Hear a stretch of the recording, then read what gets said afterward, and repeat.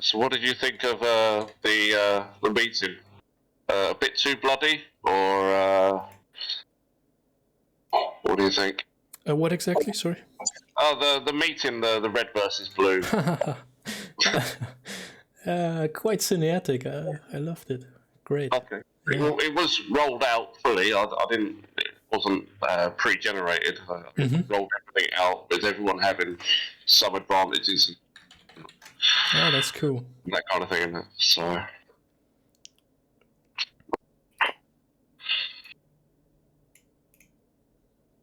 Yeah, I'm interested in what sort of systems you use for that. Also for the naval battles or the battles in general. Did you put that kind just? of like well, I'm working on a system myself, which is around 4 6-sided dice, because the result tends to be like a bell curve. Yeah. So 13, 14, 15 is like what would most probably going to happen, and then obviously slips down the scales either end from there. So then it's given bonuses and modifiers both ways from there. So cool, sounds good.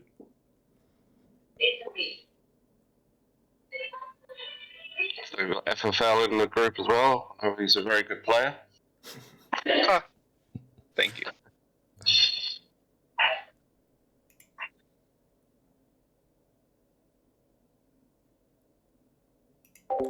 And welcome to Wolf KK. Hello, hello. We're just assembling the teams right now. I've joined the French side, and we are sort of playing the Battle of Espern-Asslingen, but yeah, the other way around, not with the actual map. You can see here, this is one of the Leipzig maps we have in use. Leipzig should be over to the northeast, I believe. Let me check. Okay, Sergey, are you on microphone yet, or are we still? Let's listen here. So it's about to the northeast. So probably we will fight across this river if we take the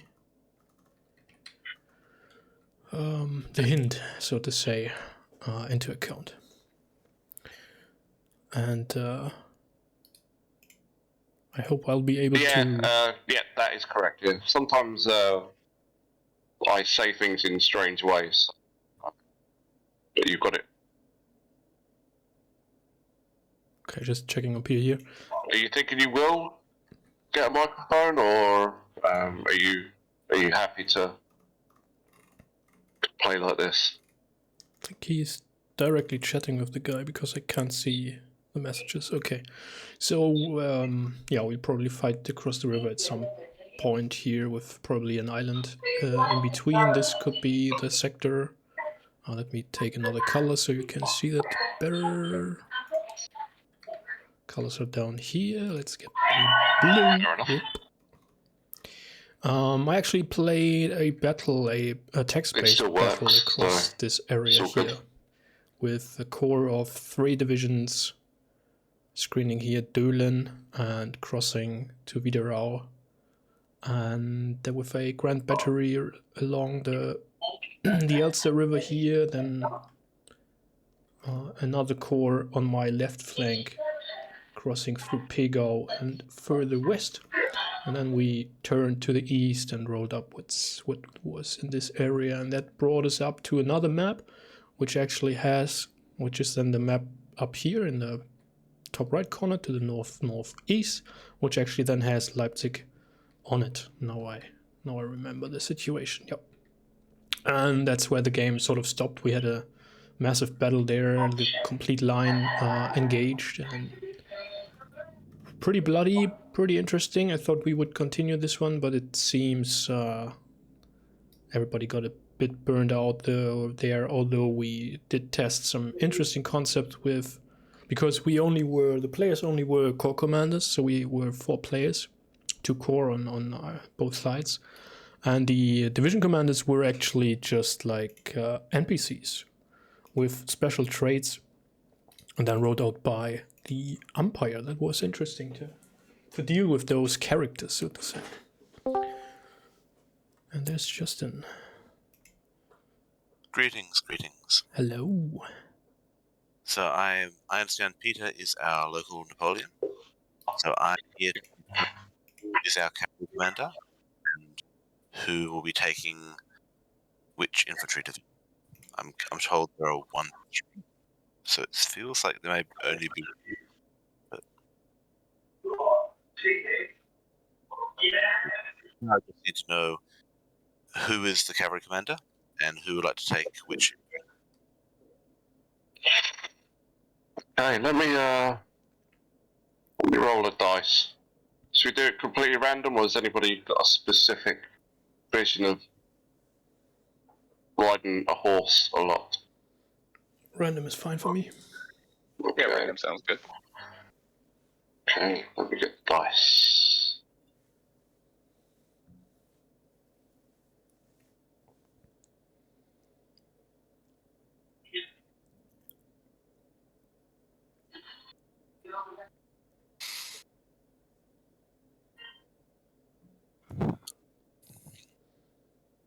Dice down for him.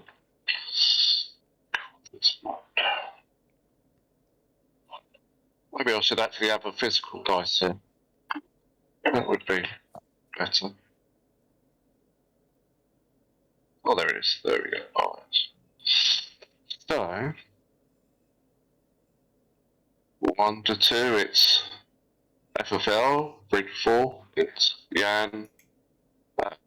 5 to 6, it's Sergey. So that's all this And then dice. just populate the rest in order. Okay, FFL, you are the cavalry. Oh boy. Okay. So that means Right. Jan is first and Sergey is second, or do you want to? Yeah, for infantry? no, that sounds good. Okay, no problem. Thank you. I'll take it back to the team. Okay, I'm just writing down some very brief notes on what I've been sent. Are you seeing the same long description of our objective as I am? So it starts with your force has been tasked with preventing the Austrians. Yeah. Okay, alright, so I don't have to go over all that with you. So Although I'm not sure if they have assigned the players already to the channels, but I can see that in the blue one, first division. oh, okay. Well, can anybody? Yeah, actually, yeah, you might not have seen it. So essentially, those that aren't looking at, if you can look in your channel or not, we are tasked with preventing the Austrians from going north. There's a river between us, but they have to turn. So we can't fight them directly, but they will eventually have to turn north towards us. Let me have a look at this again. Where's this river? Which map is it? I was told it was 20. Yep, that's right. 20. I can't see a river on here necessarily. Oh, there's.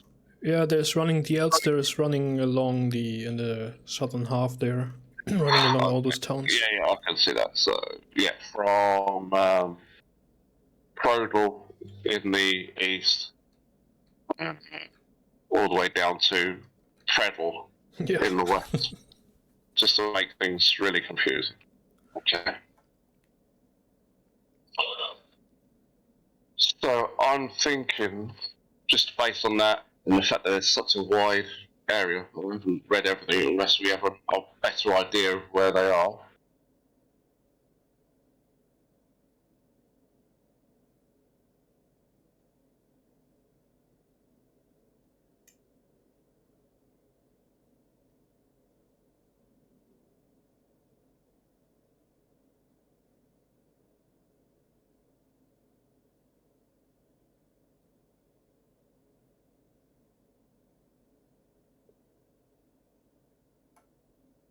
So we're in one long column. Yeah, I'm just trying to find out where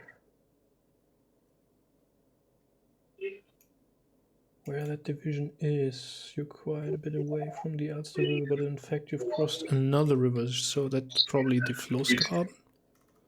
Oh, is that Hugel? Is that the?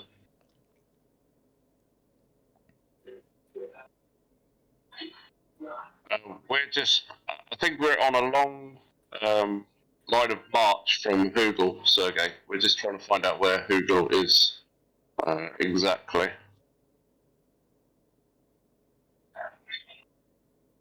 Maybe we're just entering the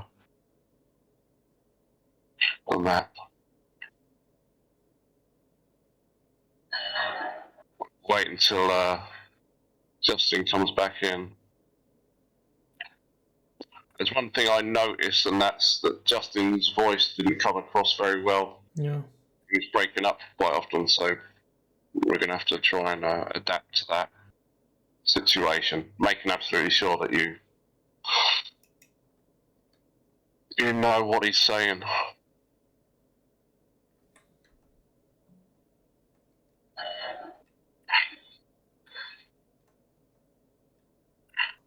Anybody that finds Hugel first will get an extra artillery battery. Which one though? There are several. I found it. I give myself my own battery. So it's do you see a greater Gaussian?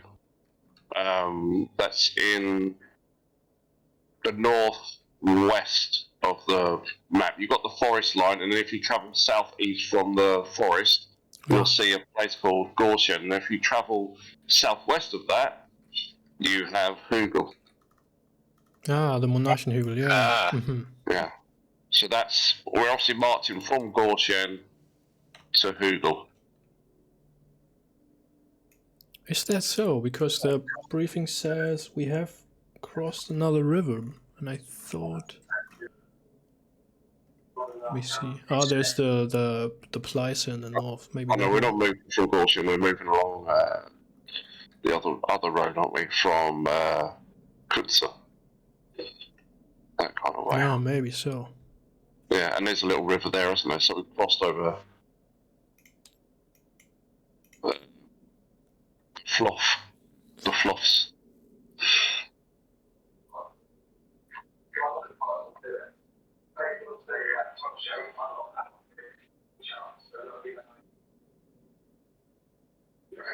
But I don't know, the briefing is a bit confusing because it says that the Austrians are to the southwest of us and we've crossed another river, so that the Elster is to the south of us. We've crossed another river that is now also between you and the Austrians. So have they already crossed the Elster Floßgraben to the north then?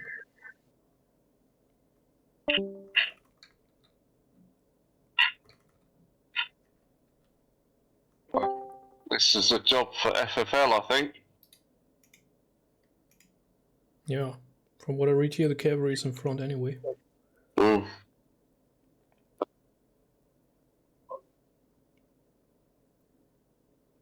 I still have a text channel, so I don't have the order of battle. Am I the only one? Okay. I'll just pop up to the umpires and ask if it's alright if I assign the channels.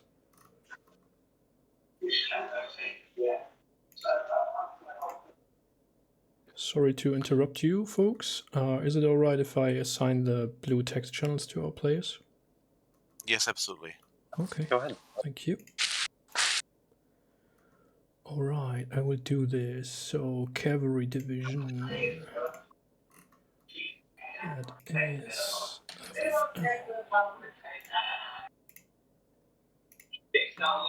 Should be able to see it now. That's Blue 5 Cavalry Division. And then second division is Sergey. There you go, Sergey. Jan's sorting you out, so you'll probably see the picture of exactly where in the column you are. So. Ah, yeah, okay.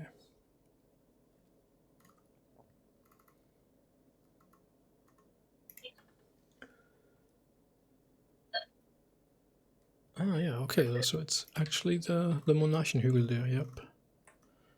Interesting. So, let's pull together the pieces.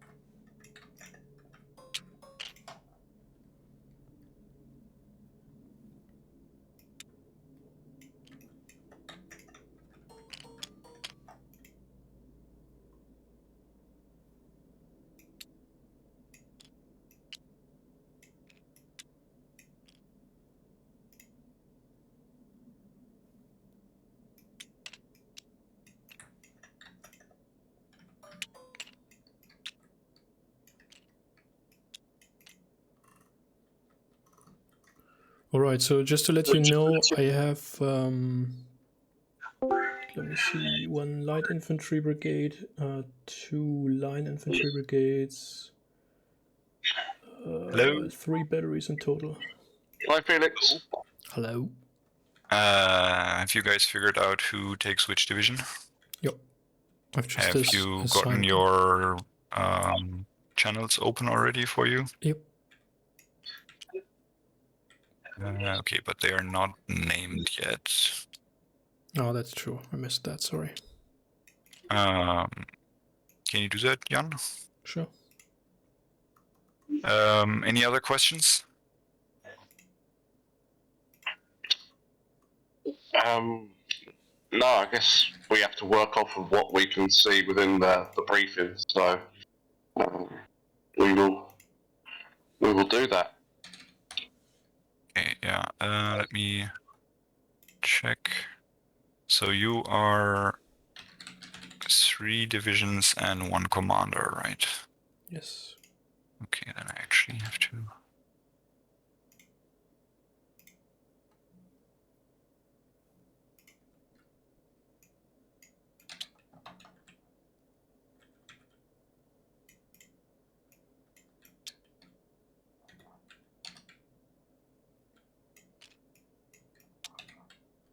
Peter, you only have the general briefing, so your briefings basically all are like 1 general paragraph, then your troops, which Peter doesn't have, and then like a bit more specific about your personal situation at the moment. Okay. And Peter, your core reserve is at the end of the column. You have 3 artillery batteries that are under your direct command. Okay. If you want, you can start with them, or you can start with first or second division. Can I just give those over to first and second division? Well, you can, but not now, because they are on the road and you cannot move them at the moment. You know, you can send them somewhere later, but for now they are where they are. Okay. It's just a question of like, where do you personally want to start? Do you want to be with your reserve, or do you want to be with one of your infantry commanders? I'll be with Sergei. You'll be with Sergei, which is second division. Okay, cool. Then I will also split you up already, because you are not with each other. I don't know, have you already shared the information that you got in your briefings? Not really. Okay, No. cool. That was the plan. Okay, then Peter, I will just grab you for a second. Alright, so I just repeat that I'm closing in on the Monarchenhügel right now. And I have 2 infantry, so 1 light infantry brigade of 3 pieces, and 1 consolidated line infantry brigade of 3 pieces, 3 batteries, which 1 is a horse gun, and an allied German brigade of 4 pieces and 3 supplies, and that's it. And I'm along the road, it appears, marching along the road from, let's say, from Kützen to the west to Monarchenhügel.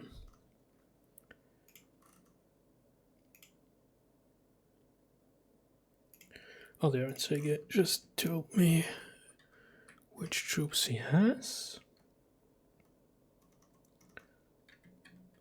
4th Brigade, that's 5 blocks. Okay.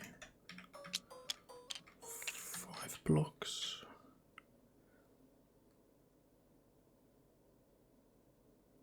5th Brigade.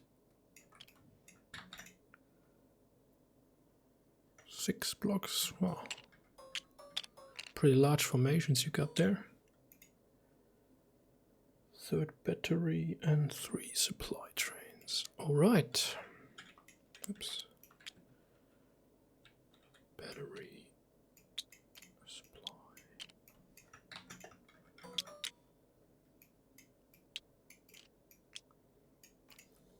It is a lot of work just figuring out where I am. Yeah. So Cool. let's check back with the briefing. So I assume, Sergei, you are behind me then with the 2nd Division, and from what I read here, the cavalry should be about half an hour in front of my position, or 20 minutes. Okay. So above and beyond what I know of the situation, so we are where we are. We know, roughly speaking, where the enemy is, and we know what we want to do to the enemy. Is there anything that you guys know beyond that? I mean, my position is that I'm at the front of the army. I'm quite away from the Elster River, which I believe that we all are, to a certain degree. We haven't had any reports on the enemy position. I think I have a couple reports. Okay. So I think I haven't figured out where these are yet, but it looks like there's enemy movement at Karlsdorf and Maschulia. I can't even read my own handwriting. 1 sec. Oh, Maswich and Karlsdorf. Okay. So I have some forces. My force is split. So some of it's at, the main group is at Werben, which is just south of the river. Werben. Yeah. Yeah, Graben. And then, so I'm trying to figure out, oh yeah, so it looks like if you go south of there, Werben, you see Karlsdorf and Maschwitz, which looks like some enemy cavalry or movement, unspecified. Okay.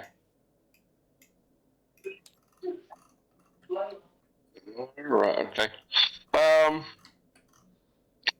Anything else that anybody else has information? Let me check again. Is I that the don't only think so. understanding we have of the enemy, above and beyond knowing that they're south of us?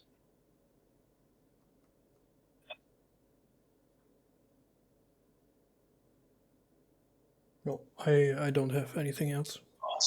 Okay. So, cavalry is a little bit south of us.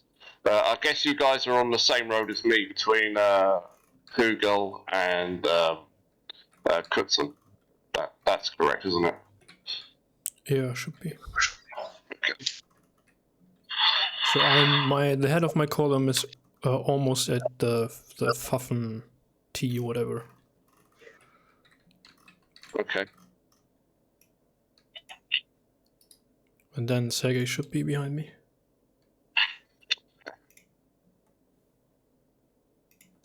Right, so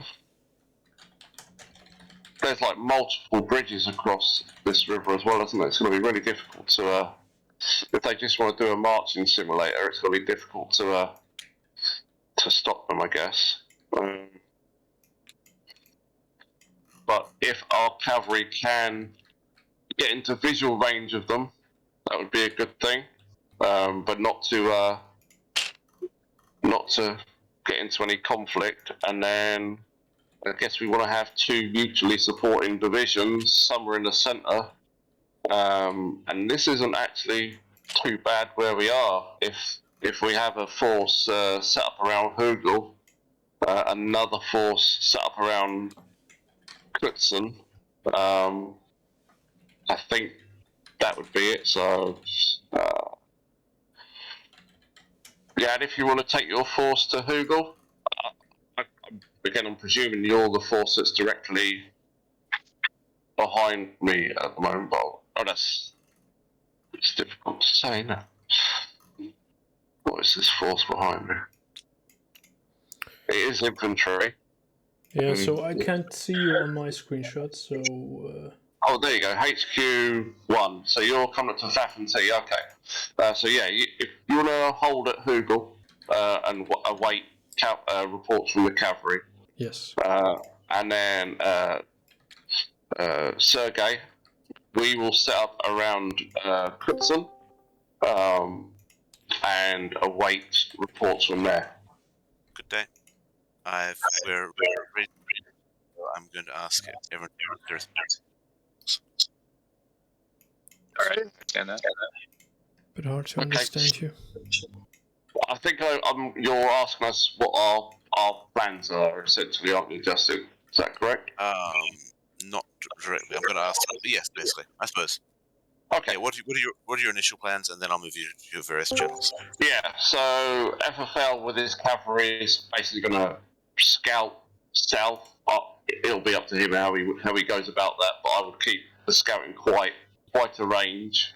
Okay, so actually we're going to start the game now, so please split up into your channels, Okay. except Peter, as since you are with Sergei, you are going to go to second channel. Okay. All right, I'll move it to 5. I'll move Jan to 1, if he's already moving himself. Oh, which is here. I'll move to 2.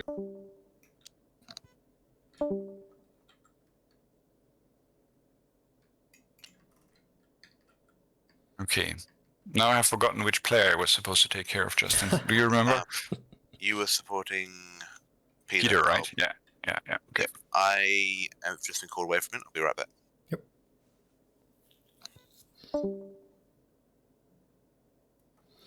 Hallihalli, Kotulinchen. Ja, Grüße an die Mitspieler werde ich ausrichten, wenn ich sie mal wieder spreche. Wir haben gerade mal aufgebaut, zumindest so ein bisschen. Ich weiß immer noch nicht, aus was unsere Kavalleriedivision besteht, die scheinbar hier bei Werben positioniert ist. Und mir ist auch nicht ganz klar, warum wir nach Westen marschieren. Wir haben den Feind, die österreichische Armee, hier unterwegs, die scheinbar angeblich südlich von uns irgendwie nach Westen unterwegs ist. Wir wollen sie abfangen, deswegen sind wir hier auf dem Weg. Es gibt hier einige Brücken, wie man sehen kann, über dem Elster Floßgraben. Nicht alle sind allerdings geeignet, um Wagen und Artillerie rüberzubringen. Das sehen wir schon, das werden diese großen hier sein. Hohe Brücke und so weiter. Ich spiele hier die erste Division französischer Truppen, gefolgt von der zweiten Division mit unter Sergeis Kommando. Die werden sich wahrscheinlich hier irgendwie positionieren. Meine Aufgabe ist es hier am Monarchenhügel Stellung zu beziehen und auf Berichte von der Kavallerie zu warten, die hier unten für uns aufklärt. Wir haben Informationen, dass in Karsdorf und Maschwitz oder in der Umgebung sich feindliche Kavallerie befindet. Und unter meinem Kommando habe ich einmal hier leichte. Warum ist die Information nicht da?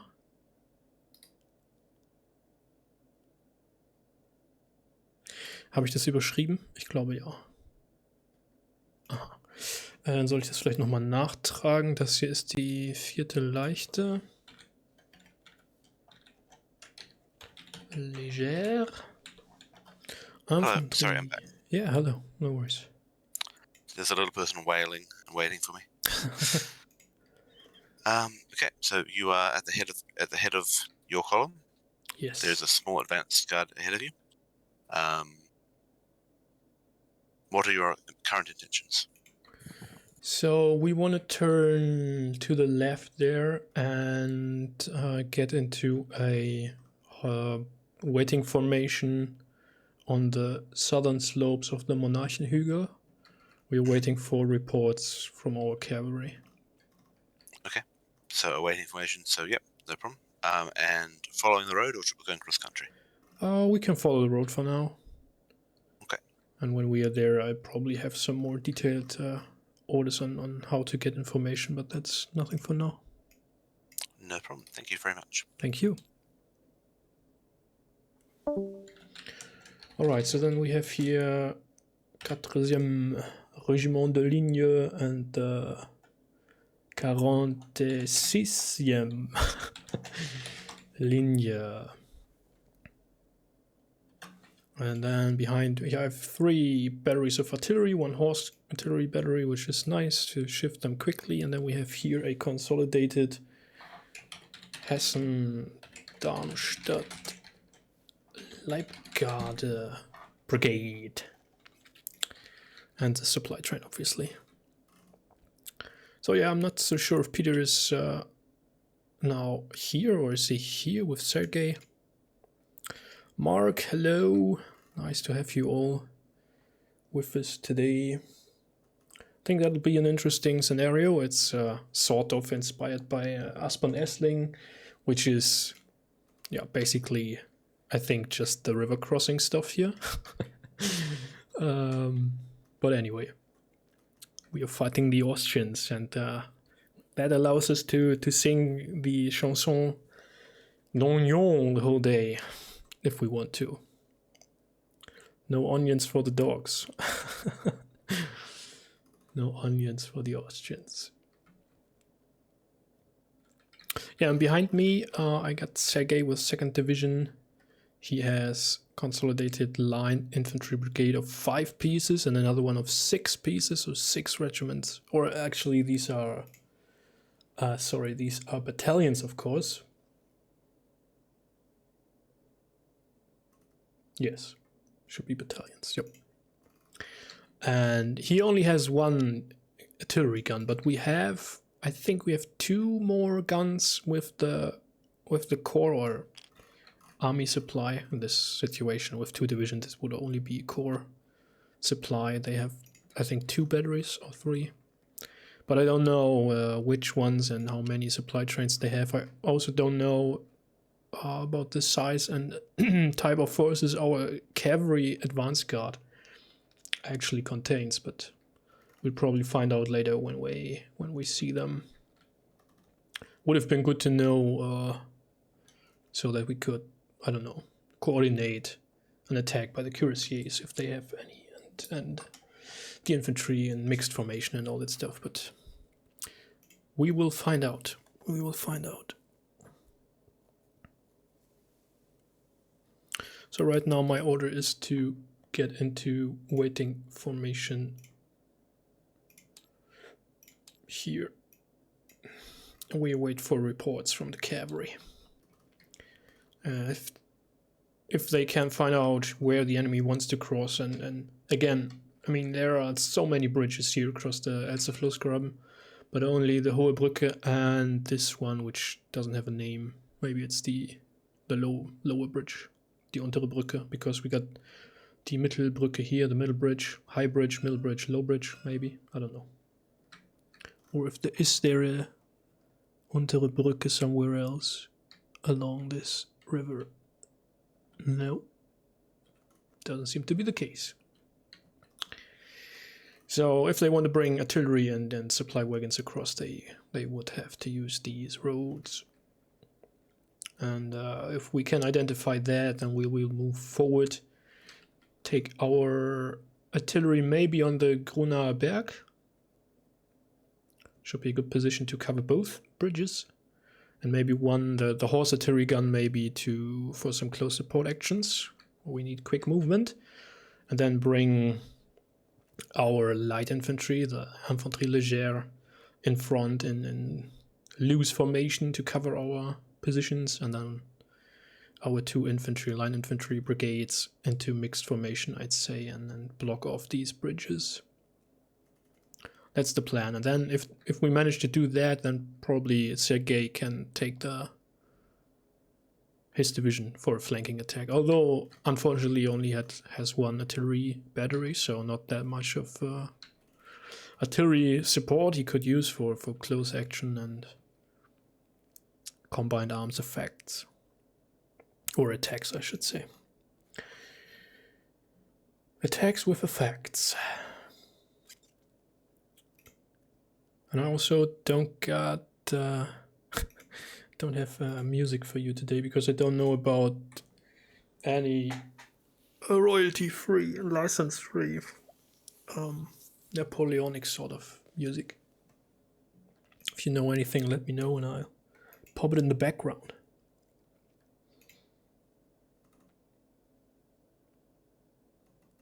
Pretty sure Twitch won't like it if I just turn on the Chanson de l'Oignon now. Although I quite like the song.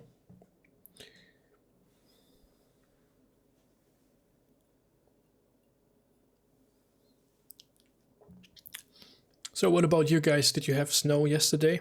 We had quite a bit of snow here in Hanover. And I know further north along the shores there was even more snow. But it immediately melted away over there here. Hanover is always a bit, as it is a large city, always a bit warmer, and everything melted away pretty quickly. There is no more trace to be found of it by now.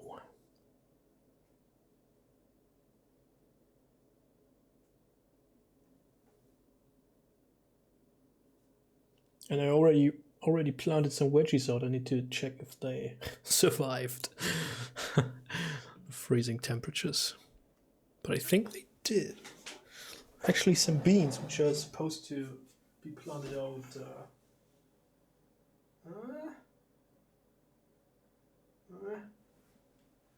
Some of the leaves don't look too good. Let's see if they can come up again. Otherwise, I still have additional ones to plant them out. I think they are supposed to be planted in May, I think. So I was a bit overexcited there probably. I got a lot of stuff here on my sideboard. Some habaneros and some zucchini and whatever. Tomatoes coming up. Now they took some time. And lots of pumpkins. Last year seems was a bad year for pumpkins. Somehow most of them fell off, turned brown pretty quickly. Don't know why. And I only got, in the end, 2 very small pumpkins which survived. Which is a bit sad, but maybe it was the temperatures or whatever.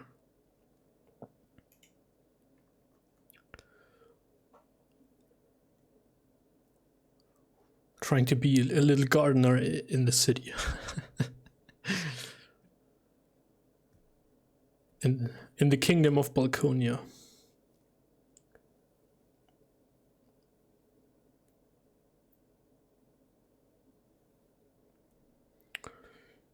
Okay.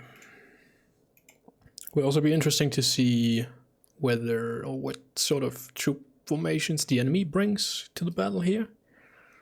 I believe lots of line infantry. They might also have light infantry, like Grancers.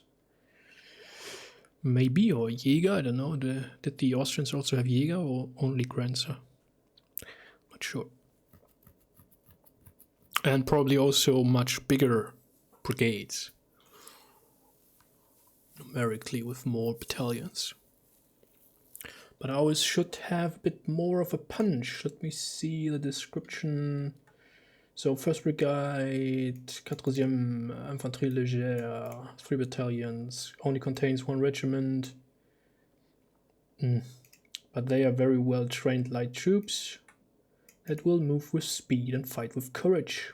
That's good to know. Then we have the consolidated 4e Infanterie de Ligne and 46e. So the 4th and the 46th. 2 small regiments make up this brigade, not quite as enthusiastic as the 1st, but good soldiers. Okay, so mediocre troops. And then the 3rd Brigade of the Hessen-Darmstadt Leibgarde, 4 battalions.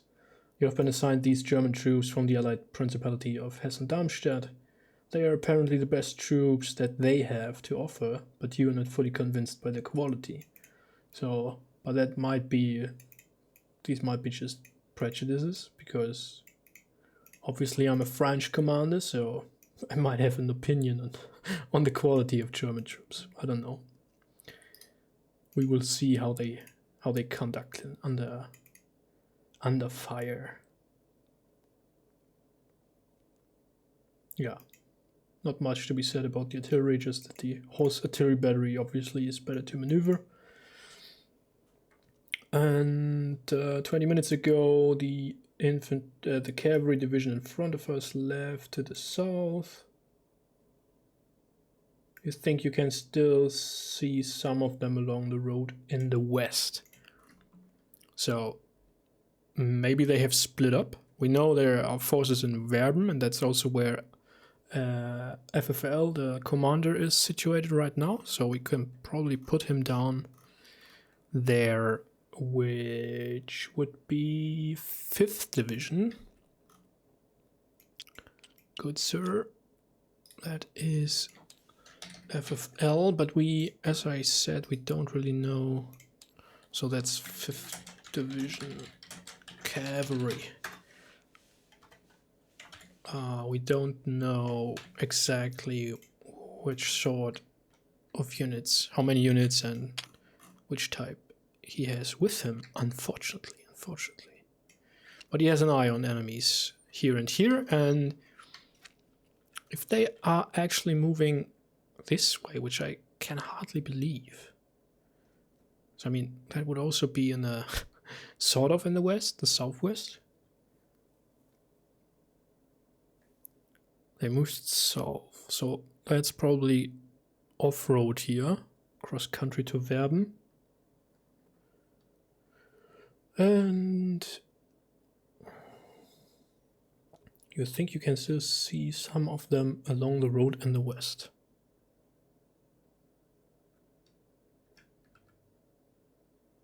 Are they still here? Moving down this road?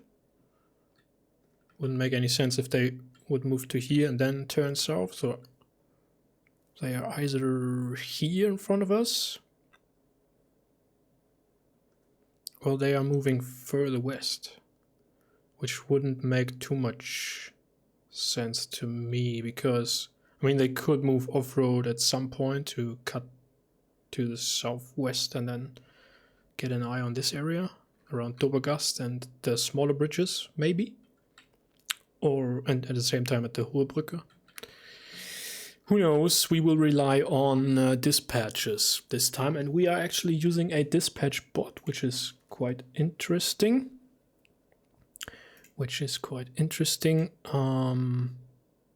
Felix, who is the lead umpire today, is also master umpire of the International Kriegsspiel Society, which you can find at kriegsspiel.org. I'm just posting the link here because it appears the bot is not working properly. Let me just check if I go !IKS.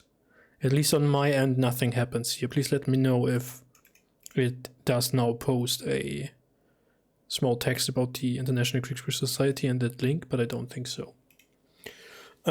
So he set up a Discord bot, which, well, it's more an integration for Discord. So there we can address that by !dispatch in our text channels, and then we write down all the information we usually put into dispatches. So this is from Jan at, I think, 1200 the game starts. Let me maybe put down the time so I got that somewhere here. Bigger, please. As big as, oh I hate this about. So it's 1200.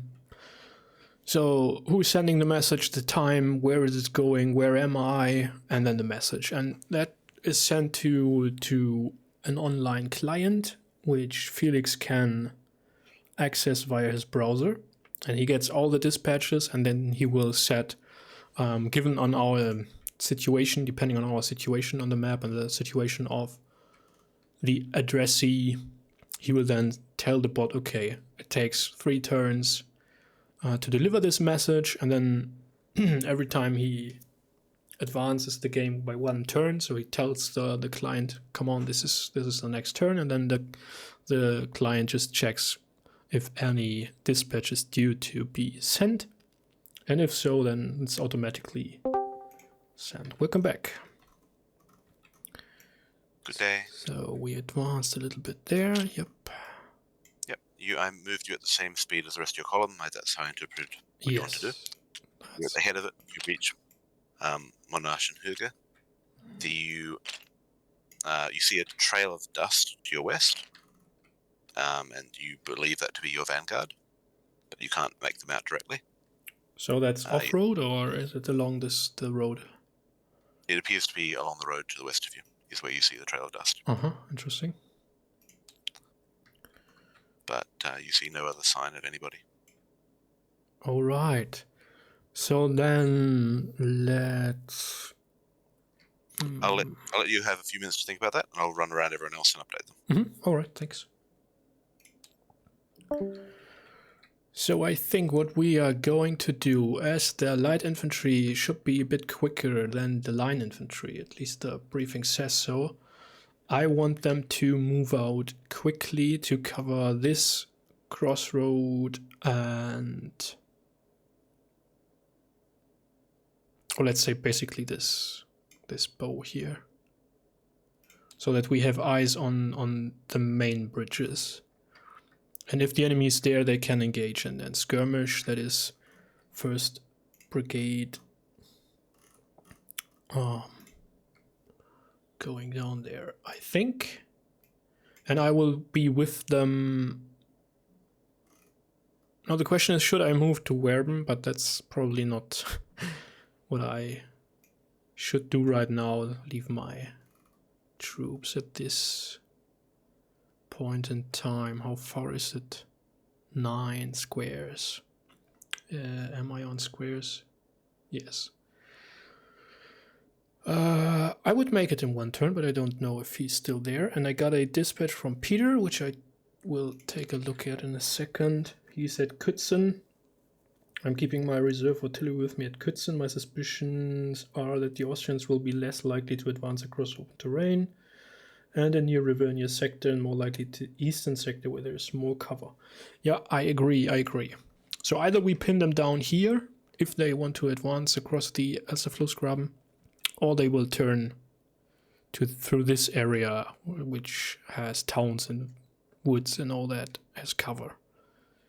So that's a wise decision, although I don't really know how many and which artillery batteries he has at Kützen, but I know that Sergei is there with him and they will deploy in some sort of way there. So then I want the batteries, which are batteries 1 and 2 on this hill. 1 and 2. And the horse artillery on this road. Welcome. All of the command. How are you? So I want the 1st Brigade, which is light infantry, to move with me ahead of the column. I want to position myself on the Grunaer Berg.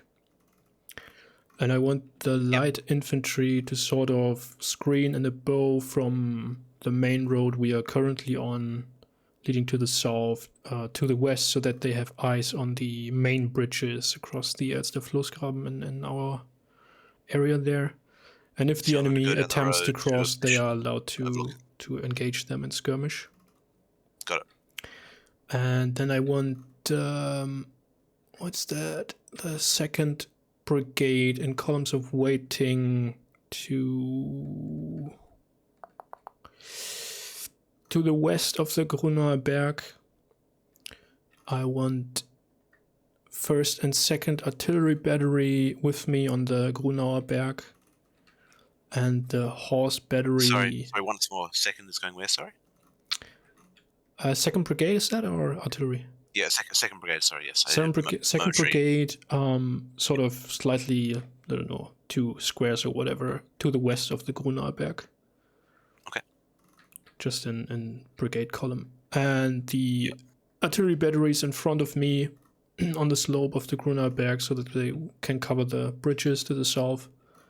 The horse artillery should stay on the road from the Monarchenhügel to the south, so that they can be redirected as needed. Okay. And then the 3rd Brigade will be with the horse artillery battery there in columns of waiting. And the supplies just stays on the road behind them. Yep. No problem. Great. All right, thank you very much. Thank you.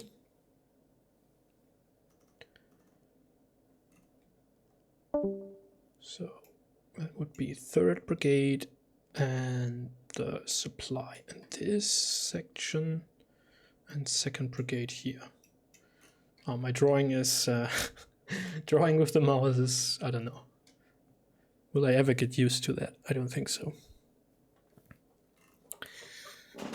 Okay, should I send a dispatch to FFL now and ask him about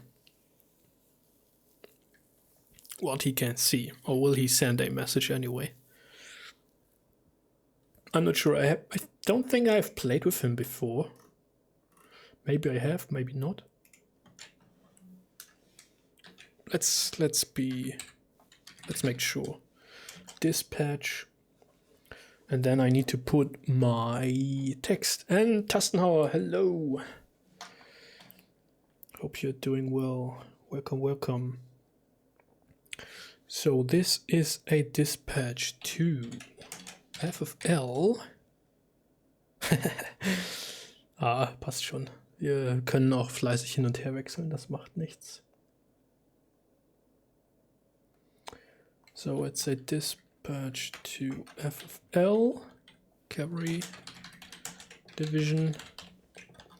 It is sent from Jan, 1st Division. I'm currently at the Monarchenhügel, 12:15. And yeah, that's a pretty nice map actually. It is actually was made for Kriegsspiel. Interestingly enough, there are four of these. One could put them together, but there are limits to how big you can make the table here in Tabletop Simulator before it just freaks out. And this, what you can see here, is the limit. You can't really make it much bigger. You could have the map like overlap and continue further out, but there is always the risk that the pieces fall through the map then. And that's not really enjoyable anyway. So we have 4 of these maps. That's the area around Leipzig. Leipzig is about here to the northeast. This here at the edge of the map, this is Lützen. The famous Lützen, where Gustavus Adolphus died. So my message, General, or it's actually, we are French, so it's General FFL. I'm bringing my division into position to cover the main bridges, crossing the Elster Floßgraben, south of Gruner Berg with my artillery positioned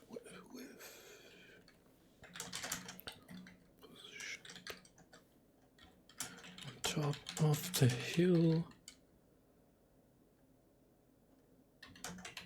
I can see some of you, or actually dust indicates some of your forces continuing west along the road to Grunau, whatever they want there. And then it is, which year is it? 1809? Espern-Asslingen was 1809, I think. Vive l'Empereur!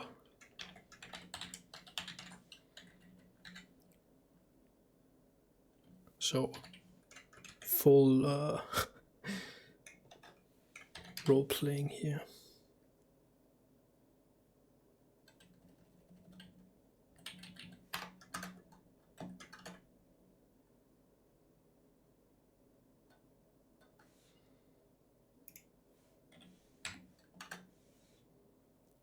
And the bot says dispatch was sent. So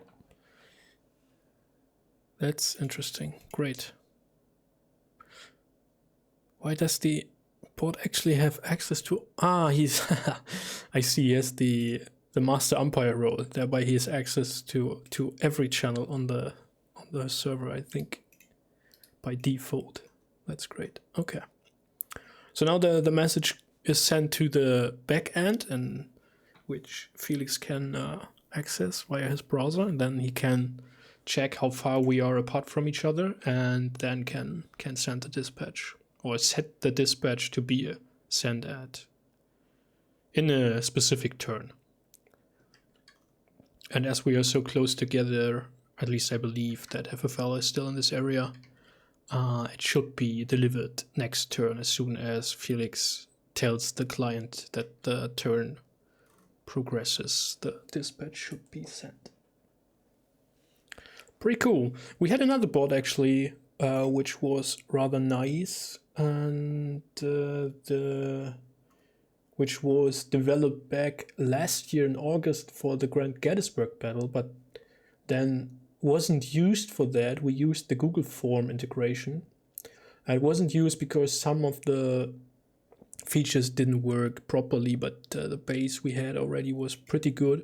Unfortunately, the developer then disappeared. I've tried to contact him several times, but never got any response, and I think nobody of the internet in the International Kriegsspiel Society knows how to access this bot. I mean, we could try to develop it further ourselves, or at least it would be nice if we knew how to use it, how to get access to the backend and all that stuff. But yeah, sometimes people disappear, you know.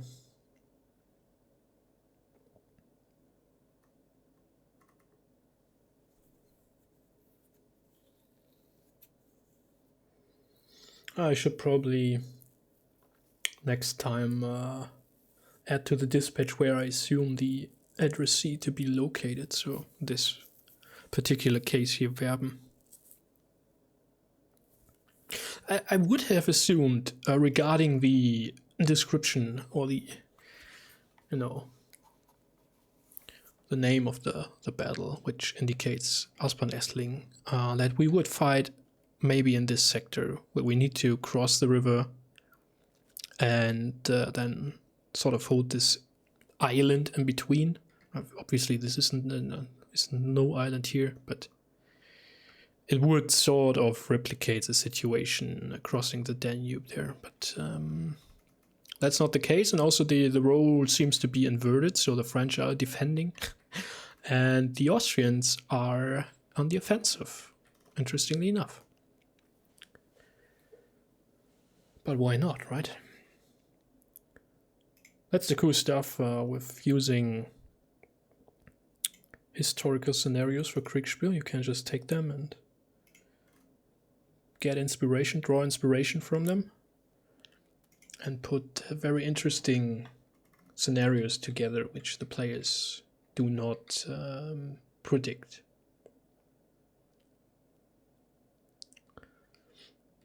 And also, if you are interested, I should probably post you a link somehow. Let me check that. Where do I have it? I will be hosting a Kriegsspiel for Connections Online, which is, I did that last year, so that should be the second iteration of Connections Online. Connections are like conferences, especially for professional war gamers and game designers. So folks from the military and folks from universities and NGOs and game designers who work together in various different contexts for wargaming, like professional military wargaming, peace gaming, which, for example, the European Union does on a very large scale every second year, which, I don't know, nobody really knows about, but they do very huge interdisciplinary and is inter-service peace gaming simulation with NGOs and government agencies from all over Europe. So that's rather interesting. So there will be the pros, but it is open for everybody to join there. So you can listen to the talks. There will be rather interesting talks, I think. Which, let me see, is it here on the link I posted? No, but there is, here it is. So what's the core topics will be getting hired as a wargaming professional, which is pretty hard in Germany, I must say. It's a totally different story in the US, of course, and maybe also Great Britain. Then resources for professional development of wargames. How to design professional wargames, also very interesting, because a professional wargame is much more than just like a board game or anything like that.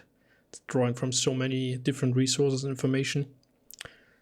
Then we got the non-national security setting, which points to peace gaming and NGOs like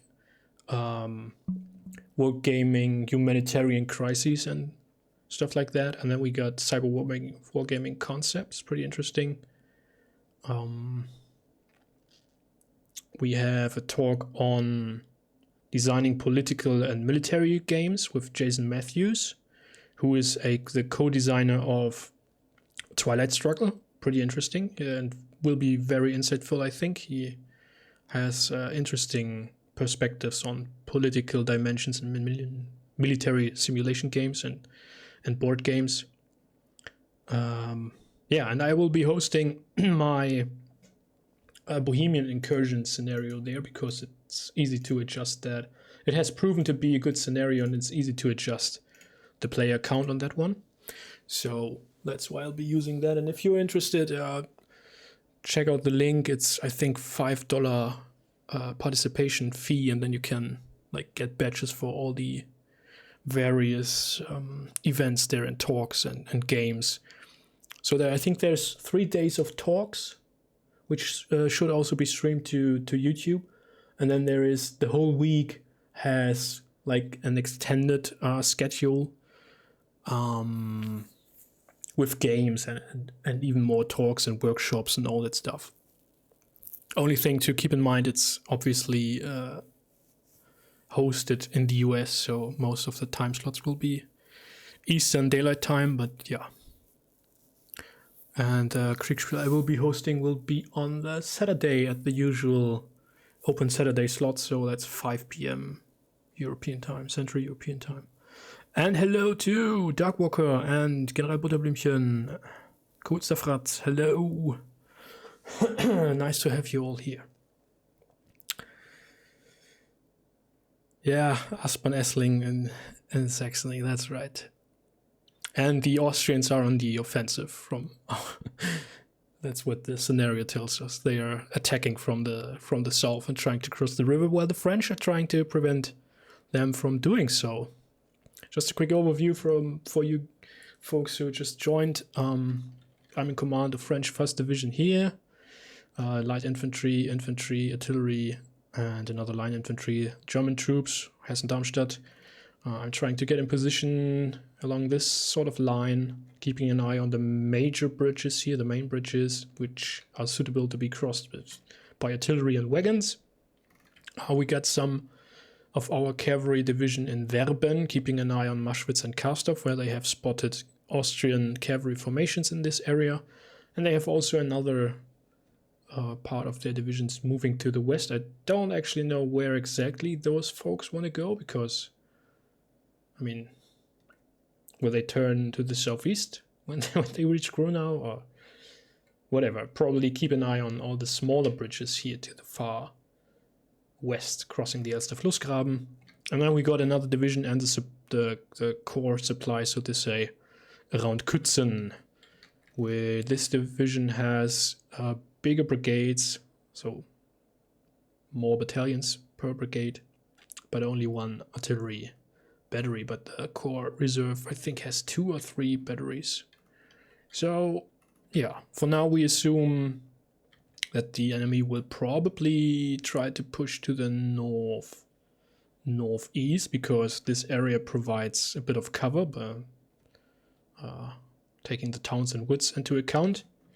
And this is pretty open ground here, so if we can get on the Grunauer Berg and place our batteries here, it would be easy to fend them back in this open terrain past Stunch.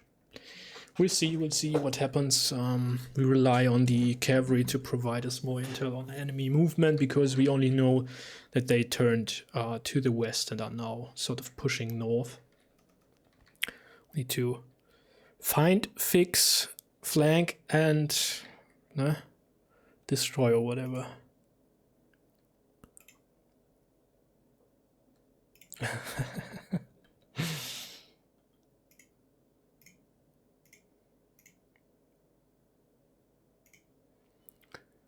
Alrighty, let me get back to my channel. Is there another report? Not yet. Okay. Yeah, attacking Austrians sounds unbelievable. Exactly, that's the case. No.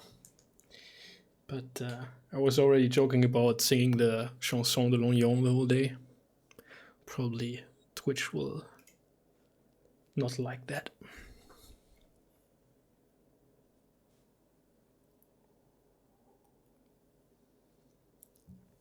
Yeah, exactly, Buddha Blümchen. This is the area southwest of Leipzig. Leipzig is about here, in this area. You can see here this town on the northern edge. This is Lützen, and the famous Lützen. So I need to advance the time.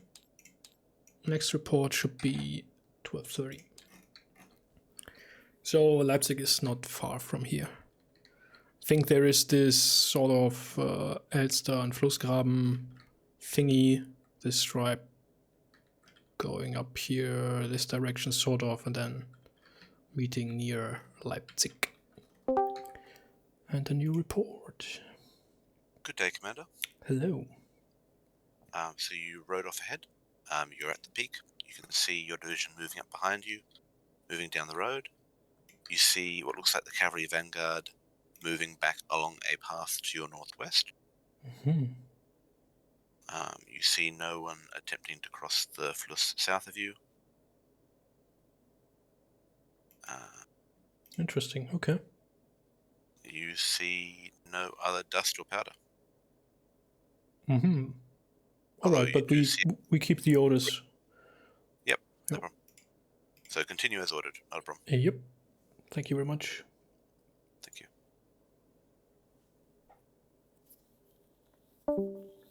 And I got a dispatch from FFL. Large enemy force of cavalry and infantry marching northwest out of Maschwitz. Let's draw that on the map. Maschwitz to the northwest. So that means we are getting into a good position there. Suggest moving forces up to defend river crossings northwest of Verben. These? Luckily enough, 3rd Brigade will be in a position to do that, together with the horse artillery battery.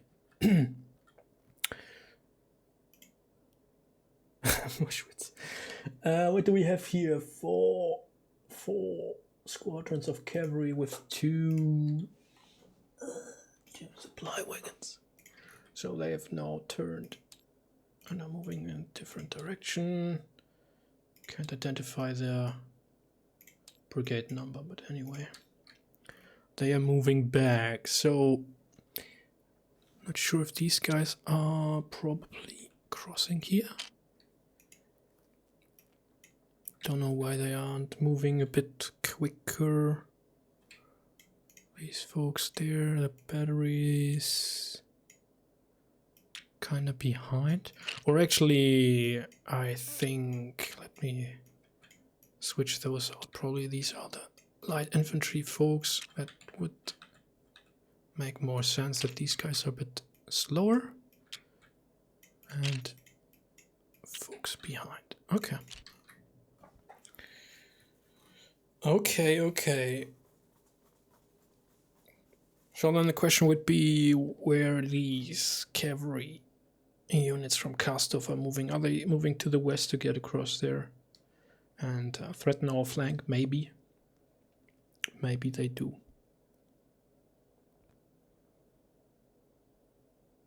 Should we push the light infantry into Werben?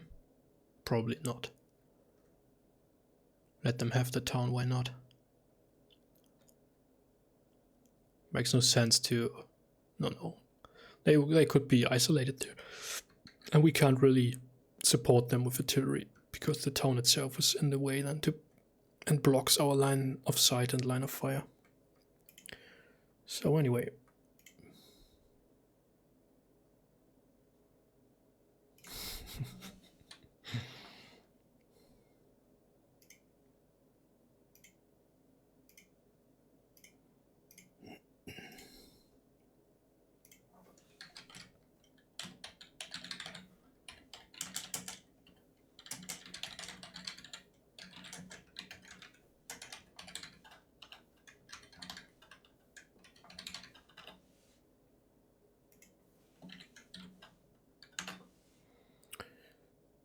Okay.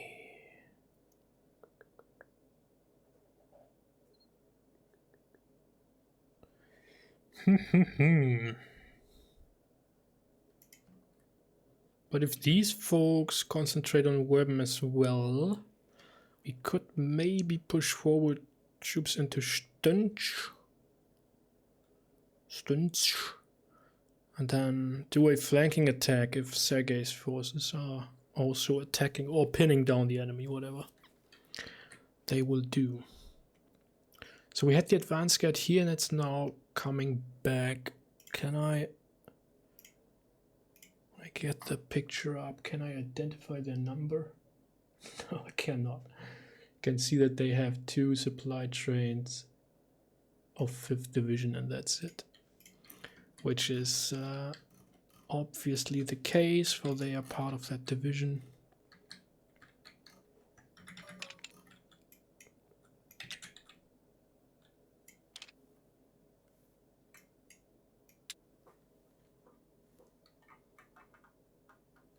Oh, they're actually on this smaller road here. Okay. Then let me just grab any cavalry I have. Doesn't really matter. Doesn't matter. And they got forces in marching column. 4 squadrons. Marching about. Can't delete this one.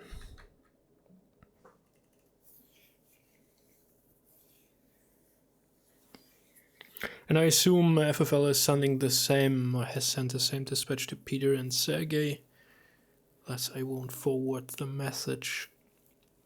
And I will stick with the plan, maybe give additional orders to the Hesse-Darmstadt Leibbrigade. Or Leibgarde, sorry, which is 3rd Brigade. Maybe I should add that to the text description as well. 3rd Brigade.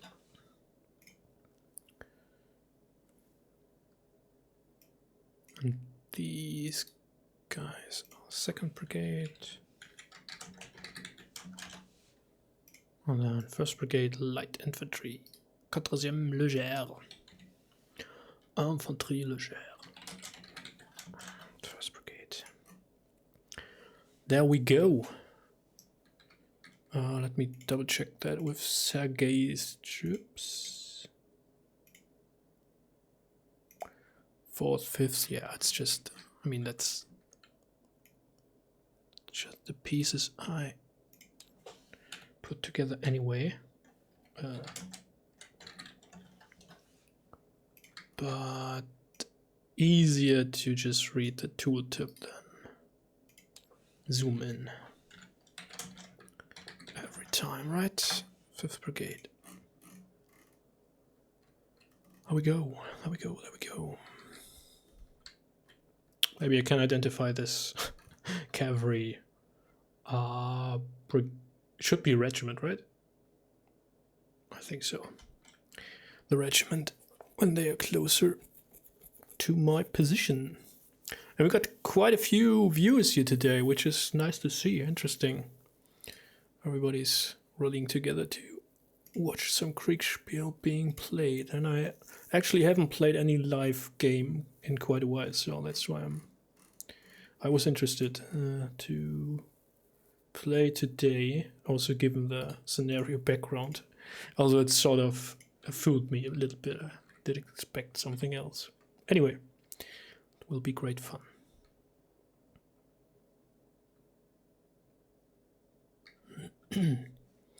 And there would have been an option for 3 more divisions on our side, 3rd, 4th, and the Guard division, but they are not in play today as we don't have enough players for that, and umpires, that is.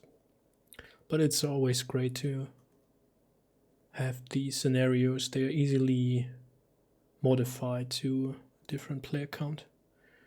And Felix is an experienced lead and master umpire. He can do that in a blink.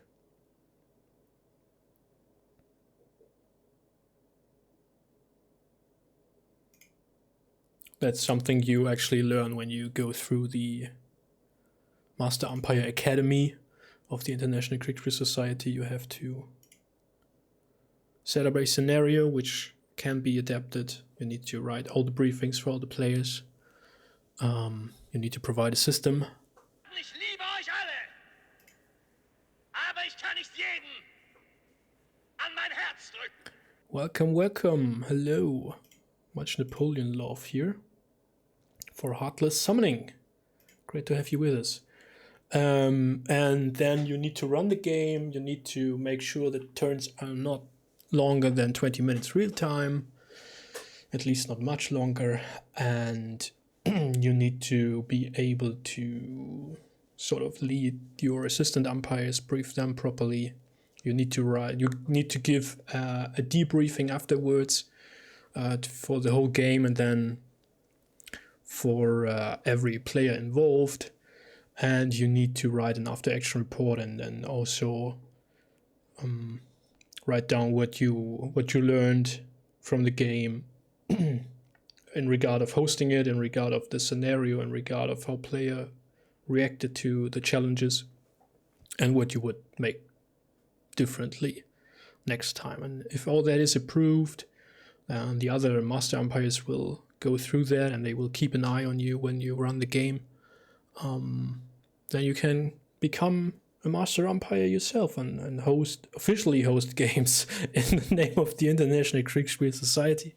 Fun fact, I'm not a master umpire yet, although I sort of went through all the required means, but I didn't,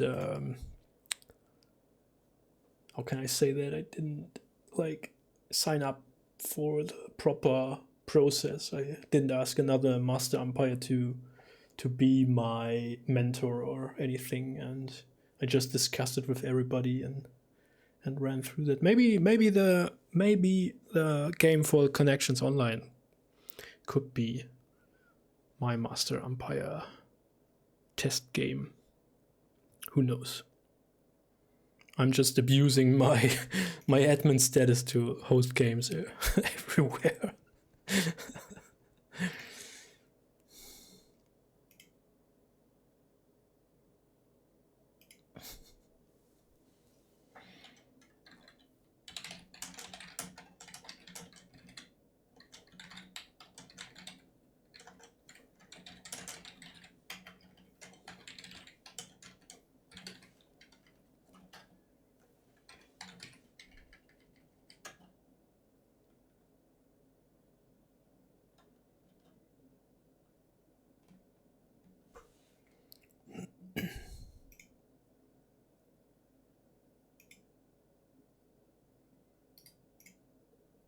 Maybe we should run another game on my server.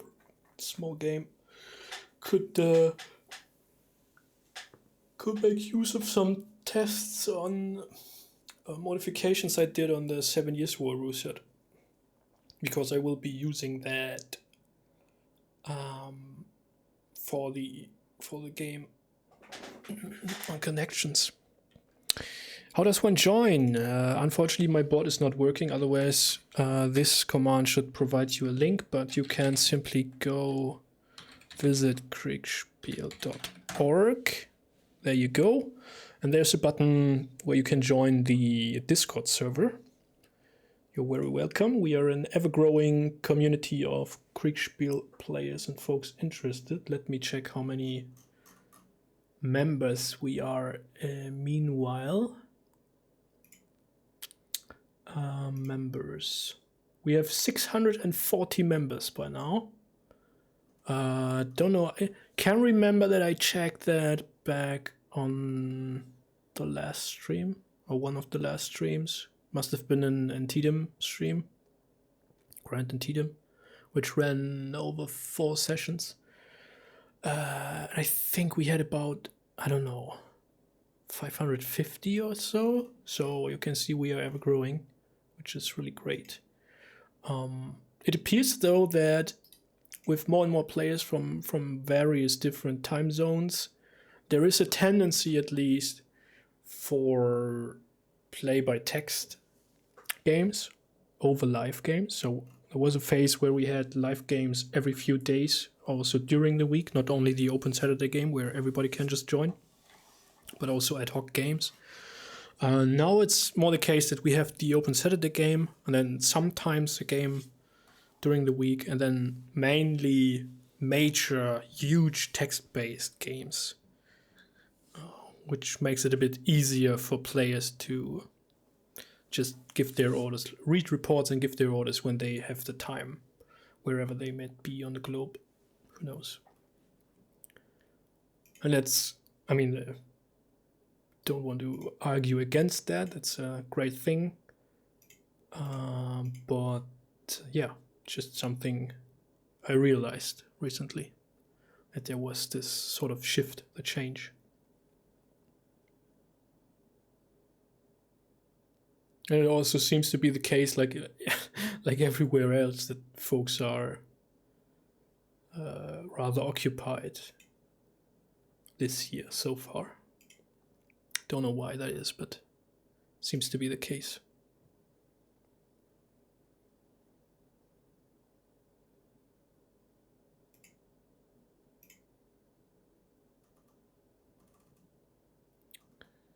Yep.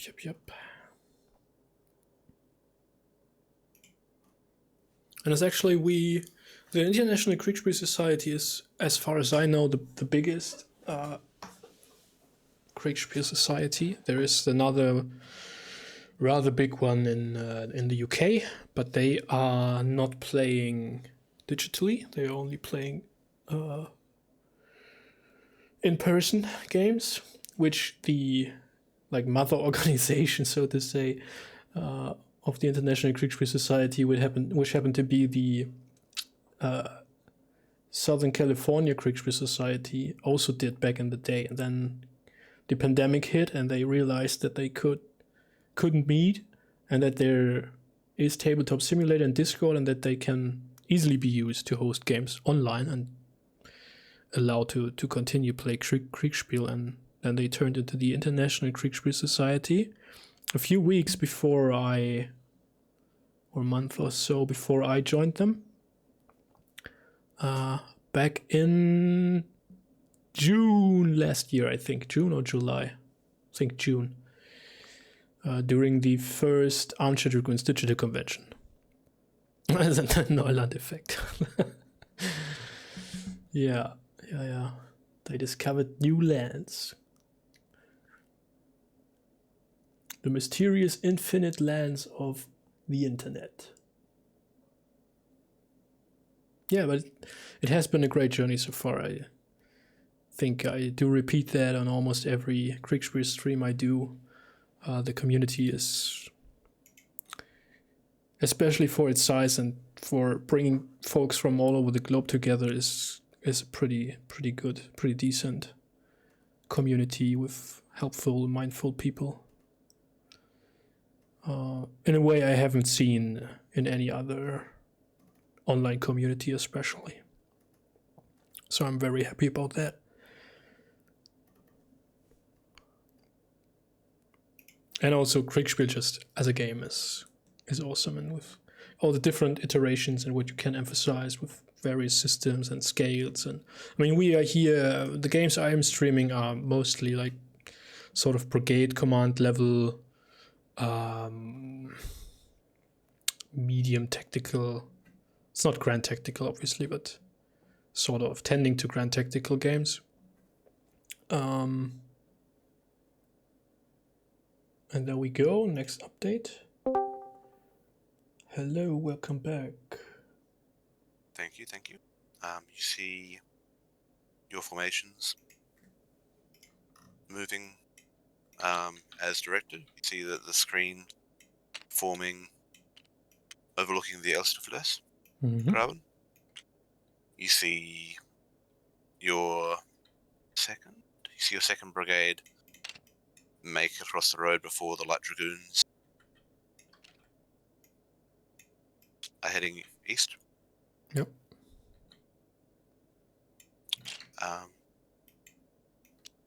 I'll give you time to think about that and the courier, and then I'll come back and check if there's any orders. All right, thanks.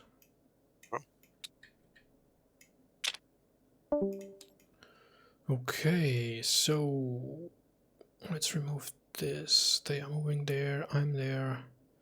The batteries are getting here as well. We have the light infantry sort of spread out.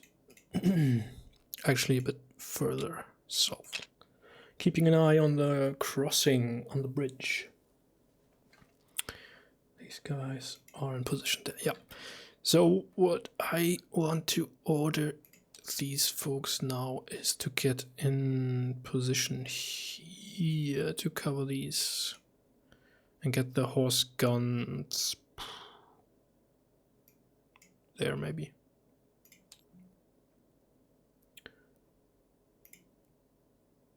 Another dispatch arrived from Peter. He's at Verben now. Verben. Move your force to Kützen. What? Second division will move to Knaut-Naundorf. To Knaut-Naundorf? Why on earth are they moving to Knaut-Naundorf? The enemy, as predicted, is moving northwest. They are currently at Maschwitz. Yeah, I know. Okay. Let's see. So the enemy is moving in this direction. Fair enough. But I don't think we can make it in time.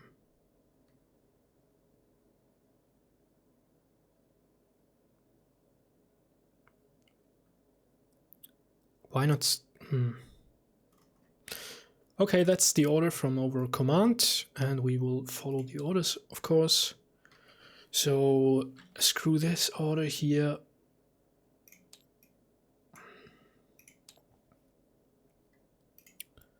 I will then probably move to Verben with the light infantry. Yep, that's what we do. So that we can join Peter and sort of screen the movements or harass them here. And then move everybody else to Kützen. Okay. Alright, so my orders. I will move with 1st Brigade to Verben and hopefully meet Peter and FFL there. Okay. So you are moving, alright, cross country? Or across the Elsterfloss Graben? Or how you approach the Verben? Via one of the southern small bridge there to the west, slightly northwest of Verben. To the northwest. Okay, yes, no problem. And everybody and else... you are moving in that direction personally. Okay. Yeah. And everybody else then should turn around and move via the road, the main road to Kützen. Okay.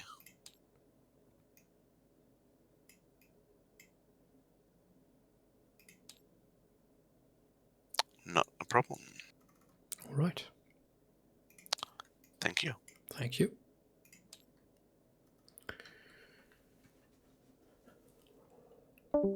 So that'll be interesting. I'm not sure if that's the right call at this point in time.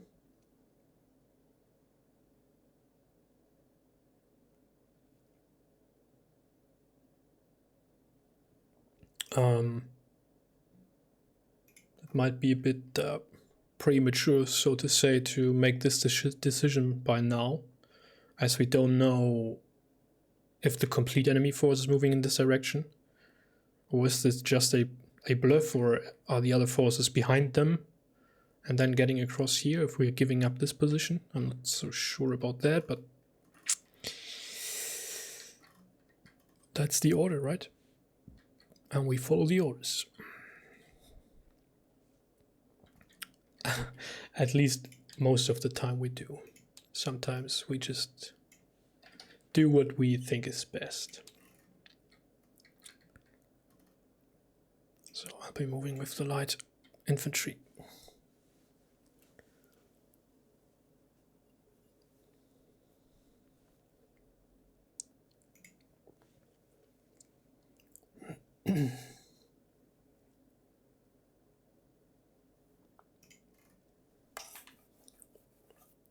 Ja, genau.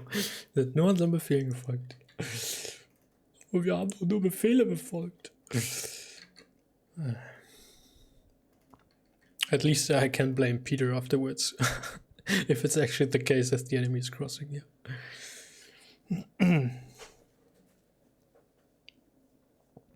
We will see.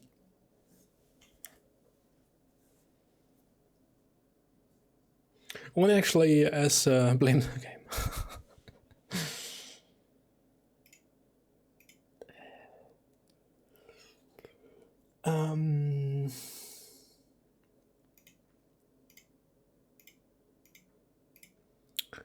What did I want to say? As I have you folks here, I was just thinking about hosting a game on my Discord server.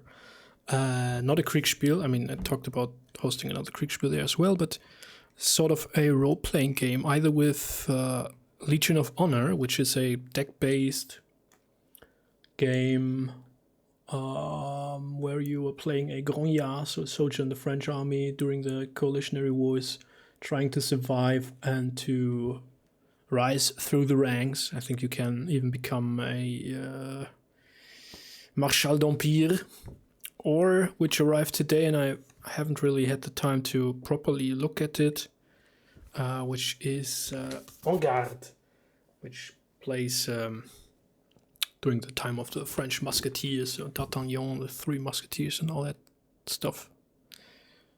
Which could be interesting. It's about dueling and yeah, living the life. I mean, if you have read the Three Musketeers, you'll probably have an idea of what this is about, or watched the movie or whatever. I think there was a movie, right? How long does a game take?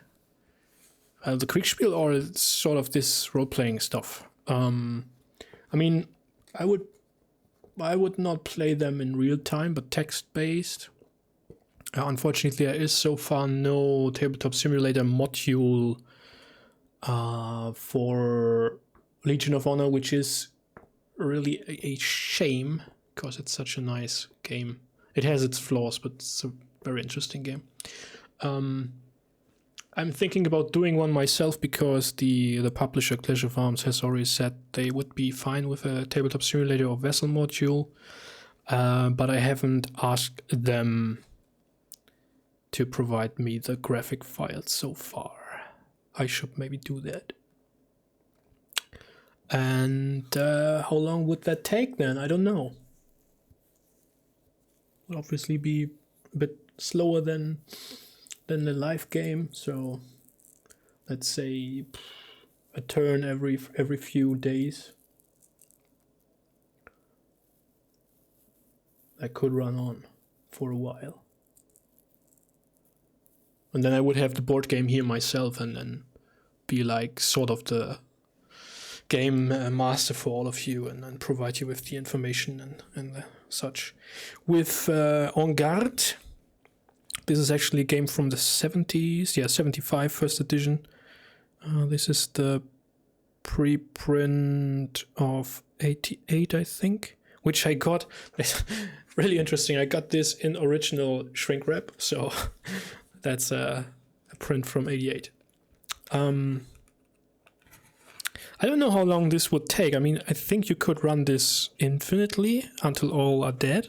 All player characters are dead, maybe. I don't think there's a limit. This is more of an actual role-playing game, sort of, which would need a game master of some sorts, I think. And even back in the day, there is a chapter here on play-by-post games, so they were thinking about that as well. Playing on guard by post. And then every player sending their orders and stuff and what they want to do to the game master. They were even, back in the day, there were even like postal game magazines.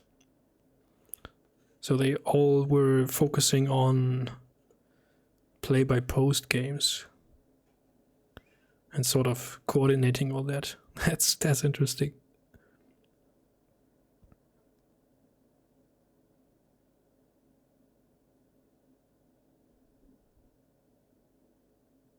Yeah, but I need to dig into this rule set before I can give you an assumption of how well it would work if it's still. I think I have a few impressions here that this might be a bit outdated from some of the stuff the game forces the players to do. Maybe we can modify that a little bit, but I need to put some thoughts on it.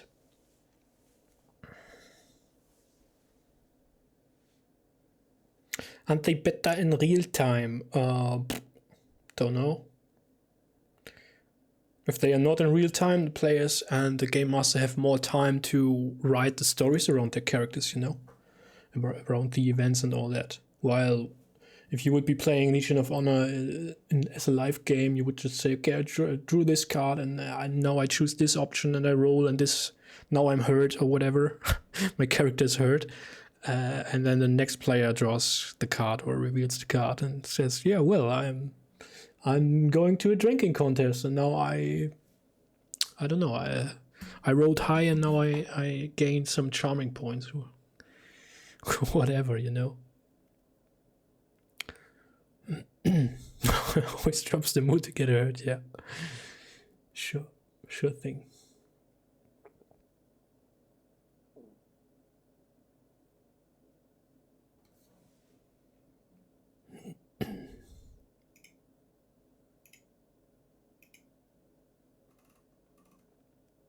But that's also coming back to the Kriegsspiel play-by-post games. That's also a neat thing you can provide in a live game. Is more flavor text around the briefings and a little bit more of role-playing and in character there.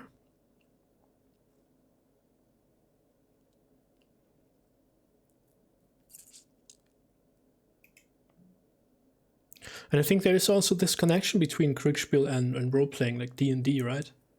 I think the myth that Dungeons and Dragons directly evolved out of Kriegsspiel is plainly wrong. I think I can't remember where I did read this, but I think there are some articles on that. Because it's often referred to being the case that Dungeons and Dragons with the Game Master and stuff is a direct adaptation of Kriegsspiel and the Empire thing and so on. But I think that's not actually the case. Although, and that's why so many people believe there to be this connection, both things obviously go pretty well together, right?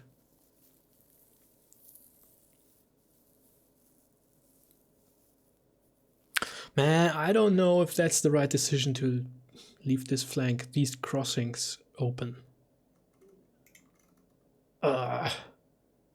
But now I've given the order to turn around, right? Wouldn't the man laugh at me when I give them the order to turn around again? Maybe so. Decisions. That's what you need to make. That's what you need to make.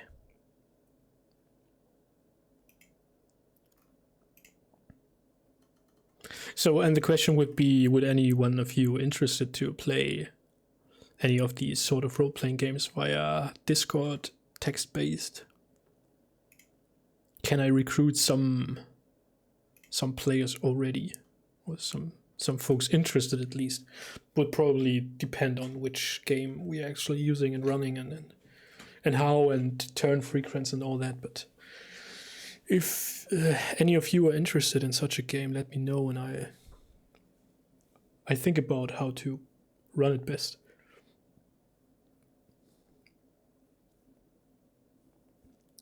Dark Walker, what's wrong with you?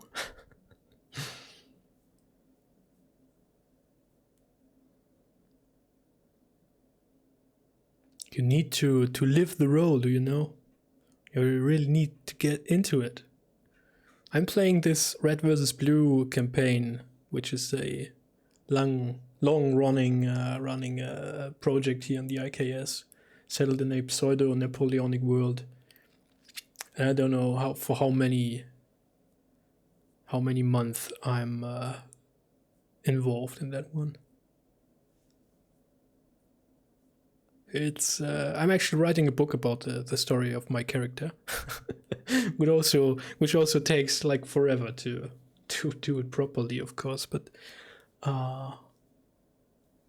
quite a lot of people are really involved in the whole world and their roles, their characters, and all that. It's pretty cool.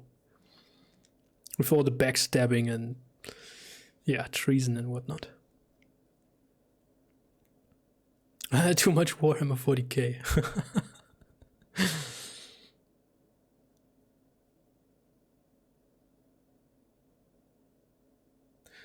If people need too long doing their turns, gets me angry. Yeah, it depends on the game, right? I know what you mean. I mean, there are folks who are sitting there and thinking, and it takes forever. Although the game doesn't really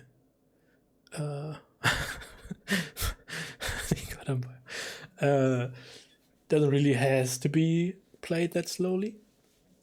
But then there are games which really demand the players to put that much of thinking into them.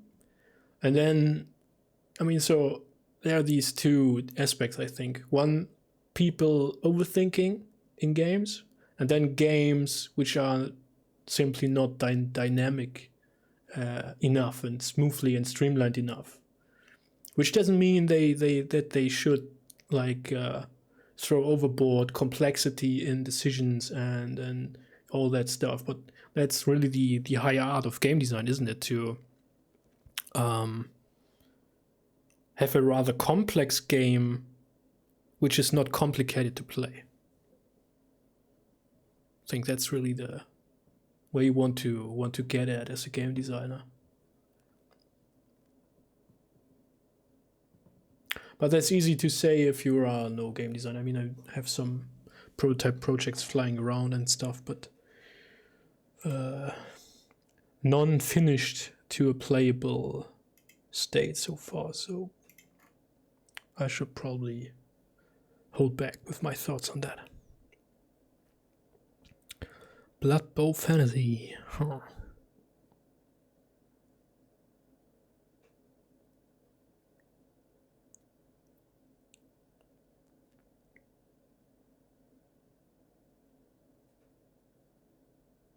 Yeah, we are flying around. We are so fly. Like eagle screams.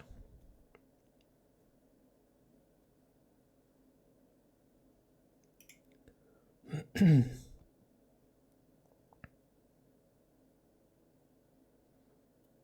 while we are talking, there is massive chatting going on in the in the campaign I just mentioned. It's just hilarious. There's in the general chat, so half in role, half out of character, and all that. People are just bashing each other, and everybody has, because of the fog of war, everybody has his own or their own version of truth, and it's pretty interesting. It's a great experience. Everybody is blaming each other for things they probably have never done.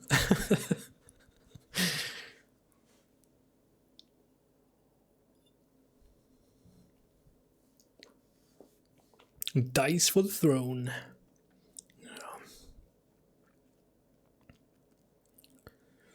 I haven't played Blood Bowl in quite a while, I must say. Huh. I was thinking about joining the Armchair Dragoons, the Emperor's Head, I think it's called, tournament. Played a few games in that one a year ago, I believe. But then again, they're in the US, and finding the right time to play games is then often a bit hard. And as I'm not that much into Blood Bowl anyway, so I've decided against it. Time is limited, always, right? Yeah, I know.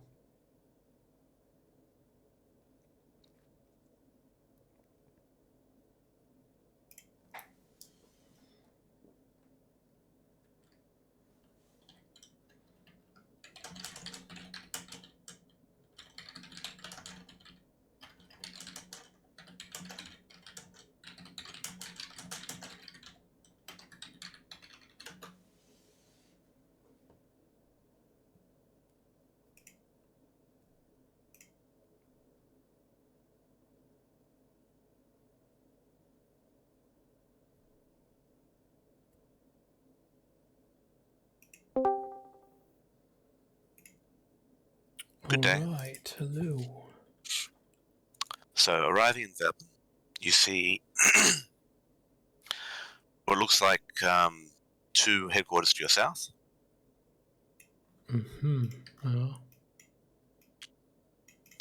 You'll see a column heading north to your east. You see there's one of your friendly cavalry screen giving ground towards you, being pressed by enemy infantry. And to your east, you see multiple Austrian columns heading north and a battle line forming around Peterson, facing north. Okay. And the units there behind me, that's the lights, and third, what's that? Is that 3rd Brigade also following through Verben? That's the cavalry, sorry. Third Light Dragoons is heading through Verben, yes. And your infantry is heading for the same bridge. Yes, and the other forces are moving along the main road, right? To the north. Last you saw, they were heading north towards the main road, yes. Okay. Alright, then I want to move to meet the commanders, and otherwise I don't have new orders. Alright, thank you very much. Thank you. So, let's put them back on the road. I'm on the road again. Marching and counter-marching, that's how this game is called. Kriegsspiel.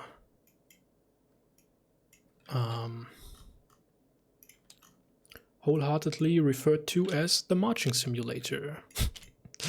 Some games really are just like players, at least some of them, marching around the whole game. So let's mark down Kützen as our new position, and then we got an enemy battle line.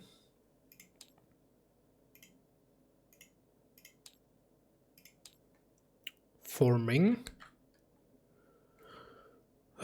Sort of along here, maybe. Like so. Huh. And they have artillery there. They have cavalry to the south, cavalry here, infantry here. Don't know about Karsdorf and what's going on the far flank, but anyway. Dispatch. from Sergei. He's near Zitteln.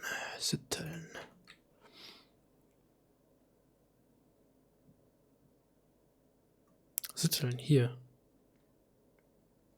I was ordered by Peter to move to Knott-Naundorf. As I already moved south, I plan to move to Zutschen.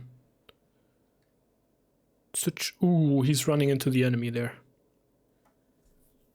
From Löhnen, and then further east. Enemy spotted at Segel. Yes, that's the enemy battle line forming there. Please take my position around Sitten and Glöben.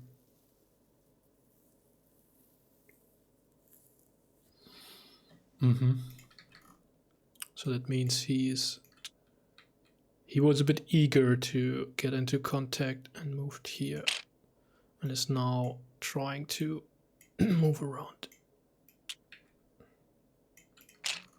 this way to Zutschen, which probably isn't that bad of a position. Zutschen also has its slight hill behind it, although one must say that the area around Leipzig is rather flat, so this is not an actual hill. Maybe here the Steinbruch is, although I don't know how well it can be used as a position for any kind of troops, but that seems to be a little bit higher. Or is it actually lower? Can't really say. Maybe it's maybe it's maybe it's lower ground. It's a bit hard to tell with these lines here.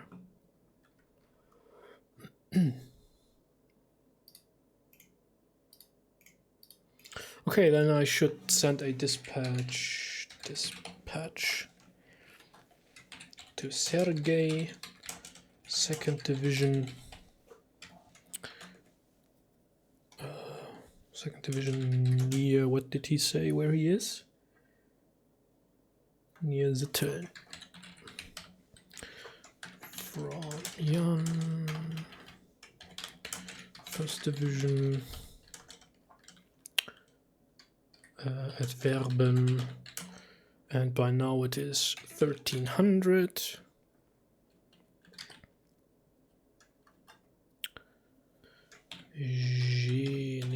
General,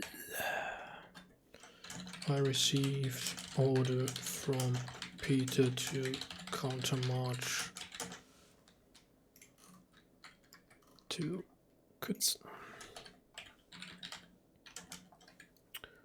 Zutschen. He wants me to go to Zutschen. No, he's moving by Zutschen. Yeah. Take my position at Sitten and Löben. Zitteln. I don't know if I need to talk to Peter. I will coordinate with Peter and FFL as they are close by. Beware, a strong enemy column is marching northwest, crossing your path to Zutschen. Vive l'Empereur.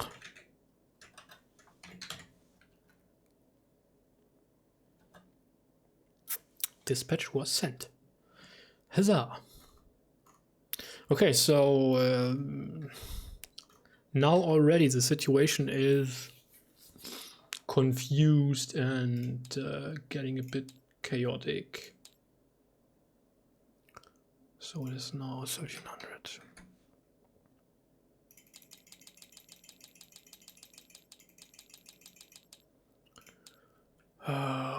That's problematic. The enemy is already at around this line here, the Löwen-Zutschen line. Sergei is probably moving along this road, and he will stumble into this flank of the line, which will then allow the enemy to continue moving a second division. If they have a second division here, we still don't know, right?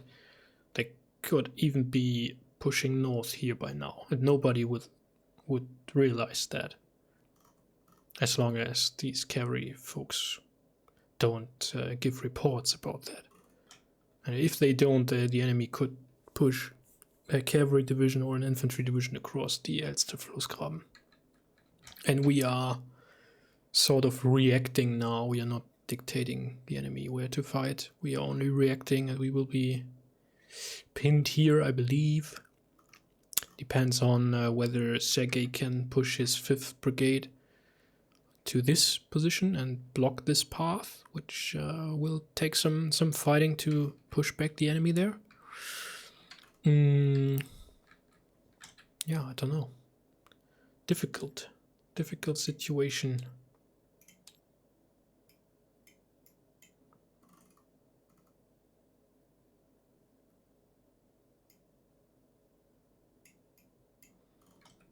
So my order is to take Kützen, but if Sergei is engaged here, we should probably actually cross through Zitteln, although I don't know whether this bridge allows the crossing of artillery. That could be a factor to be taken into account. Maybe we only can cross through Hohenlohe.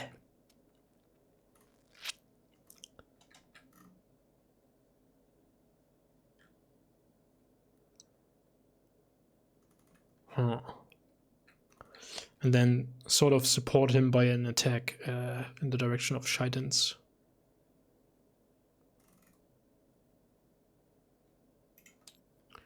I'm not so happy with the situation, I must say.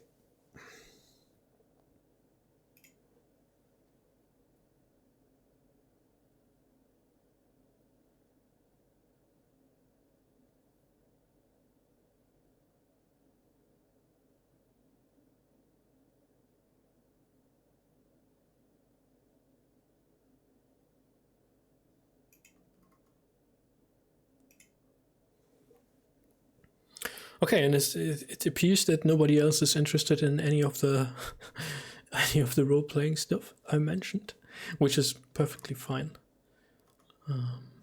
Maybe I need to lay it out a bit more to get you hooked on it. Because, you know, I will do all the bookkeeping for you. How do you feel now?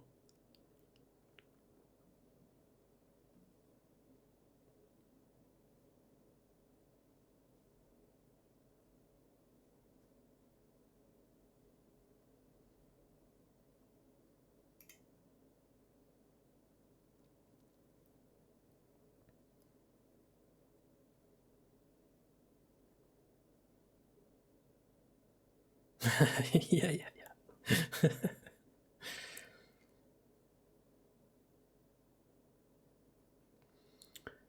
Okay, dokie.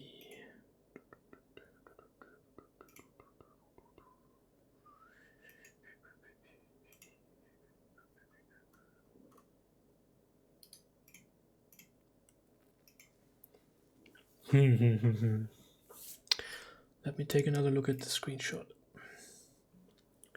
So there's cavalry to the south. Alright, so probably the forces at Kastorf and Maschwitz were one cavalry division, maybe?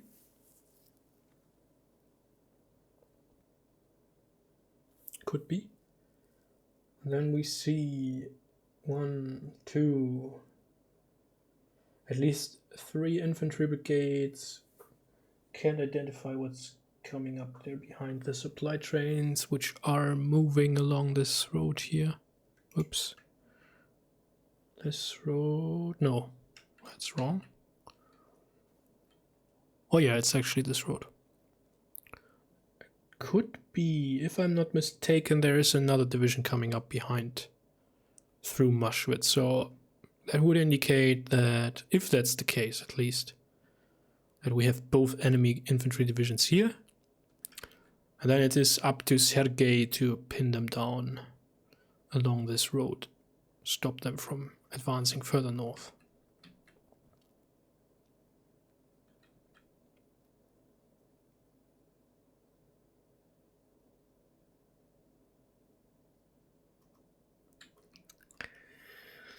Yeah. Would it be by mail or by meeting? I would say by Discord channels. So we would probably have one main channel and then maybe a thread for every player or so to give orders, or restricted player channels where you can put your orders and I will process all of that and put it into the sort of main narrative in the open channel.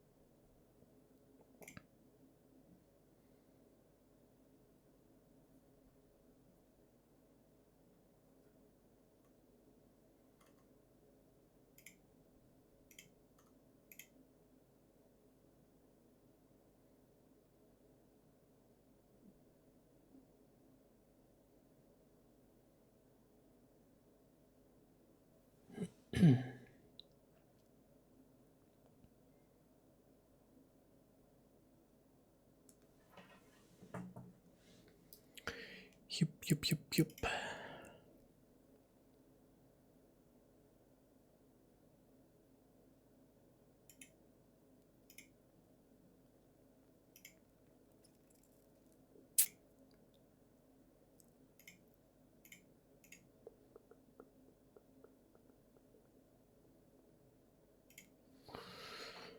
Pax Pamir. Let me check my calendar.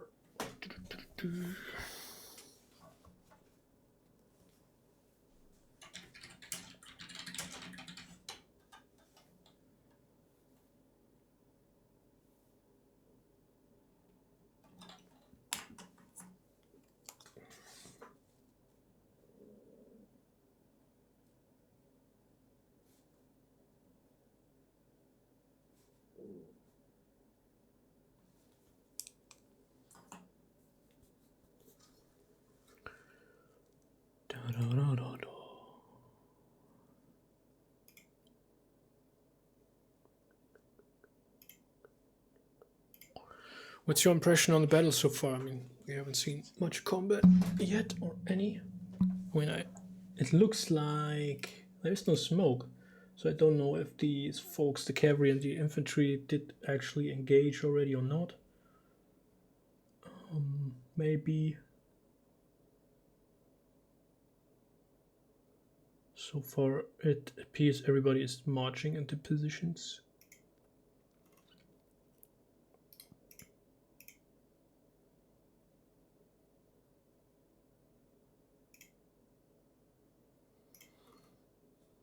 But I'd be interested in your assessment of the overall situation, the development.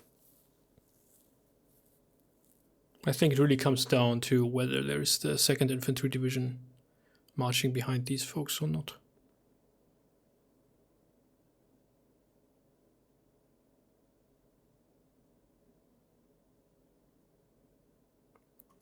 And I also don't know what the actual objective of the Austrians is, so I mean, maybe it's not bad letting them cross the Floßgraben and using it as a flank protection for our right flank here. Why not? Could do that. Could make use of that.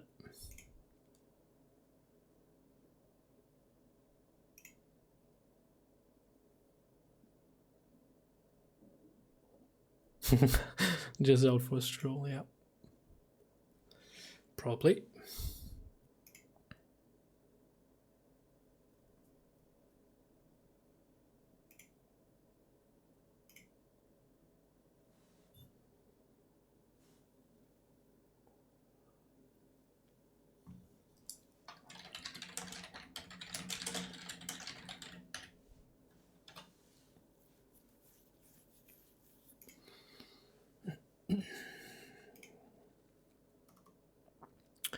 So we have 3 umpires today, right? Yeah. And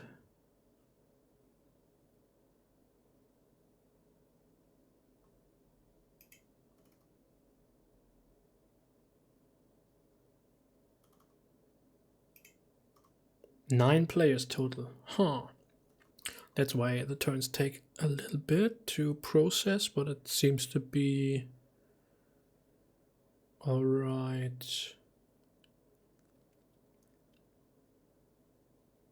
When did we actually start? Let me check that. So 1800. So that's 1 hour 20 minutes for about 4 turns. So yeah, okay, it shows a little bit. Shows a little bit.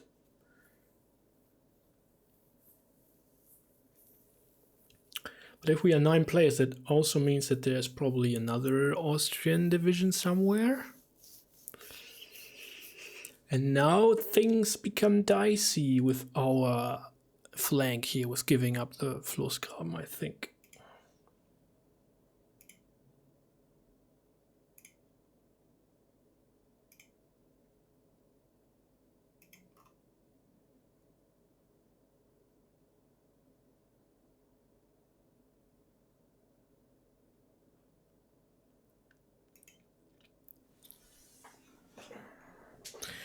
Now things become dicey. What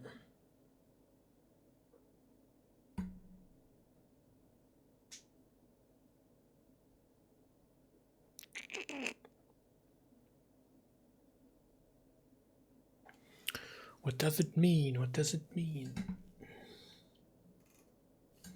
Let me go back to the briefing. What is... What? No, I'm taking outside of the game. Yeah, you're right. I shouldn't have. The problem is, you can see how many players are logged into voice channels if you take a look at the category. Even if they, I didn't look at their channels. I didn't look at if they are named or anything. I just see the category red, and that there are 5 players in there. So. And all umpires are up there in the umpires channel. They are processing the turn. Yeah, but you're right. That's cheating, although like sort of cheating. But I don't know how I could prevent that. I cannot hide the voice channels, you know. All the text channels are muted for me, and I'm not taking a look at them, of course. Although I could as an admin of the server, and I'm not taking a look at who's commanding which division or whatever, or which of their divisions is actually being played. But yeah, but I get it. I get the point. I mean, it would make it more difficult for the umpires to run, but probably to avoid that, we would have to split the teams onto 2 different Discord servers, you know. Yeah, I'm leaving the roll. Yep, true. And I'm ashamed, Dark Walker. I'm ashamed. My heart is broken. My Kriegsspiel heart, at least. So,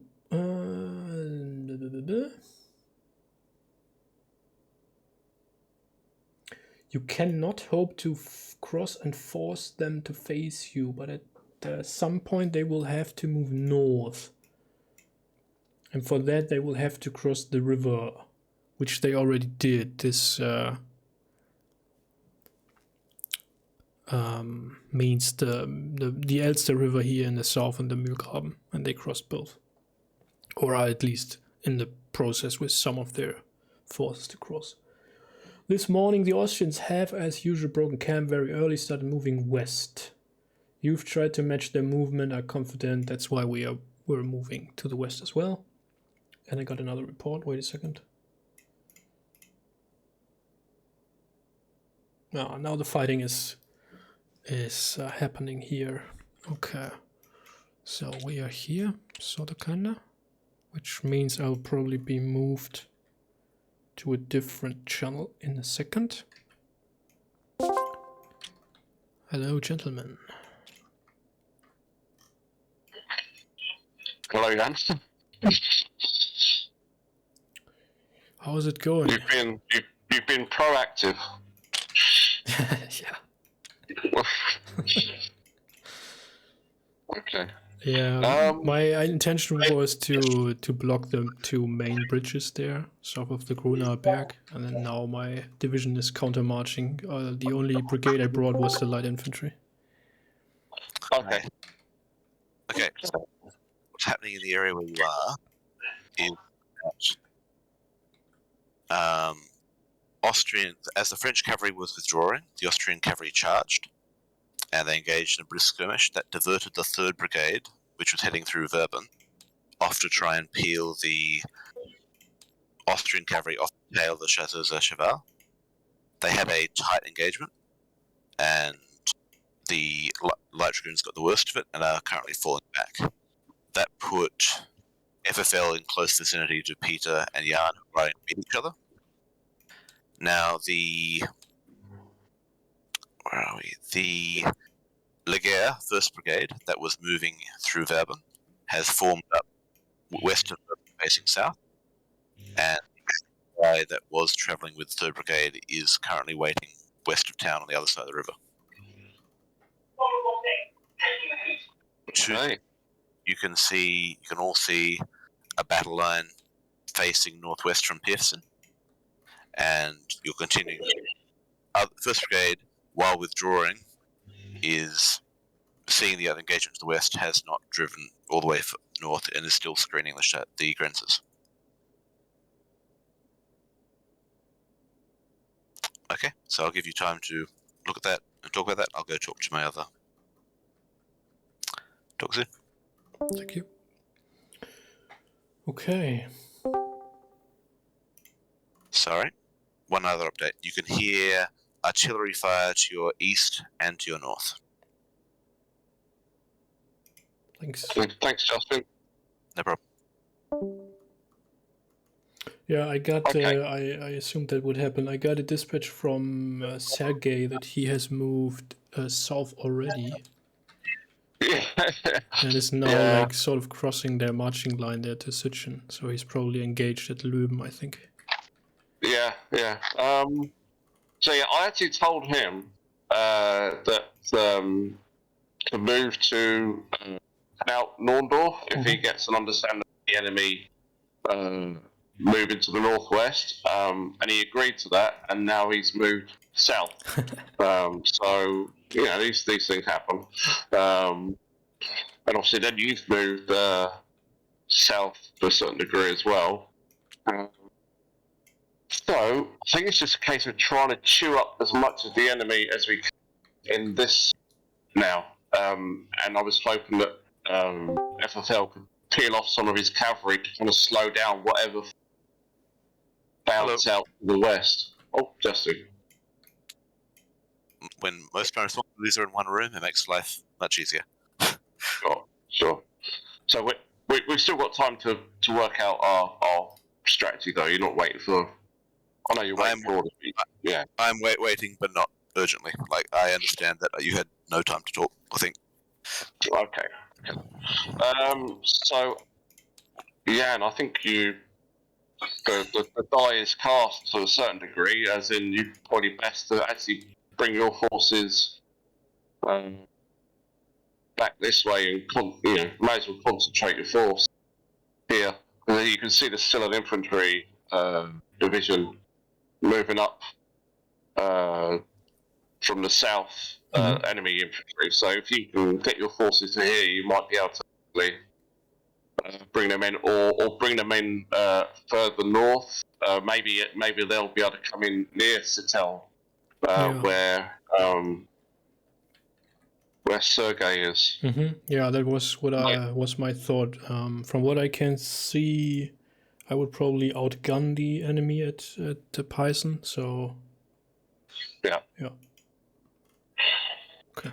So yeah, I think that's what I believe it is for you. That you don't need to go to Butson now. But if any of their forces get to the west, then that's none of your concern anymore. Now it's just a case of dealing with what forces we have here, and just chewing them up. If they get a division moving north across the border, I want it to be the only division that actually does that, and I want the rest of them just to be scattered, essentially. So. All right.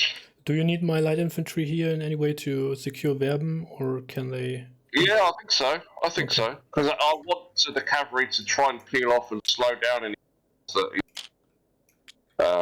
going to the west. So if they can hold out in Verben, I've sort of job there. So yeah, that's the plan. Right. So hold Verben. Bring your forces across the river as you can in this area, Jan, and for FFL to continue to try and pull your cavalry away. Obviously, if they're engaged, and that's just the way it is. Again, I don't really want you to spread yourself too much. So if the majority of your forces engage here, then they just engage here, and that's fine. If only a portion of your force engage, and potentially Jan light troops can, help you with that, then I think you could probably get most of your forces away. So that's what I say on that. If you're in combat here, majority of your forces in combat stay here. If only a limited amount of your forces in combat here, then get the majority of your force up and around to the northwest to slow down their forces there. All right. Okay. But we think Sergei is at Siton, or whatever it's called, yeah. So it feels like if Sergei's there, I mean, do I really need to go that? Like, you still want me to go all the way north and try to get to, like, Kutsin? I think there's two things that we can do. We can try and deal with everything in this phase, and I don't think you'll be that effective. And Jan and I am going to need orders soon. Yeah. Okay. So I would suggest you if you think you're concentrated here in a battle, then stay here. If you feel like you actually have more of your forces available, then get them moving to the north and then to the east. Sorry, not to the west. Apologies. And now it's over to you. You can decide what you want to do now. All right. Because my cavalry is concentrated here, and I kind of feel like maybe I can push their cavalry back, and then be a real pain in the butt here to their southwest. But that's just my feeling. That's good. Yeah, go ahead and do that then. Okay. You've seen a bit more. You've seen a little bit more here than me, so you go ahead and make that decision. That's fine. Okay. Thank you. Okay, your orders, General FFL? All right, so just to confirm, my 3rd Brigade is the one that's that got in the fight and is kind of facing the enemy cavalry right now. Is that correct? Mm-hmm. That's correct. Okay, and then 2nd Brigade is the one moving north, and 1st Brigade is the one off to my east. Okay. All right, so I would like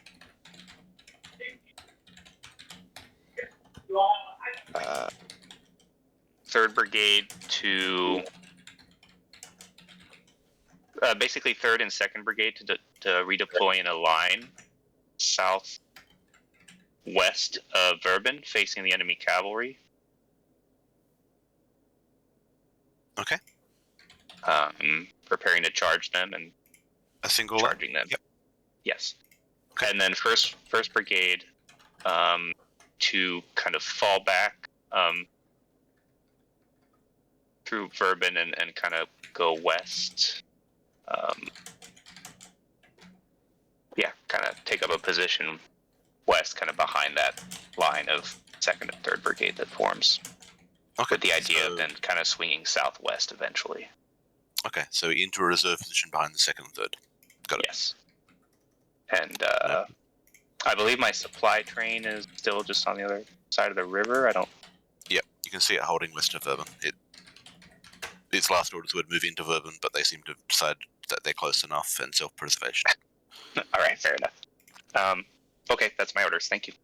Thank you. And I see Jan's orders. Yeah, that's fine.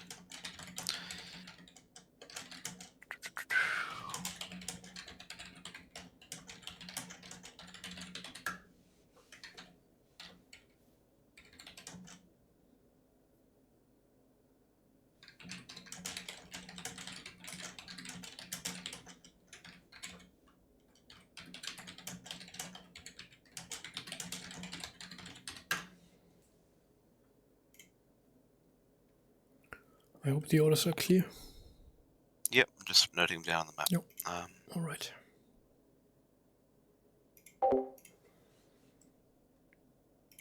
And I'll be sending a dispatch to Sergei. Great.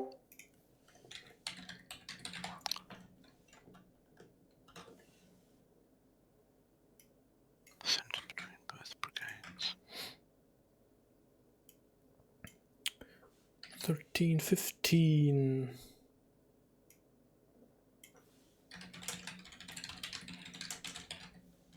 All right, thank you very much.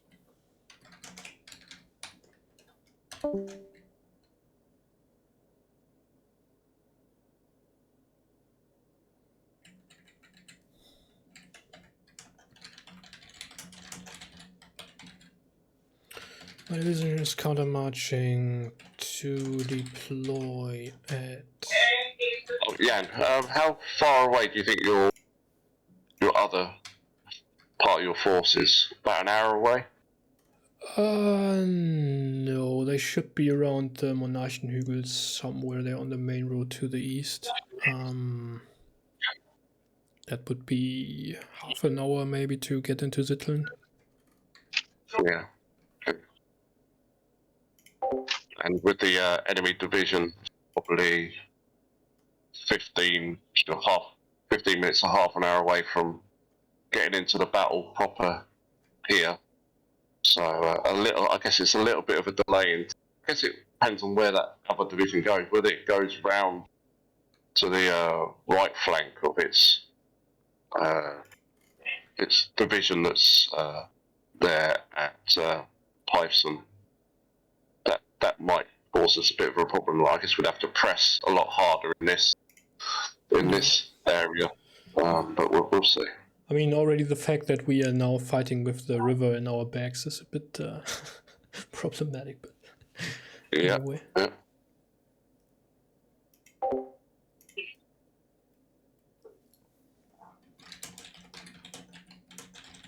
Yeah, that's the thing. If he turns towards you, you're going to have to back off in this area. But that's not so bad because you haven't got so many here anyway. You had it relatively easy to get across the river from them. Yeah. And if he does bound across his right flank, then that gives you a bit of a breathing space.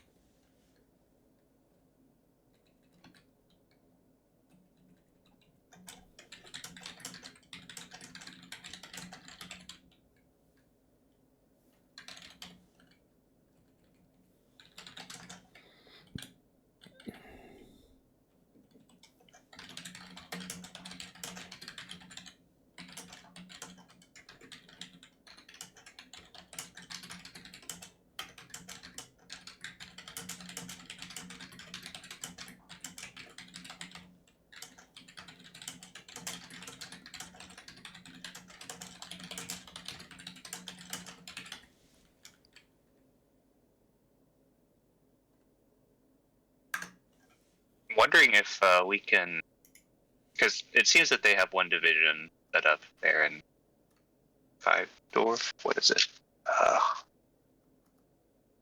Feisen, yeah. Feisen and Segel. Yeah. if we can get that second division that's still moving out of Maastricht, if we can push his cavalry back, and then if I can kind of set up a little bit to the further southwest and maybe pull them in that direction instead of reinforcing their division in Feisen, maybe Sergei and Jan can concentrate and destroy that division up there while the other enemy division is just kind of like staring at me. Yeah. I don't know if that seems feasible, but Sounds worth trying. Yeah, again, it's that that option of you've been able to liberate yourself to a certain degree from here, just making sure they don't make a run for it. So I'd much rather you try to stay a little bit more central right flank. That's my suggestion. That's actually what I want you to do. Stay more central between the two forces so that you can react to the flanks a little bit easier. got it. Okay. And what sort of cavalry units do you have? A lot of chasseurs, Mm-hmm. and kind of dragoons and chevaux légers. Mm-hmm. So no heavy cavalry. All Yeah, the dragoons light. are sort of supposed to be heavy, but yeah, at least when they are fighting at horseback. okay. But They the didn't other, seem the to do too chevaux well légers against and those, the chasseurs are certainly light cavalry. Also, all my formations are under strength Mhm. degree apparently. So, and the dragoons are German speaking, and it sounds like they're not going to be the best at following orders, or they might misunderstand. Yeah, we've just been pulled apart. Okay.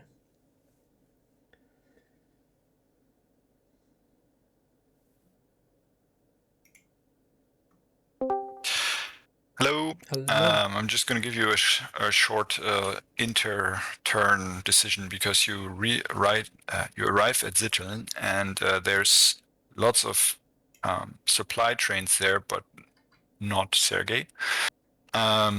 You see that there is quite a lot of red troops, Austrian troops to your south, and there seems to be some of your own troops in Löben, and to your north, kind of at Kützen, there's some artillery fire going on. So do you want to stay here, or do you want to move in any direction? I will stay here and wait for my forces to arrive. Okay, Peter? I will go to Kutzen. Okay.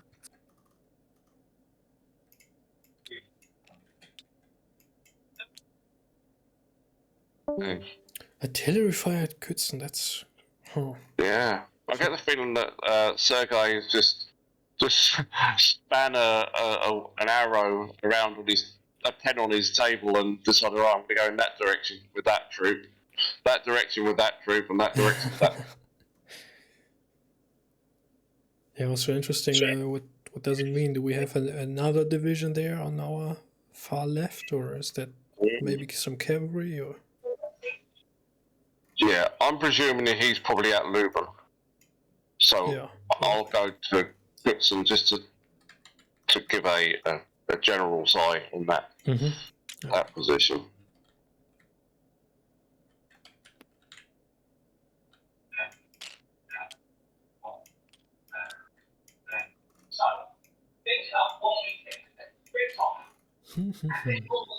Not too sure why FFL has had to leave there. Did he say he was going somewhere? No, but as it appears, we did move north, so he probably stayed with his forces there. Okay, was you going to Sitteln as well? Yes. Okay. Because I want to coordinate my forces when they arrive. Yeah, so your light infantry, they're going to go into Verben then, is that correct? Yes. You know? Yep. And they'll be good in there. That's kind of their... Yes, they should be, and they think they're also my best brigade, so they should be able to hold there.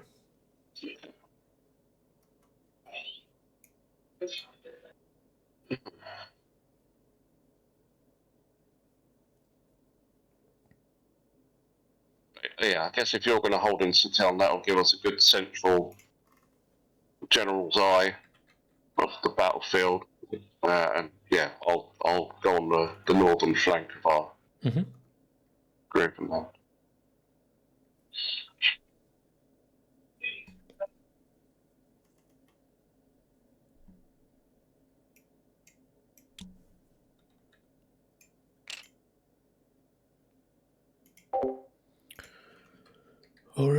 All right. So we don't know what's going up here north.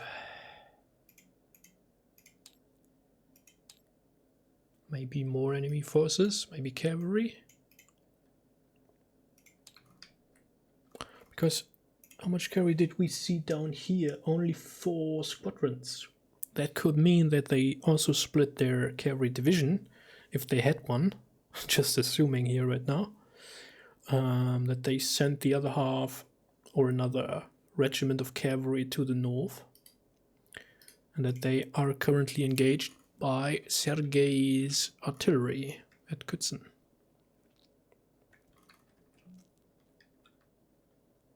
I don't know. Let's put those folks down somewhere, just assuming that they are maybe there. Who knows? Nobody knows. But putting your supply train unprotected here is probably the wrong decision. Okay, so Peter's moving north to Kützen. My folks should arrive next turn then. I mean, probably the turn after next. Because this was an inter-turn decision we made. Okay. Still not totally comfortable with this. I'm just AFK for 5 minutes, yeah. Yeah, sure. With this open right flank of ours, especially as we are now putting all our divisions with their backs to the river, or to the Graben, the Flussgraben. That certainly is something to be avoided, I guess. Military 101: don't put your your folks in front of a river. With the back to the river, at least. Yeah.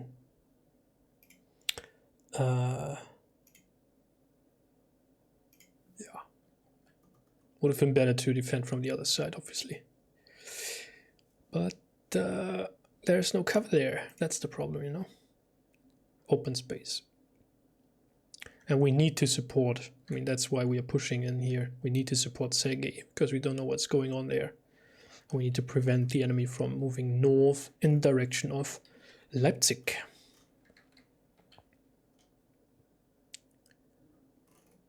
That's our major objective.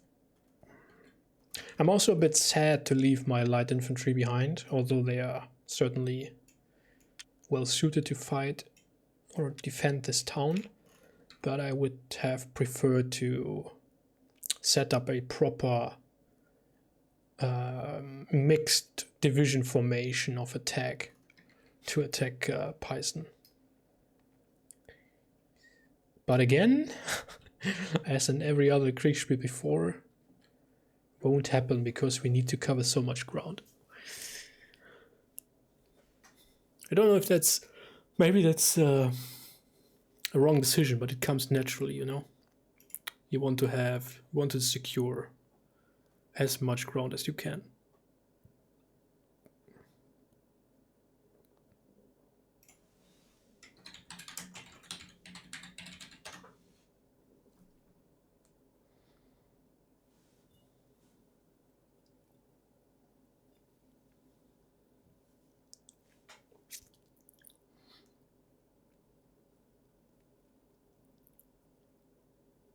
I think I need to get it a bit warmer in here.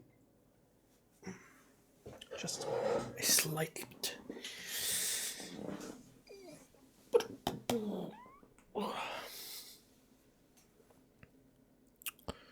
So, what's everybody else playing these days? Any board games, miniature games, digital games?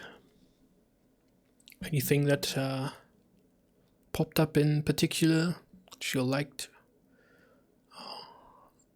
over the last few weeks? Something special?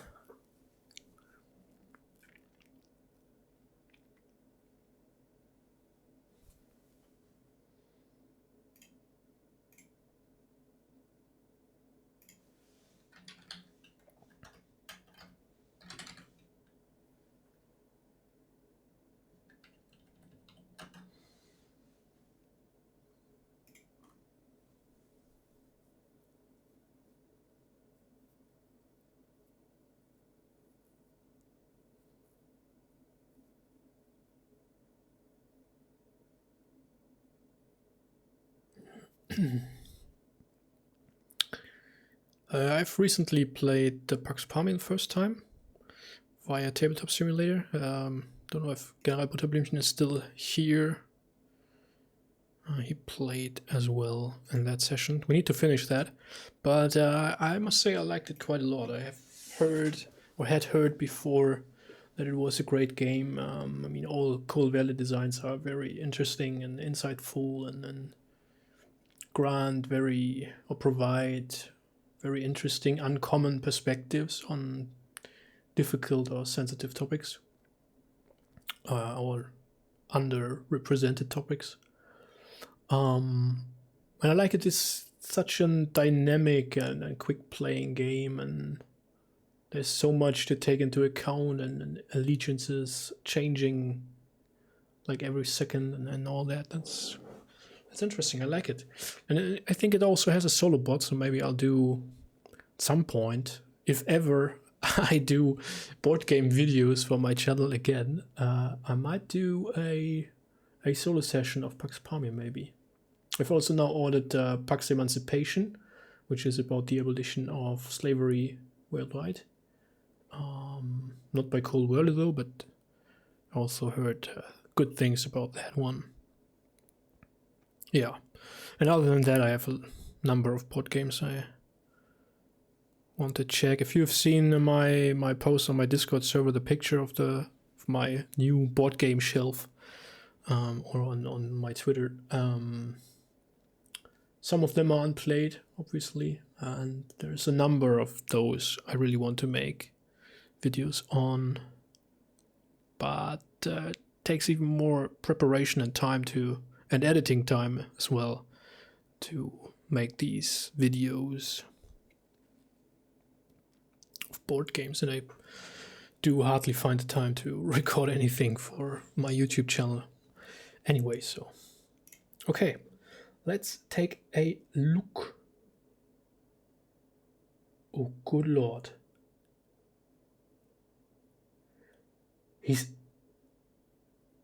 that's the core reserve fighting there in the north, isn't it? You must be kidding me. We are surrounded. Good lord. And Sergei's forces in Löwen are breaking. Yeah, there's a battery and there are forces, but they are breaking. I don't know what the infantry units there in the north. I have no idea. Let me check. So Peter is there. They're around here at the hook. Sergei is there. And they have been moved around. Good day. Hello. What a mess. Indeed. Huh, okay. So you've gotten to Citadel. You see the wagons, the supply wagons, starting to evacuate west, alarmed by the wave of Austrian infantry coming from the south.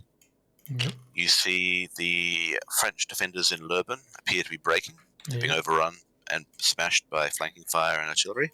Yep. You see a body of infantry coming south and getting to battle line northwest of Löwen. You see your own supply train south of Hohenlohe, and you continue to hear artillery fire to your north. You can glimpse what both horse artillery and artillery firing north from your position. My supply train. Okay, interesting. Looking to your northwest, you can see dust on the road heading northwest of Zittern.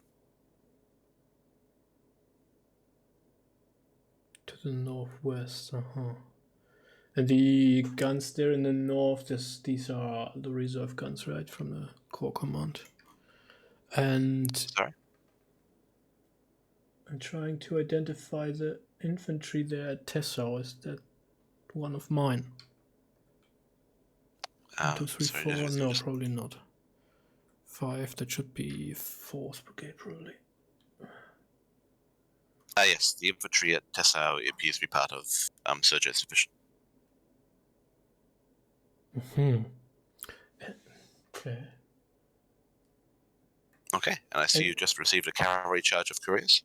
So I'll give you a little bit of time to digest that, and I'll go around and update everyone. One quick question: the battery there in the north of Zittern, is these my horse guns there? First, It's hard to tell at this range, but you think it could be. You're not aware of any other horse artillery in this formation. Okay, thank you.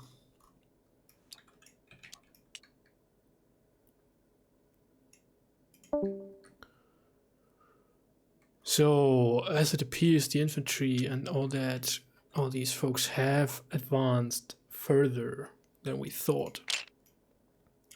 Which then means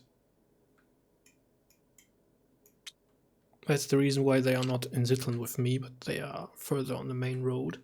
And they seem to be engaged. Let me open that. Yeah. There's 2nd Brigade there. I can see them now. Forces here and maybe somewhere else. Can't identify exactly where. And then we have the 5, 6, and 8 guns probably.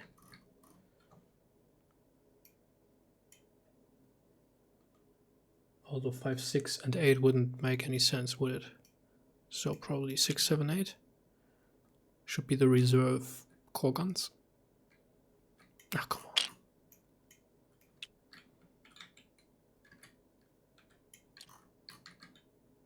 They are about here, engaging something to the north of the Floßgraben. And now I'm sitting here with supply trains and the friction. And the enemy has actually by now turned and is sort of holding this position with 2 batteries and then to the north. I have 2 batteries here. And Sergei has 1, which is the 3rd.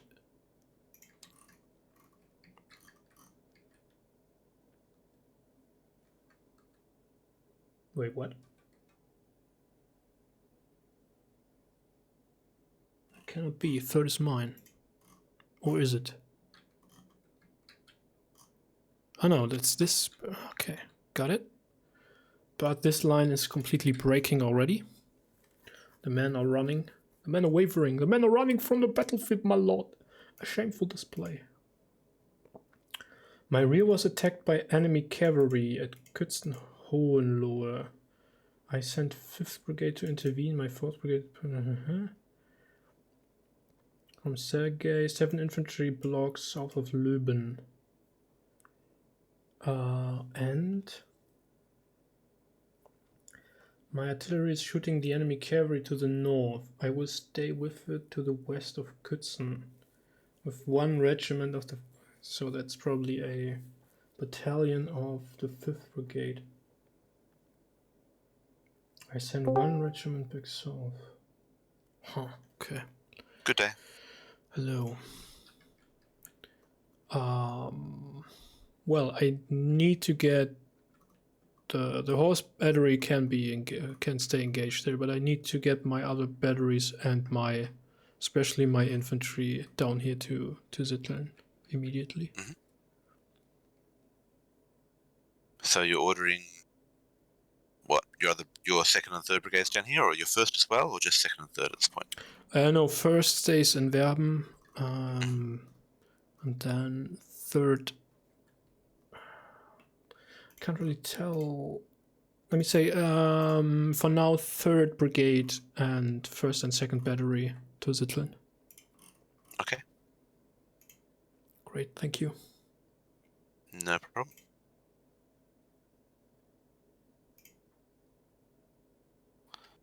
You're staying where you are? Yeah, I take the Okay, risk. no problem.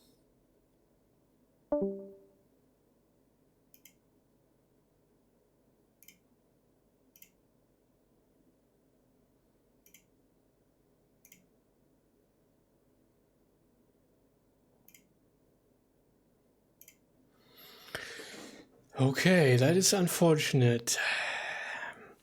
So the orders arrived too late for them to turn south. That's a problem. It's also a bigger problem that Sergei is not with his men, and his brigades are being shattered at Löwen. I mean, he's now throwing in another brigade, but what's that good for if he can't coordinate or order them directly into a prepared position?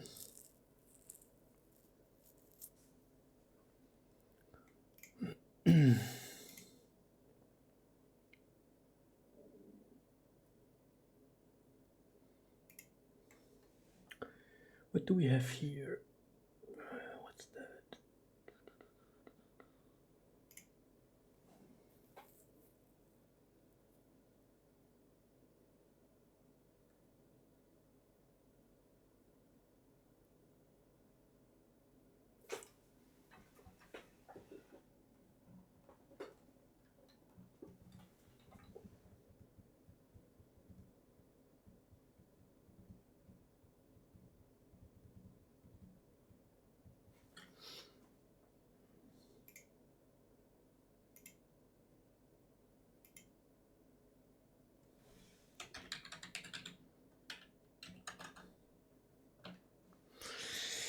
That's indeed a problem, yeah.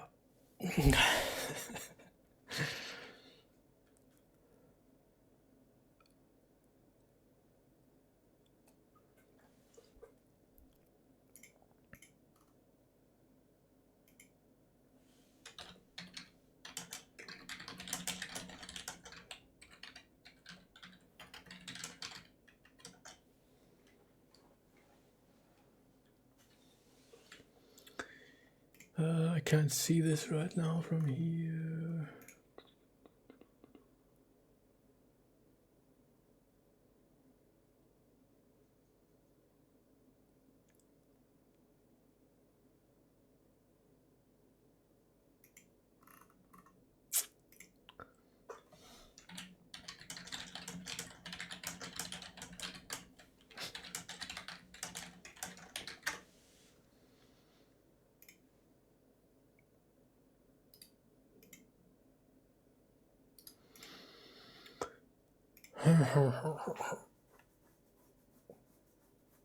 Yeah, unfortunately, I mean, I don't blame him, but it's unfortunate that Sergei split off his troops and is not with them when they are fighting. He should really have stayed at Kützen and not move south to Zittlin. I mean, sending him off to Knaut-Naundorf is also too far away to interfere here in any way, but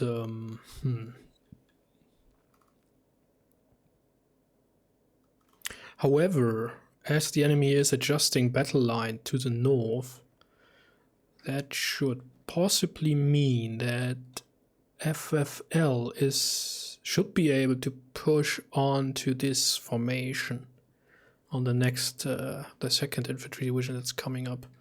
We still don't know, so I do assume now that there is no enemy there, but that we have enemy cavalry to the north.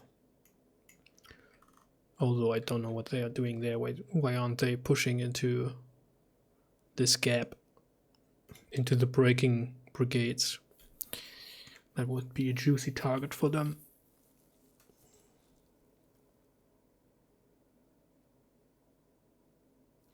Man, I don't know if we can even defend that. Maybe we should. Maybe we should pull back behind the Flussgraben. But then we open the way to Leipzig. So we can't.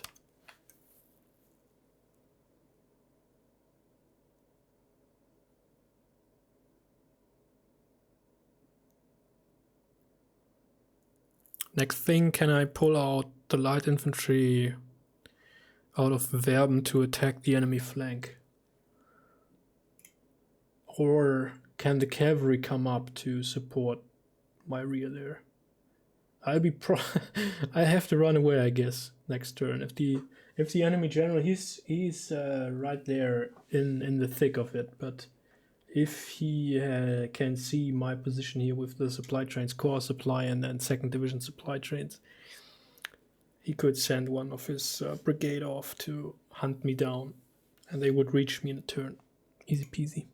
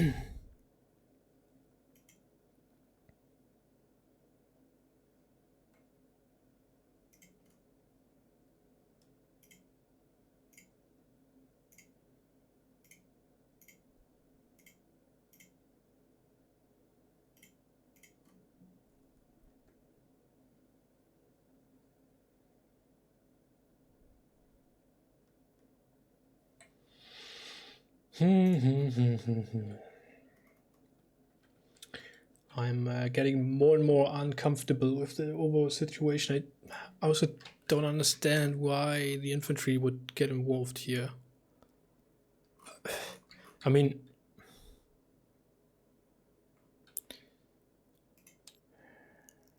I'm starting to think that there was an enemy division sort of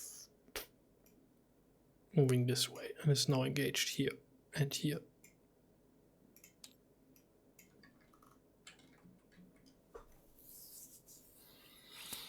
And I don't really know what we could, if so, what we could do then to prevent them from getting north. I mean, if they are attacking us there and in the center, which they probably wouldn't have to, that could mean that they are focused on destroying us rather than getting away, breaking through.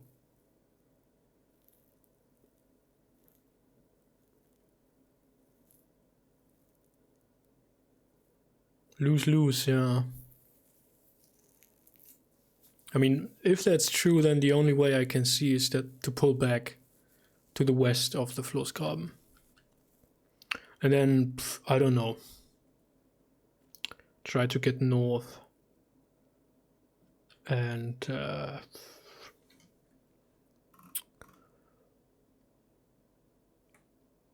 get to Gerschen, maybe. Cross back here, occupy this sort of hill line around die Höhe.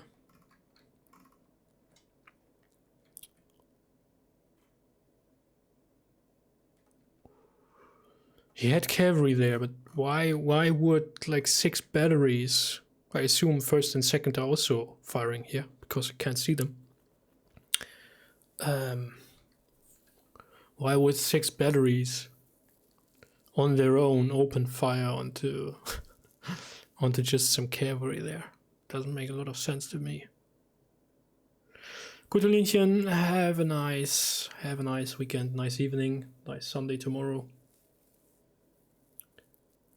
Enjoy your time.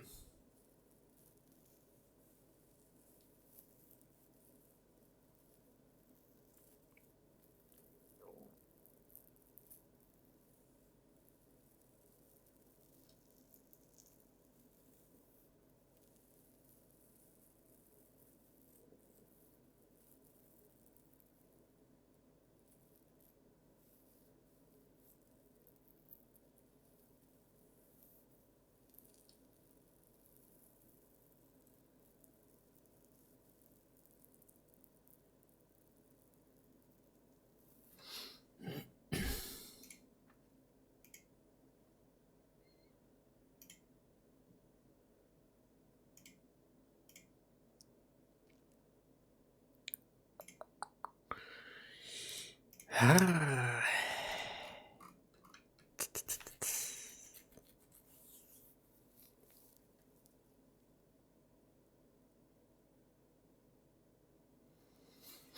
Should I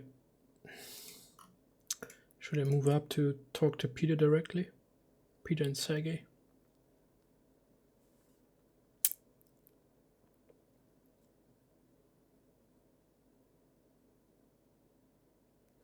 I mean, my forces aren't here anyway, so I can't support this fight.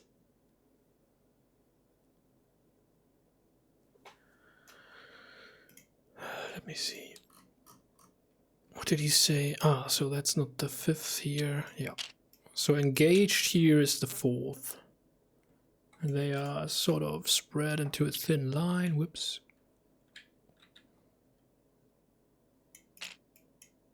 Like some units here. Like so.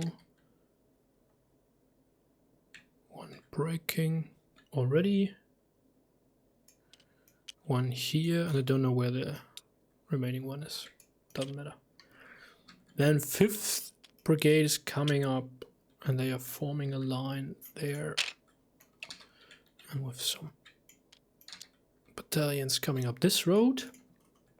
And we actually got these supply trains here. And this battalion is up here. With the guns. And the generals.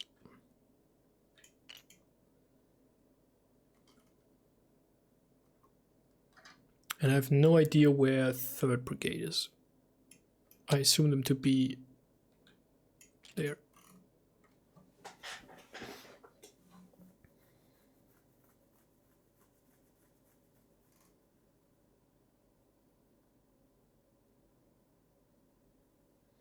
And as I said, if that's actually the case, if they are spread out that far, that would mean they are probably facing a division. Probably of cavalry. And what are we going to do then, if that's the case? And these guys are sort of in the middle of it all. And if that's cavalry, they could probably also easily pull back and push into this whole mess.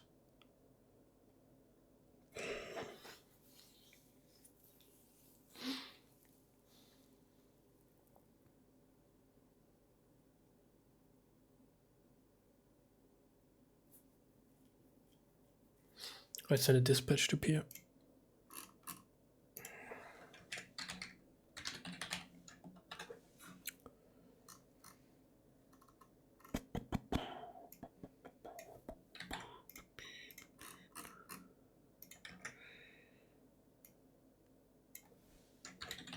Peter, Corps Command, west of Kützen. Not of Lützen, of Kützen. What's the time? What's the game time? 30?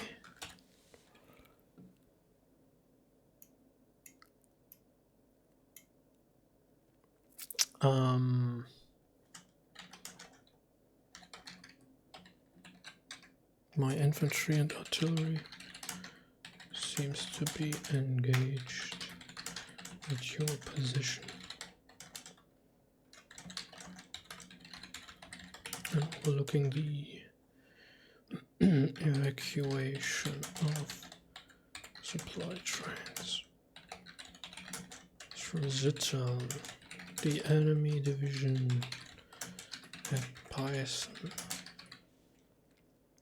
has turned and developed to face north.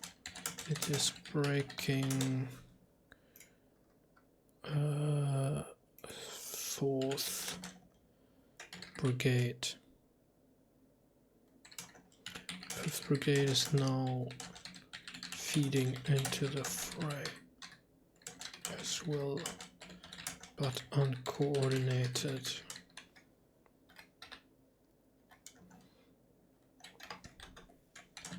I'm not sure whether we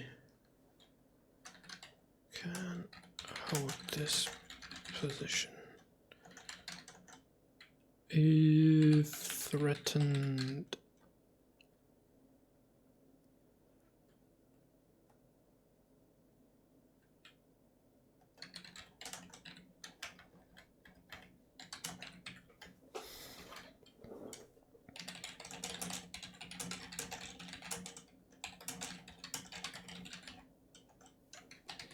shall we fall back behind the Floßgraben?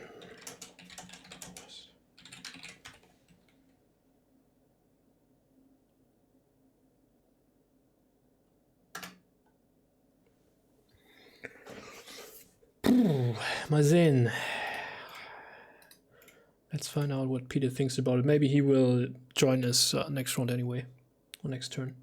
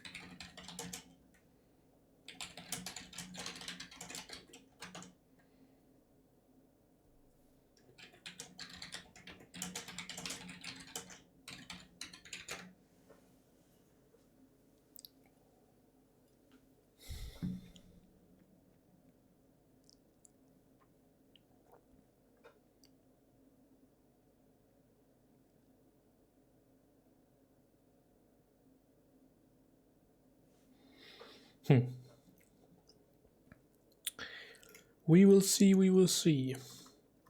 I mean, as a player, you always sort of tend to try to get into the combat and try to fight it out to win it. But as a commander, you should probably try to get your men out of that situation there.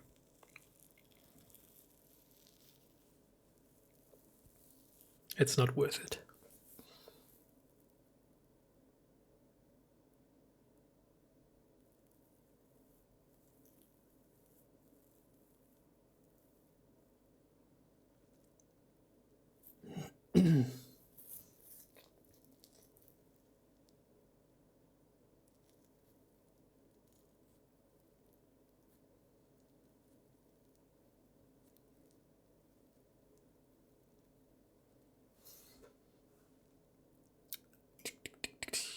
There is a new report. Infantry is coming in now. Okay. But the enemy has now 3 batteries there. Yeah, they are completely falling back now. Okay, so these guys are moving forward. Forward, march. Hello. Welcome.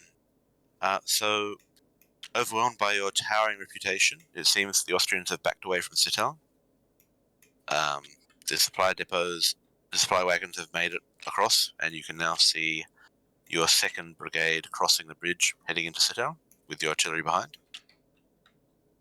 Mm-hmm. To your north, you can see your supply trains have fallen back and are now sheltering on the north side of the creek.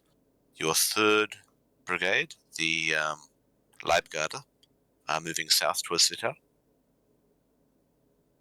Your horse artillery where are they moving? Your Leibgarde Yes. are moving south towards Tessau and Cittal. Oh, there. Okay. Mm-hmm. Your horse artillery is still firing and is currently facing northwest. Okay, and I assume one of the regiments, or sorry, the battalions is there as well. Okay. Mm-hmm. The last report from the Leibgarde is that the Austrian cavalry is moving west. Mm-hmm. I see. but the foot artillery to your northeast does not appear to be firing. Okay, interesting. You can see the French to your southeast seem to be retreating under fire, and their position is rapidly crumbling. But there is a brigade moving down to the area, and you can see Sir J's headquarters north of Leuven. All right. Okay, so I will give you. As far as you can see, there has been no attack on Verben at this time. All right. Okay, I'll give you a little time to think of that, and I'll go right around the circle. Yep, thank you. No problem. I have a battery there. I have the batteries here. They are now advancing and pushing. We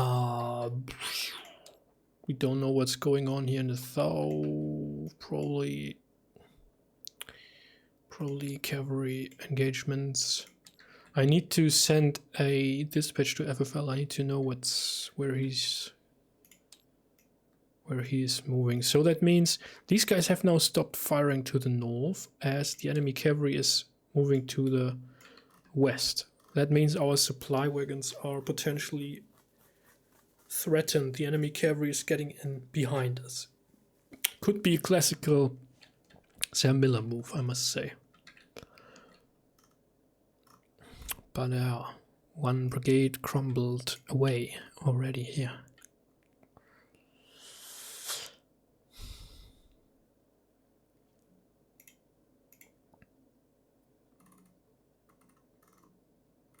Didn't I get another dispatch? No, I thought I did.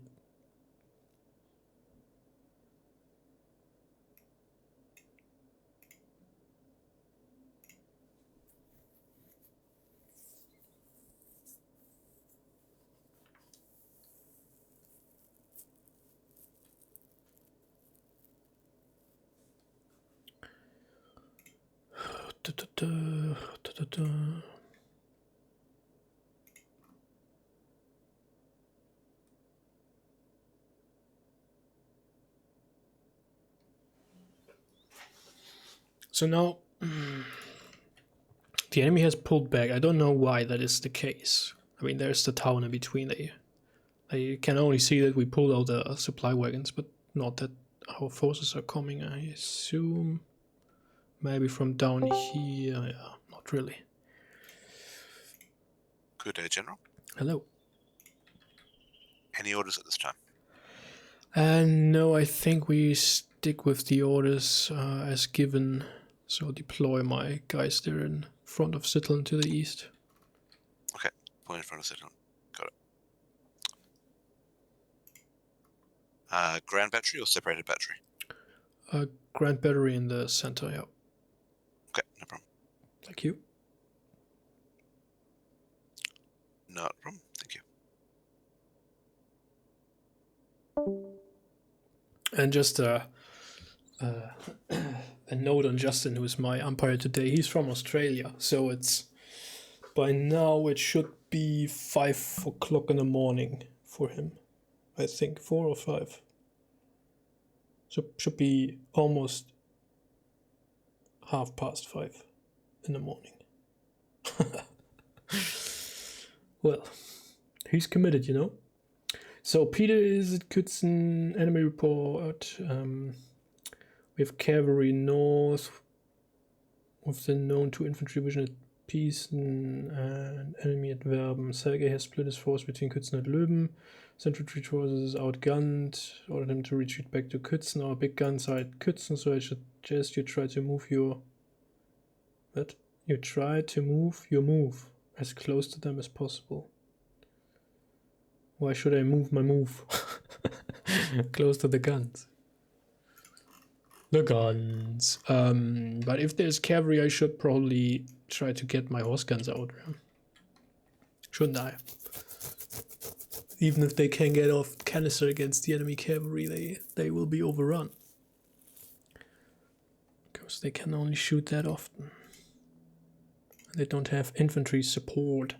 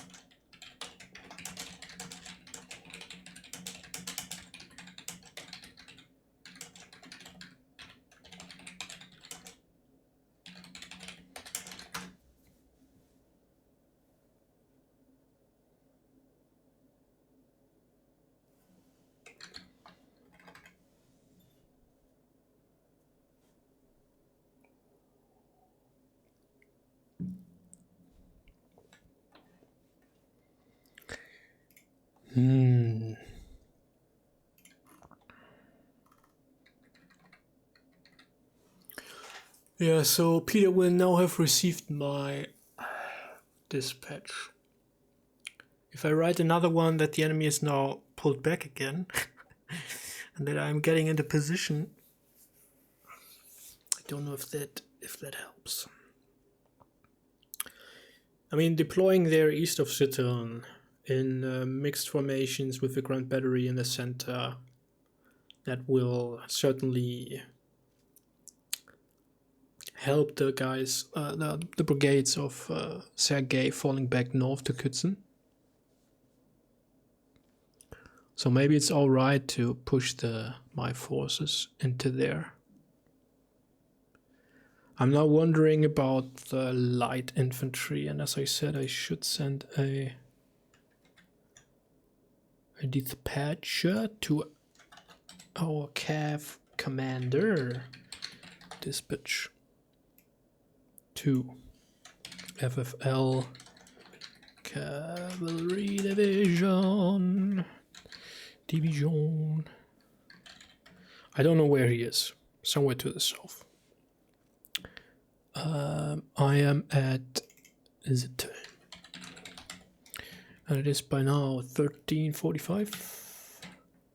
Yeah. General.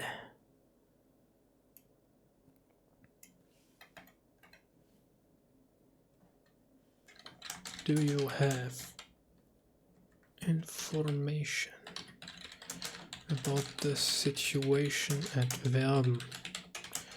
I am contemplating to pull my light infantry out of town to the north to support my counterattack on the enemy at Löben. Beware that an enemy cavalry division has crossed the Flossgraben north of Kützen. North of Kützen to the west, and is now operating in our rear.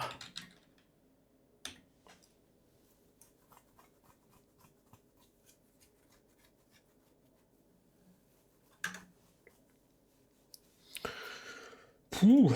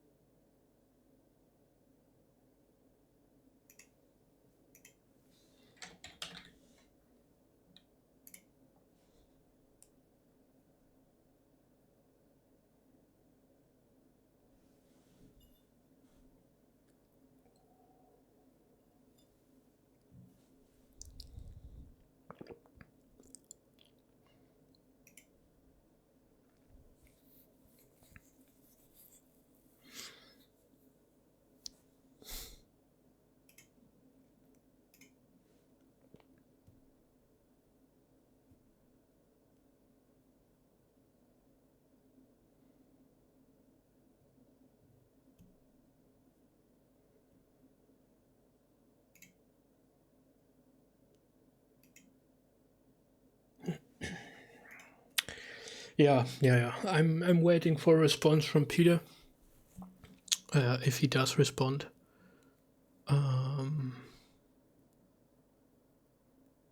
The cavalry in our rear threatening the supply trains is a bit of an issue, though. And then I'm waiting for a reply from FFL, from the cavalry in the south. Maybe... I don't know if... I mean, he said he wanted to go north, right? Didn't he? Or did he want to go in between those guys? I think it was a bit of confusion what would be best. And he obviously also has a second regiment of cavalry here. But it would be good to get the lights to do like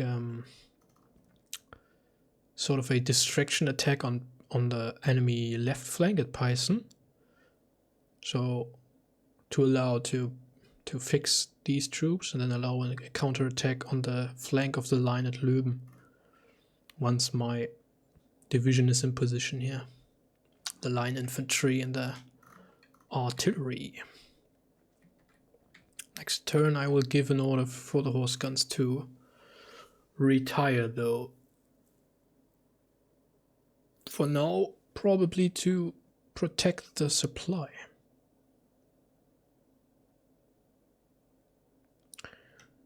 I mean, that doesn't protect them in any way, but at least I'll get some warning if the cavalry's coming from my rear for a rear attack.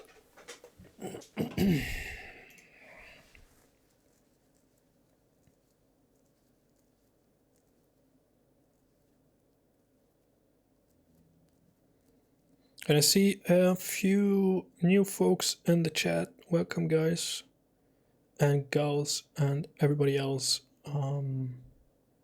Thanks for stopping by.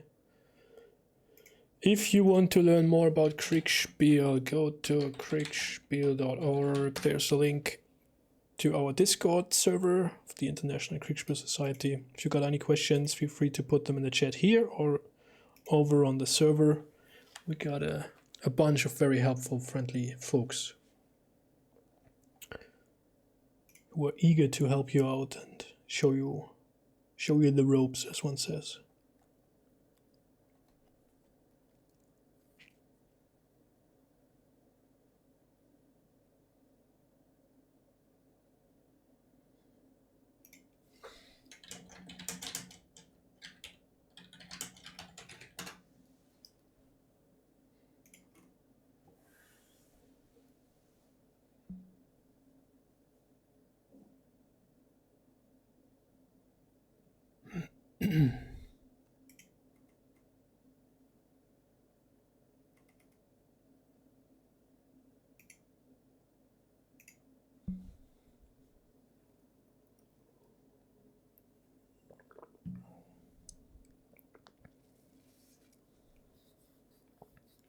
So, nobody has answered my question on any games they are playing currently. No board games, no miniature games, no digital games you're enjoying right now. Or at least nothing new, special you want to point out?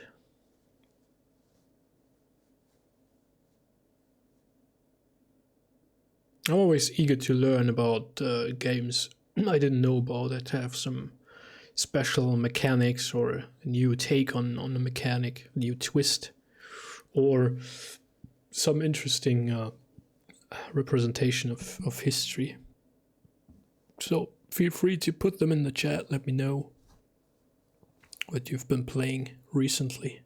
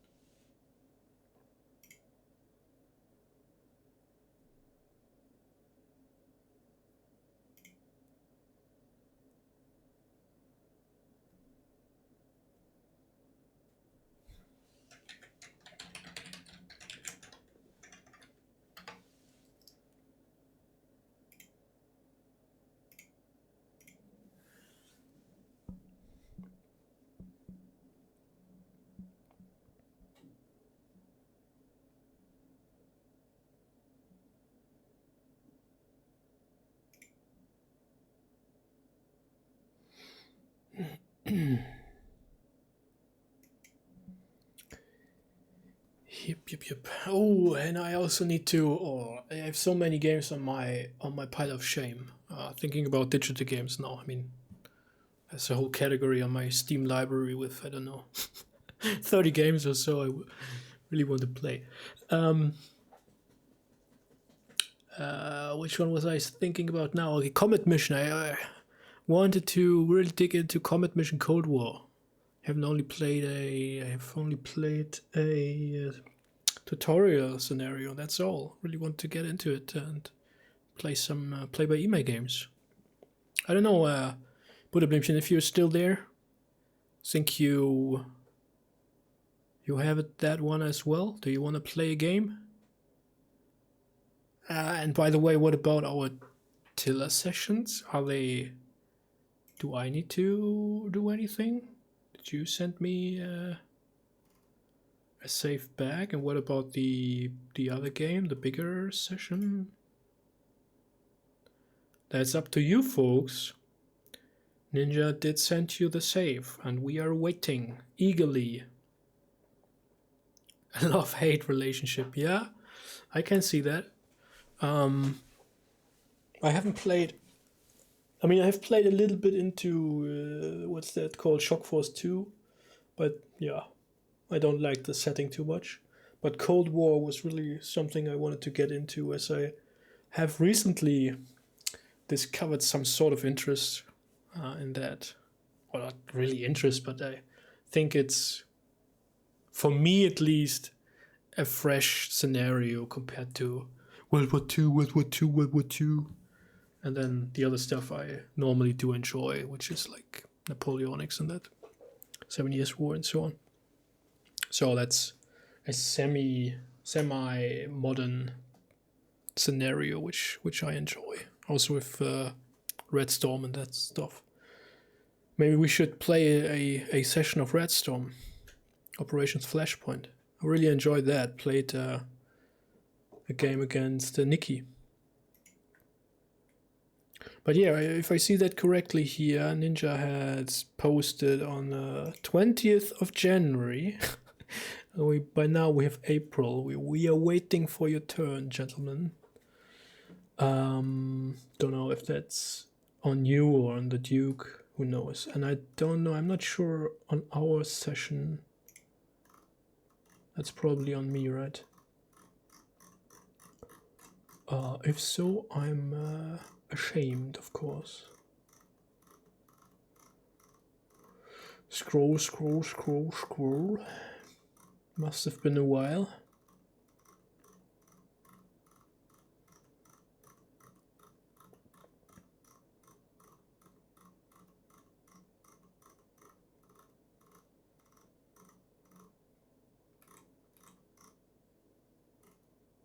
That's on you as well. Sent you that one on the 14th of January. Say, Butterblimchen, are you burned out on Tiller games? Is that the sad truth?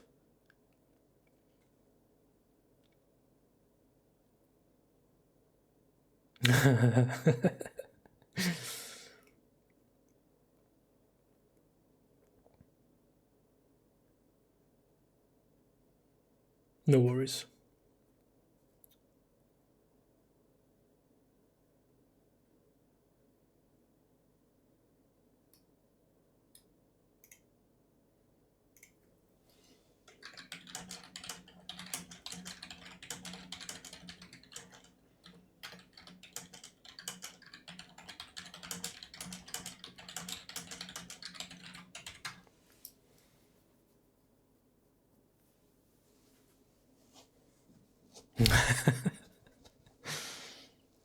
Yeah, a little bit, right?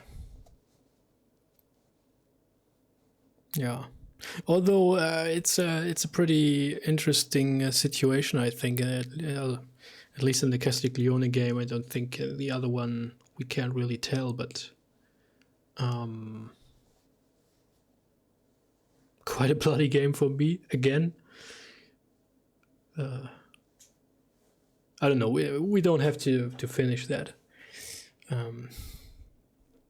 I'm a bit annoyed with them, with the Tiller games anyway. So, but I would of course stand at the ready to continue that to a finish.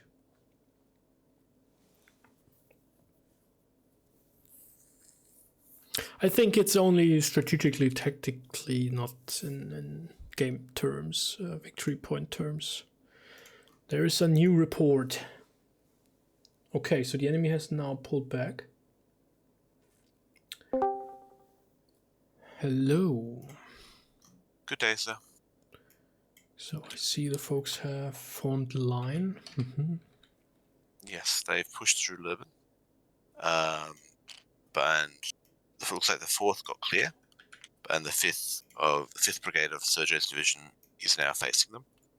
But your brigades have got in position and have flanked either side of the Grand Battery, which is about to open up. Okay. To your there's no artillery fire to your north.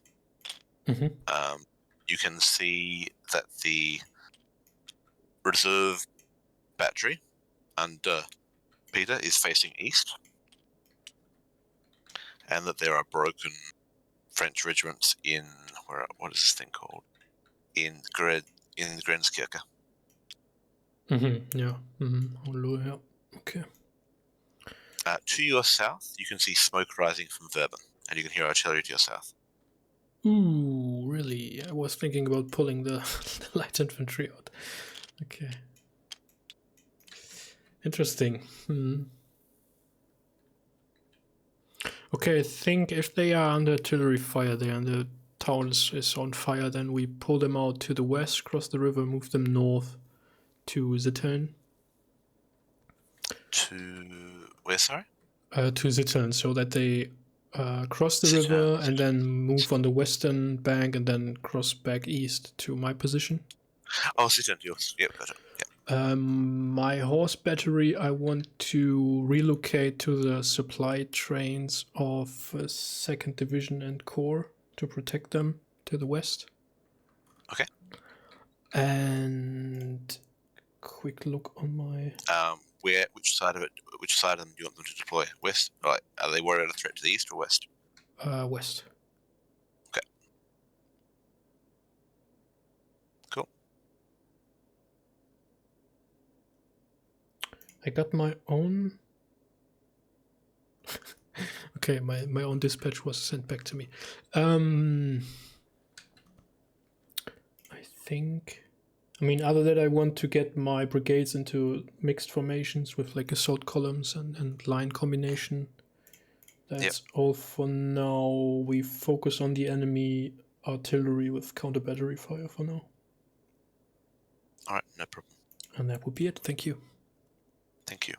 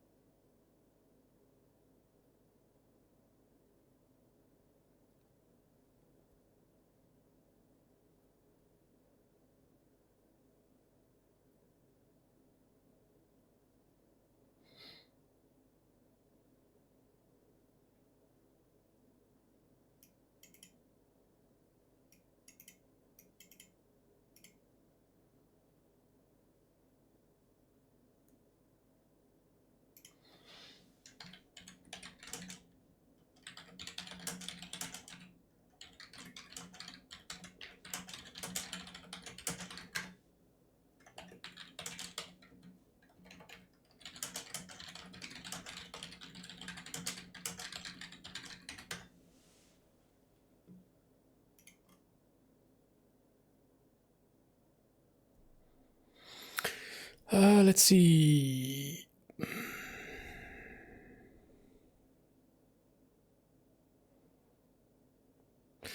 A good game on the conflicts of the 19th century besides the US Civil War, the American Civil War. Yeah, I agree completely. I mean, even starting with like late Napoleonic, like South America and like Middle America. I mean, Mexico as well. There were lots of stuff going on there. Bolivar and all that. The Southern American Wars of Independence. So undergamed. There is one game I know. There are some board games, but they are rather abstract, not my taste really. And then I know there is with the Wars Across the World engine, there is Liberty or Death, I think it's called, or Libertad o Muerte or whatever.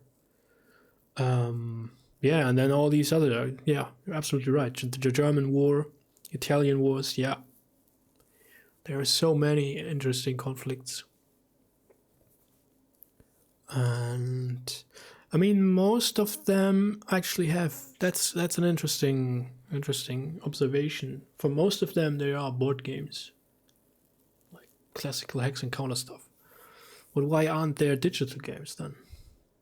That's interesting. I'm looking forward. I mean, that's again rather abstracted and maybe a bit cartoonish, but I'm looking forward to Fire and Maneuver, I think it's called. Yeah, Fire and Maneuver. Let's take a look. Yeah, it is, at least on a grand tactical level, it is sort of hex based, not really hexes, but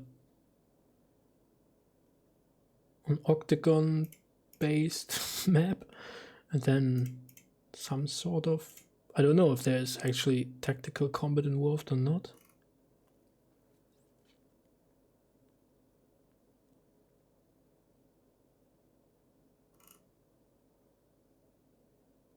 And that has, as far as I can see,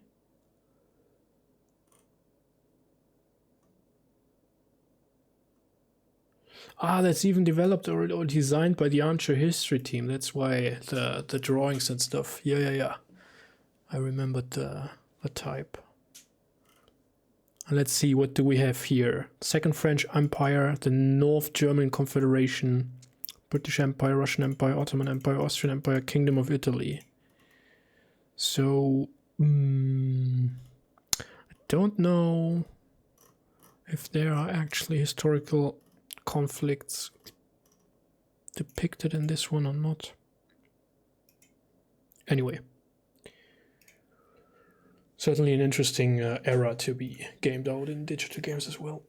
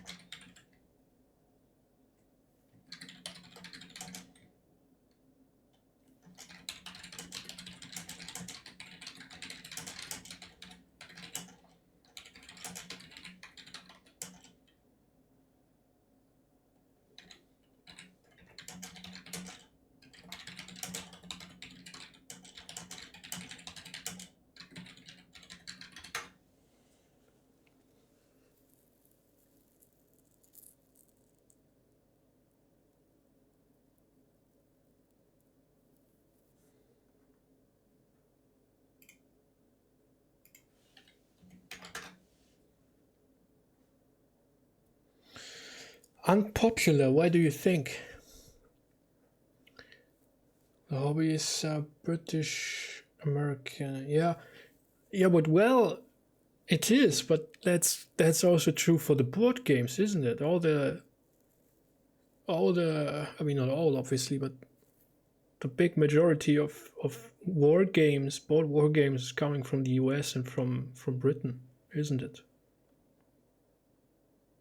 And they have games on these topics, these conflicts. Maybe not so much on the other Americas, but no.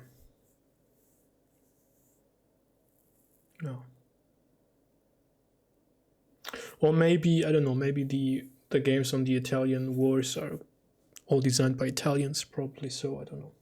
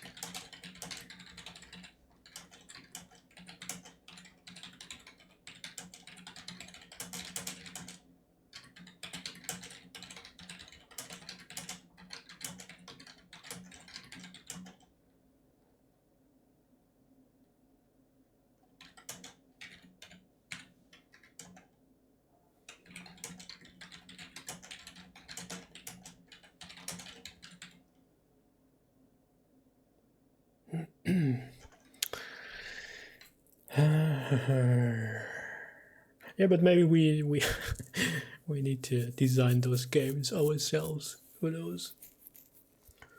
Let's found a little indie studio and go all in.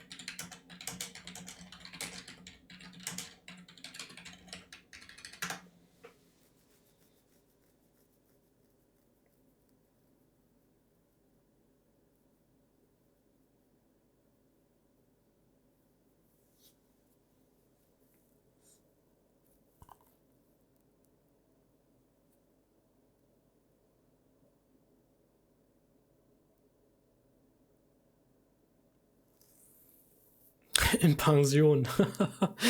I'm looking forward to that. How many years do I have to wait for that?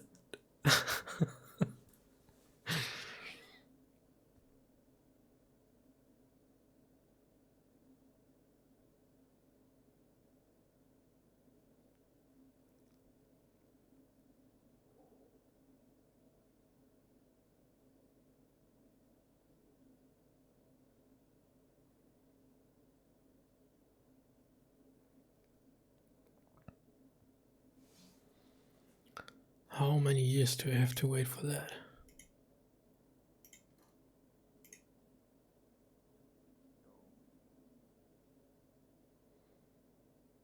How many years do I have to wait for myself to be able to play all those unplayed board games I have assembled?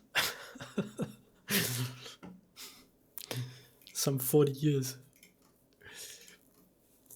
Not quite 40, but almost.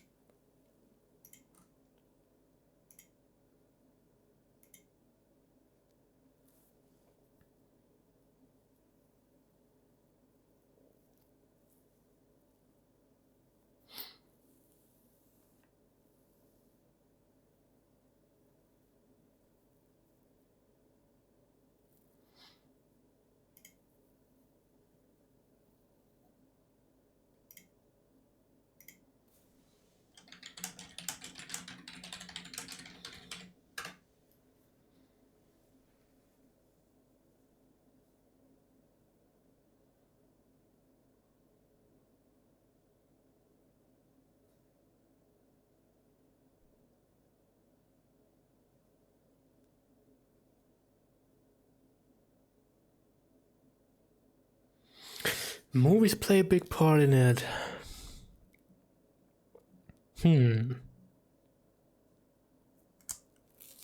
Might be true.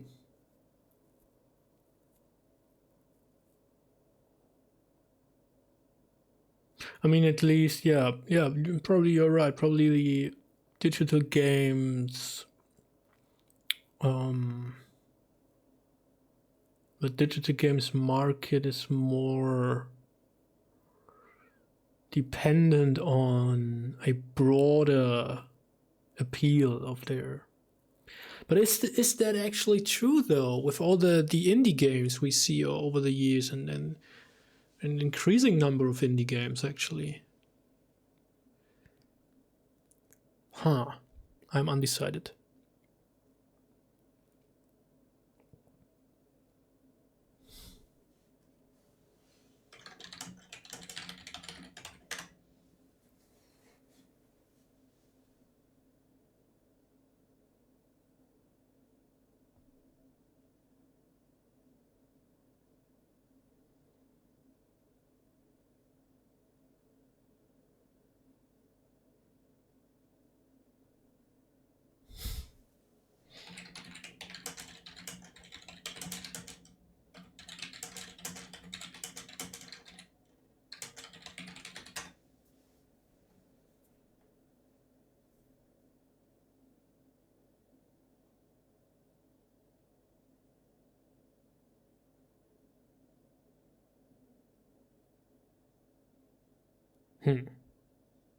Very interesting, though.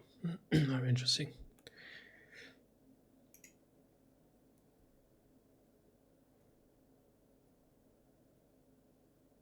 Yeah, maybe you're right. Maybe you're right. Maybe that's taking into account that most indie games are not war games. Maybe we'll see those in the future. Hopefully so.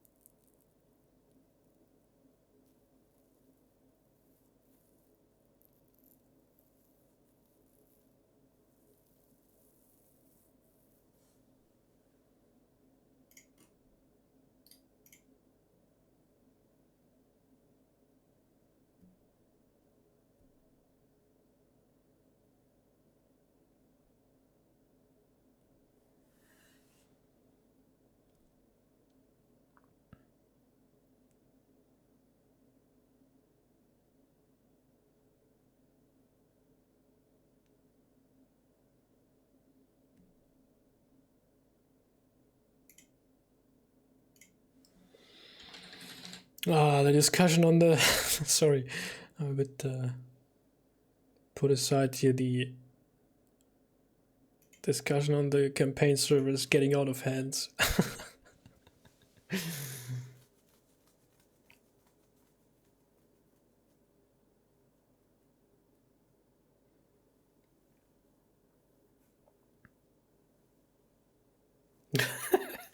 The tiller engine is professional, but not, but not modern. Yeah, not up to date.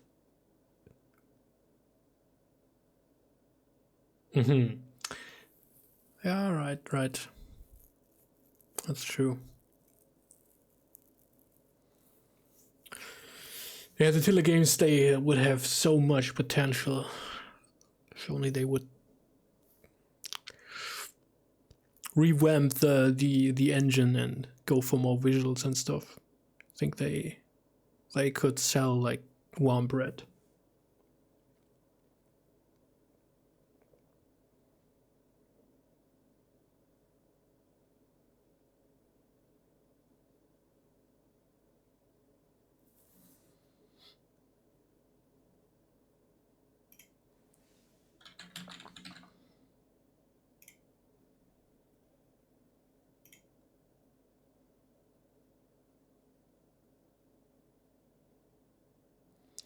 Okay. Peter sent me a dispatch here for the game.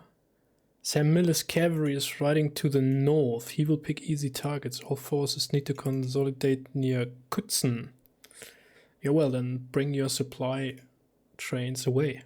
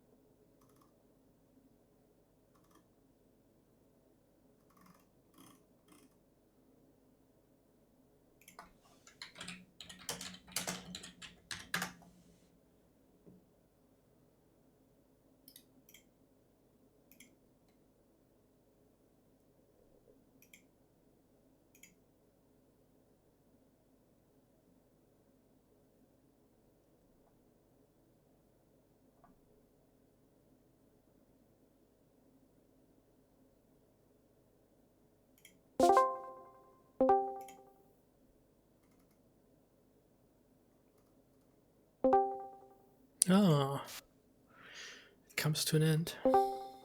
Yes. What do? Oh, Hello. Okay, so we're gonna call the game here. Oh. If you want, you can join the umpire table. It's called IKS Open Saturday umpire table. And the password is IKS all lowercase, but I will also stream the table because I also don't know if all of you will fit on here.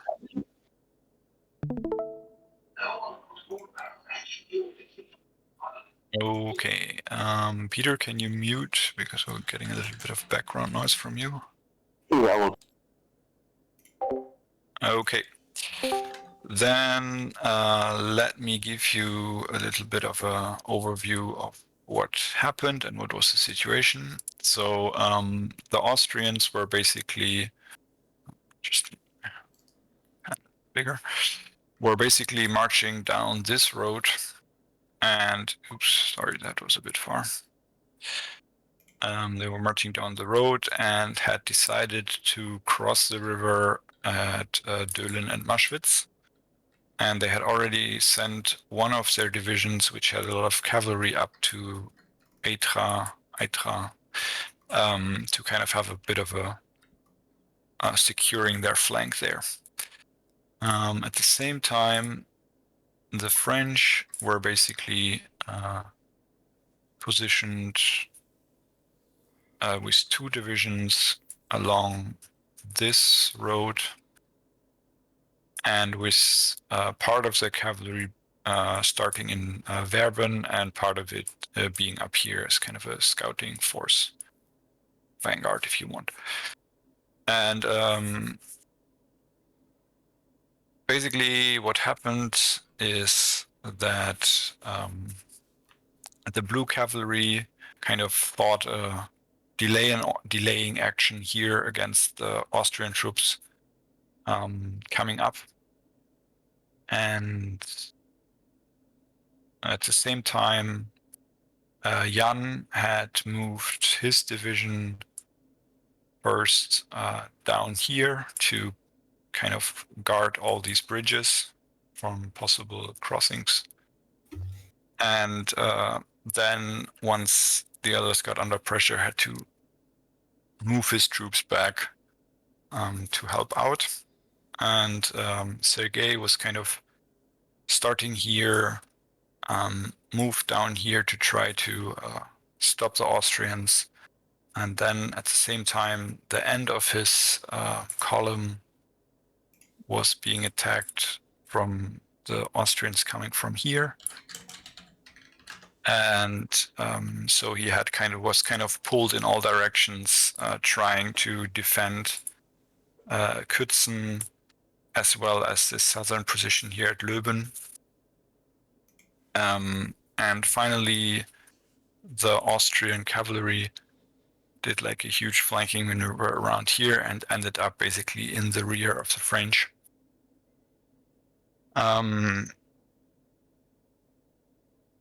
So here in the middle, this was, I would say, the most contested position, where we had a fight between mostly Sergei's division and Crusaders' division, while Knight basically pushed back the blue cavalry here, set Verben on fire, where some of Jan's troops were holding out. We had a little bit of artillery battle. And so that is basically the end position here. The French are basically have kind of retreated from Löben, and while the Austrians are taking a breather here, they will probably renew their attack. Sergei has just ordered one of his brigades back to clear out Kützen, which with all this artillery support he can probably do. But then they still have this whole two brigades of cavalry here with horse artillery support. So they're kind of cut off from retreating. And now the cavalry is also kind of being engaged here and might not be able to screen their retreat. So overall, I would say this is a clear French loss. So they neither managed to prevent the crossing, nor were they able to get the upper hand in the battle, which is frankly not surprising because they were badly outnumbered. So because we had a 5-4 situation here, I decided to give the Austrians one division more because they were attacking, which now in the end led to much bigger numbers for the Austrians, and we actually have a whole Austrian division here at the back of Sombor, which never made it into contact and is completely fresh. Yeah, so that's basically what happened. I think the French at the beginning had a problem of that they were kind of spread out and caught on the wrong foot, let's say, and they managed to consolidate after a while. I think the cavalry division did well, trying to delay the Austrians' march, but wasn't really able to do it because there was just too much fighting power coming in here. And yeah, I mean, the Austrians basically just had to push, and they did that. And so that's it from me. So then I will ask Justin first if he has any comments. Two. I'd like to call out the turning motion. The Golden Light's turning motion. I was initially not sure where he was going with it, and it must have been very tempting to charge the exposed artillery train and supply wagons directly in front of him. But positioning himself in the rear abandons the immediate prize for the possibility of, or probability of, in this case, making it very, very hard for the entire French army to get away. On the opposite side, also the French cavalry commander, who, despite having a large number of the troops in front of him, I think he avoided any decisive engagement, and I think that was the right call, the numbers he was looking at. And he also never went away.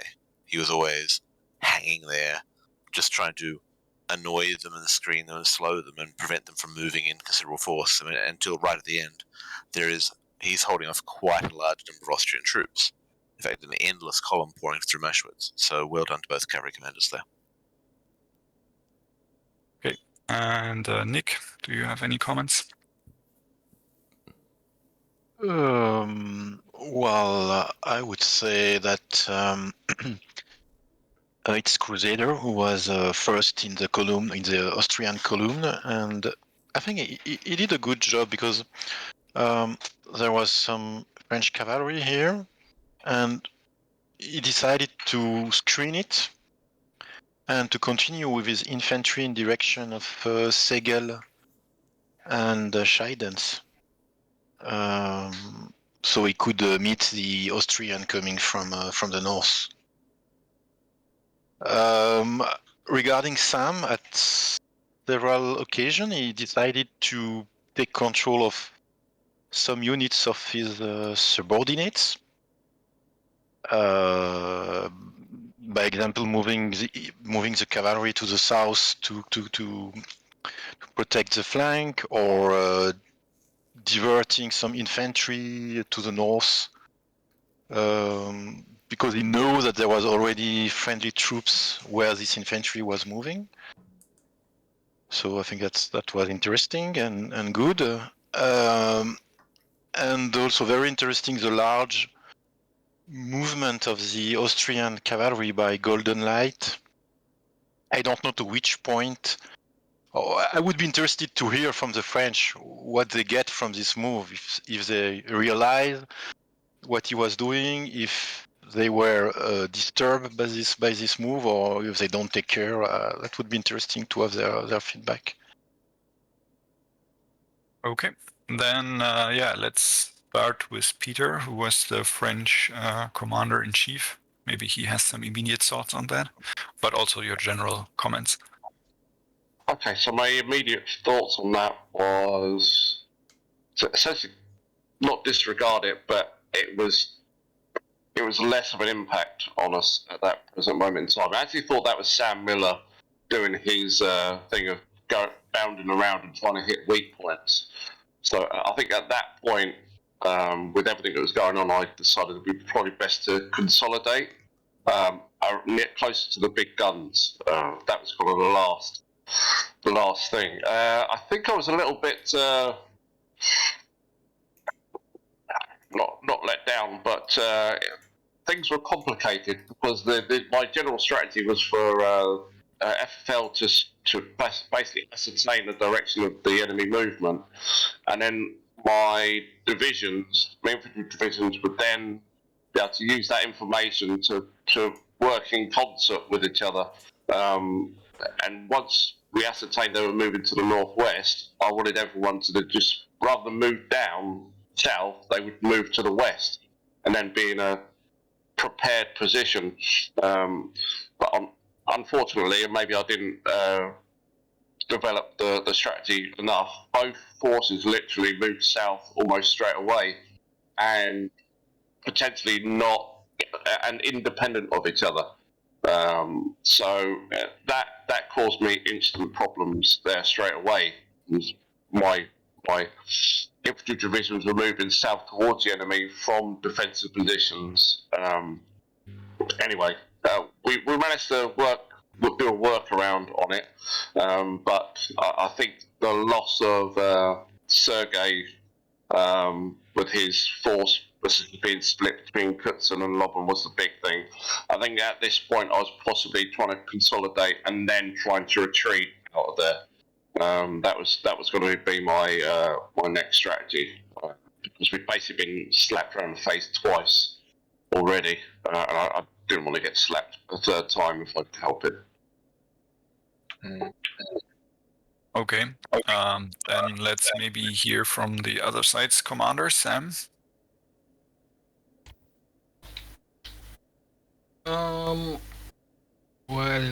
So my plan was basically to concentrate our forces.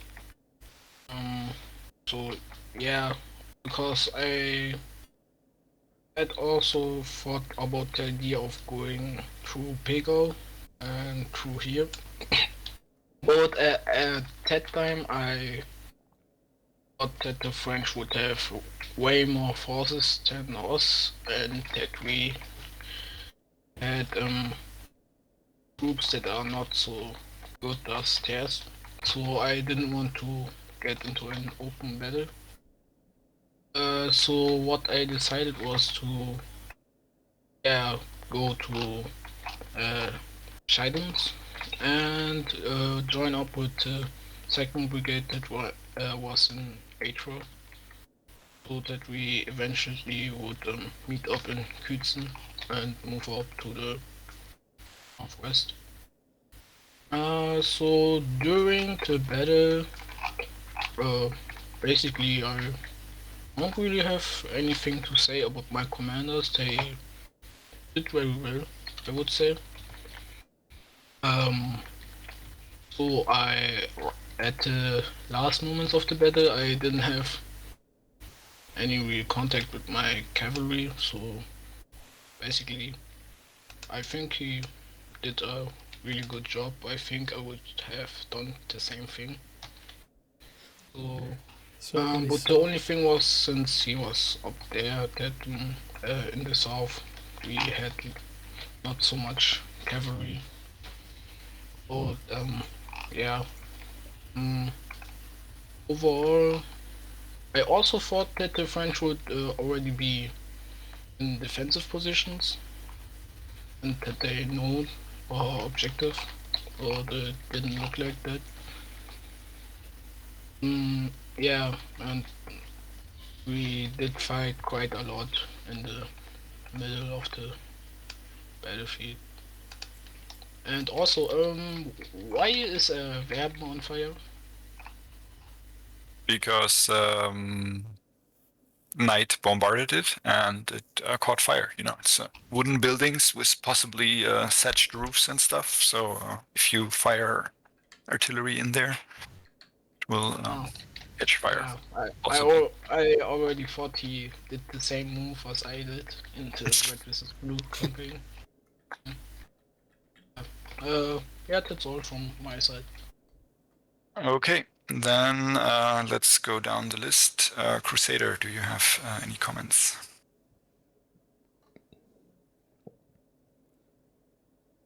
Well, I was first in. I kind of just focused on securing position so our team could fan out and use those good old Austrian numbers. Okay, then FFL.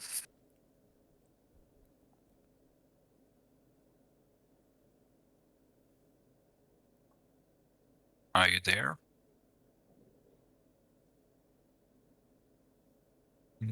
Maybe not. Golden Light. So I think it was quite interesting. So I received reports that there was like a huge dust cloud, like from here.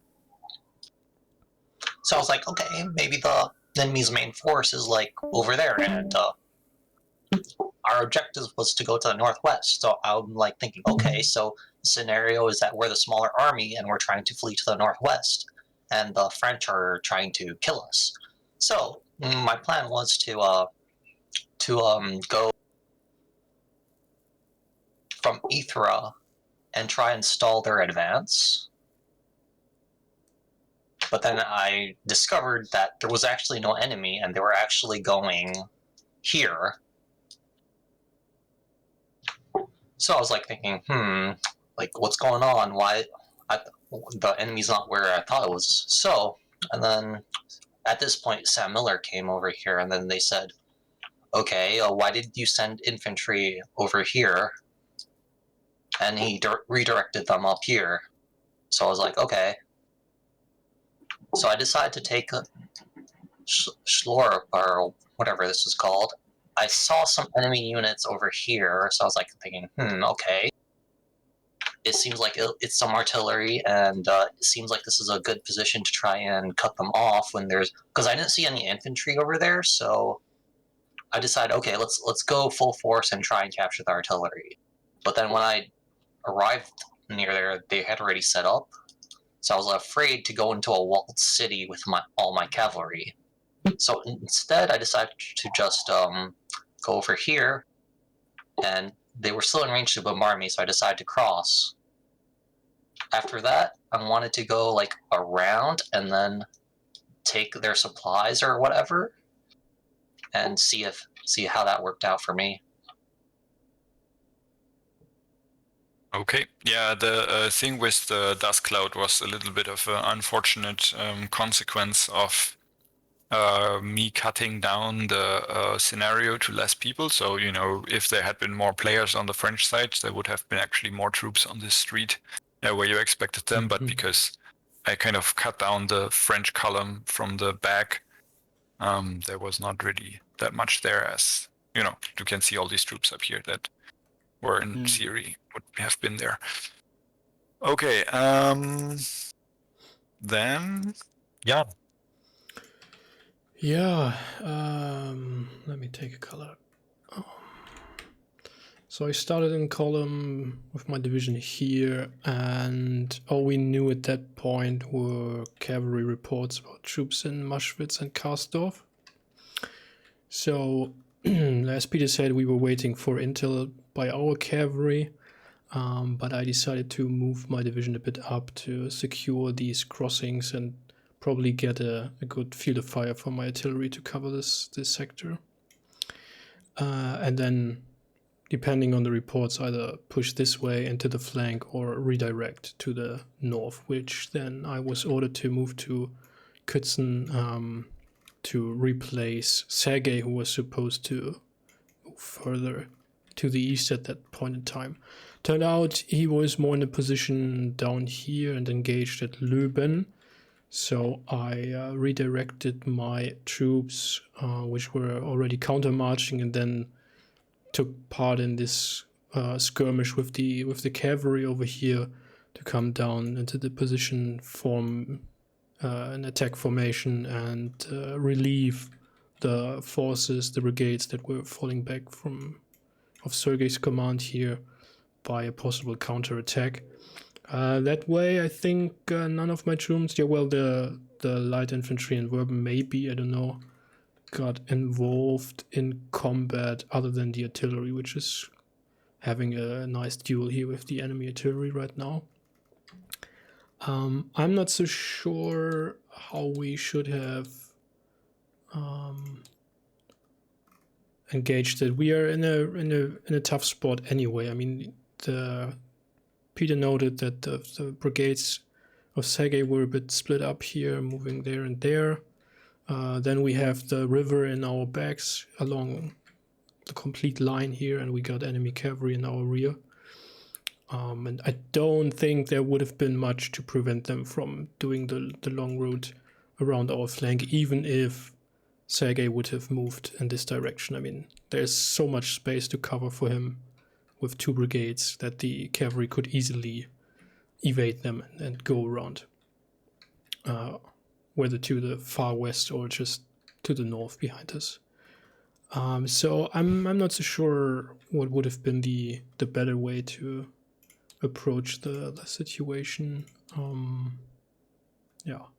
Once we knew that the main column was going up here, I mean, at that point we still didn't know, or at least I didn't know, if there wasn't another division cutting across here to the Grunaer Berg where it was positioned right after the beginning. But yeah, we tried to cut in over here.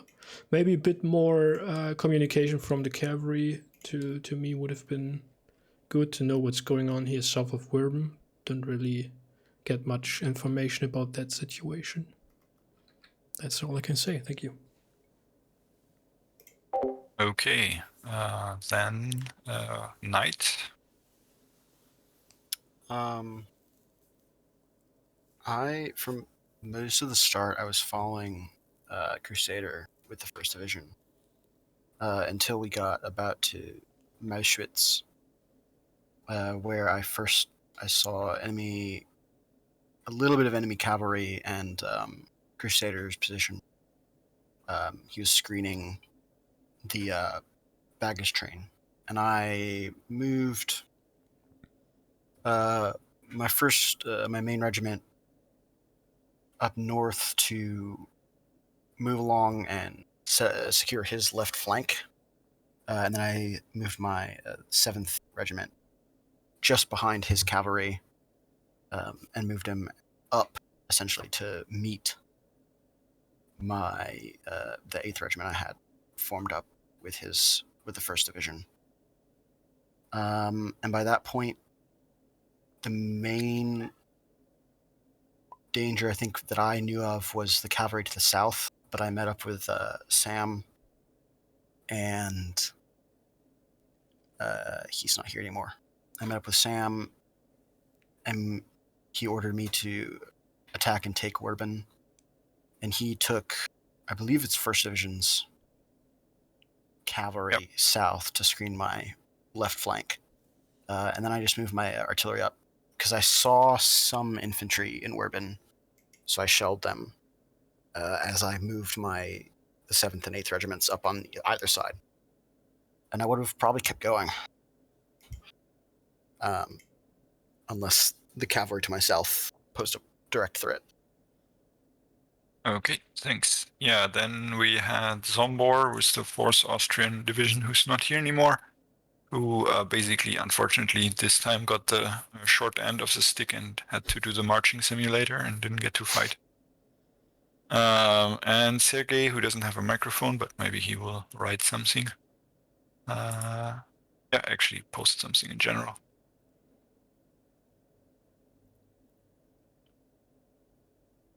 Okay.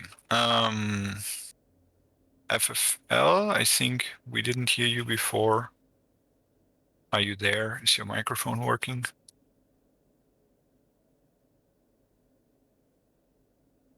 Okay. Yeah, as Jan said, I'm also not quite sure how the French could have won this. I think to a certain extent, that is also okay. That not all scenarios are balanced and winnable by both sides. But yeah, you have to tell me, is this super frustrating? I mean, it wasn't entirely on purpose, because it was basically just that we had like an uneven number of players, and I didn't prepare well enough for that. So we ended up with, I wanted the Austrians to be a little bit stronger because, you know, they're the attacking party, but then they ended up being a lot stronger. So I would be interested in feedback on that. And I'm also, of course, interested in feedback on the dispatch bot. Dispatch bots seemed really good. Yeah. So I think that was the victor, along with the Austrians today, for sure. As regards to the imbalance, it was frustrating that I felt like I'd given reasonably cohesive orders to my sub-commander, so I'm gonna go a little bit at you guys, but what good general wouldn't blame is tools, I guess. I would say. But the idea was not to advance south, but to ascertain where the main thrust of the enemy was. But it seemed like as soon as we got a smell of horsehair, we were running off down south, and that threw what now it was apparent was that we were completely outgunned. But we kind of played into that outgunning by literally not being a cohesive group in the first place. If we'd have been able to be a bit more consolidated and work together, we might have been able to pick off one element of the enemy before the rest came in. But we kind of went our own way to quite a degree. So I don't know. I think I need to be a stronger general going forward, or give more precise orders. So for Sergei, I gave him precise orders. So, but for Jan, maybe not so much. So that would be me chewing on my sub commanders and spitting them out moment right there. So enjoy. Yeah, that's all right. I mean, my thinking is always, it's like, if you're, especially in such scenarios where the enemy is relatively close to your starting position, and if you're then like sitting ducks on a road in a long road column and waiting a few turns, up to an hour maybe, until we knew what was going on, you give away so many options to block the enemy or get into a favorable position. Which seems to be, in my opinion, I've said that before in so many debriefings, is sort of a general problem we have with games, in that we don't have an overall defined strategy that is based on the terrain, but it's rather always reactive to what we see the enemy doing and then just throwing our troops at them. So maybe we need to get a bit of a distance to that and think more about what's the actual objective, which are the roads the enemy could take, and how and where can we get into a position to prevent that from happening, rather than like poking into a pile of dirt and trying to find the enemy somewhere and then go at them. But that set aside, I think, or I don't have a problem with being in a situation, a scenario where the enemy is overpowered or has more forces, a scenario which you cannot win with your own team, possibly. That's not a problem. I think that's a very good challenge. And I was already, I think in one message I sent to Peter, I was already contemplating to pull back and get back to the eastern bank of the Flussgraben and sort of try to pull absolutely. out. Yeah, I was thinking that when Sergei was telling me that his forces were getting bashed at Loben, I thought, well, that's potentially a third of our army getting chewed up there. So yeah, that's why I was asking for a consolidation at that point, and then we were probably going to back out of there. So, No, it was what it was. I'm not. Yeah, again, not so much on you because I don't think I give you as much direction as I gave to Sergei. But these are Kriegsspiel things. You give some direction, and then you get another report from another general, and it's very tempting to say, well, that's where the threat is now. Yeah. And I need to go to it. And it could have worked out fine. Absolutely. That's the thing. Yep. But seeing as it didn't, I can then choose Sergei and yourself out. So they're joking, of course. But yeah, it was interesting how it all went. Let's just put it that way. Okay, then. Oh, sorry. Also, what did the French know in their briefing? Like,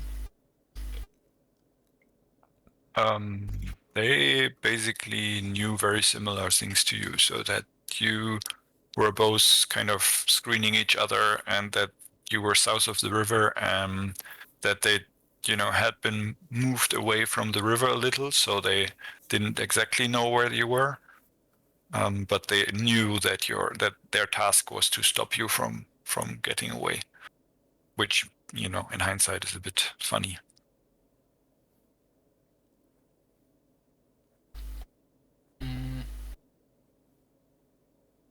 wait, so why did you then decide to engage us like in open battle? We didn't know we were overpowered. We thought we were up against equal forces. That was the presumption. Obviously, we presumed wrong.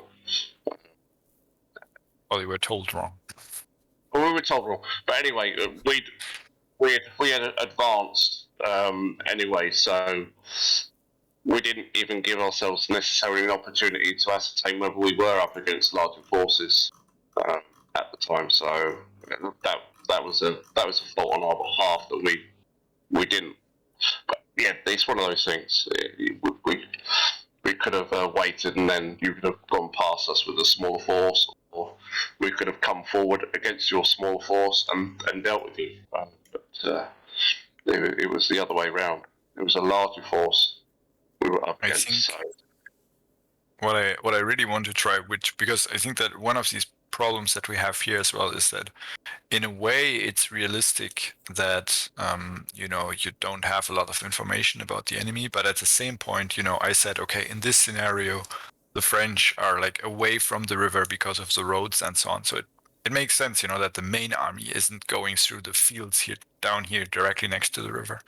But at the same time, it absolutely makes no sense that they don't have scouts closer to the river, and that they have no scouts in Itra. And so, the point I want to get to is that in historically, I think in a situation like this, there would be a lot of scouting parties and advanced guards and just generally a lot of information gathering.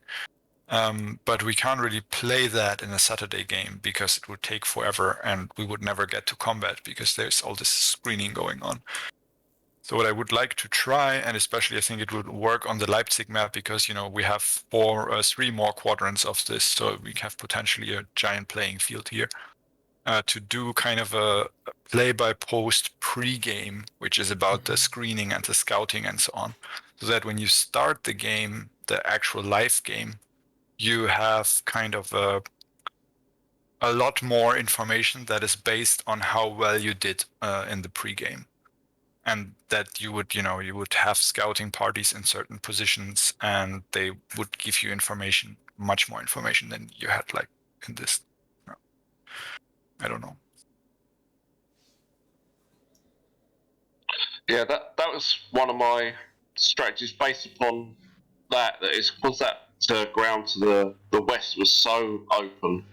I felt like we would get a much quicker update on what forces were moving in that direction, rather than there was forests and towns going to the east. So I felt like that would be the place where we'd find it more difficult to ascertain if there was any movement. Yeah, So yeah, like what you're saying, Felix, we probably would have historically had some troops on that side of the river, been able to bring back dispatches, but I don't know, it kind of work. It works both ways. So whether it's historic or not, we both had to deal with the same problem. Okay, then thanks everyone for playing, and have a good day. Thanks for hosting the game. Thanks for By the way, Sergey, I have a question. If I had attacked your artillery when at Aseldorf, what would have happened? So I'm just dropping out of the of the debriefing chat. Yeah, pretty interesting ideas. I think terrain would start to play a bigger role if the scale was greater. I'm not so sure about that. I mean, yes. Impossible to umpire. Well, you would have to switch the pieces, right? Like, just give like one piece a brigade, for example, and then you could combine that with another scale. So if they are all maneuvering into positions, and then when the battle starts, you go down the scale and actually put the battalions down. Could do that. And yes, I also agree on Felix's point there, that there would be much more intel, and Buddha Blümchen also pointed that out, rightfully so, in the 7 Years War game we did, that scouting and all that doesn't really work with the system we are using here. We need to find a way to somehow make it work. Don't know. Haven't found the right way to do it myself so far. Tasnau, have a good night, have a good evening, and a good Sunday tomorrow.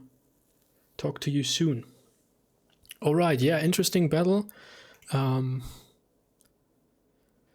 I think maybe we should have just screened these roads, Just put some units here on the main roads, these roads which the cavalry and the artillery would have to use to cross. And once we spotted like a crossing point, then we should have like concentrated on that and keep some mobile reserves in behind to plug the gaps or react to enemy flanking maneuvers, which, as I feared, would the enemy do here from Stunch, and not cross the river at all, Although I'm still not sure if the briefing actually did say that the enemy wanted to go to the northwest, did it? At some point they will have to move north, and they will have to cross the river.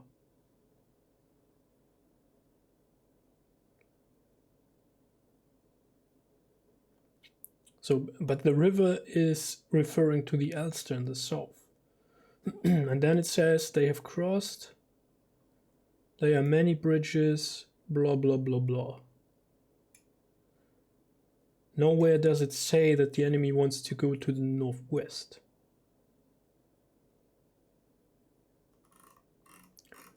So that's probably why we even decided to cross here, or to keep units on this side and then cross back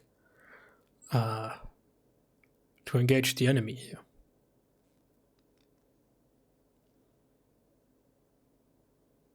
And then I also, if that's the case, I mean, probably their briefing was a bit different in this regard, but if that was the case, I don't understand why they didn't just keep pushing onwards, screening with the cavalry a little bit and then go the open way there.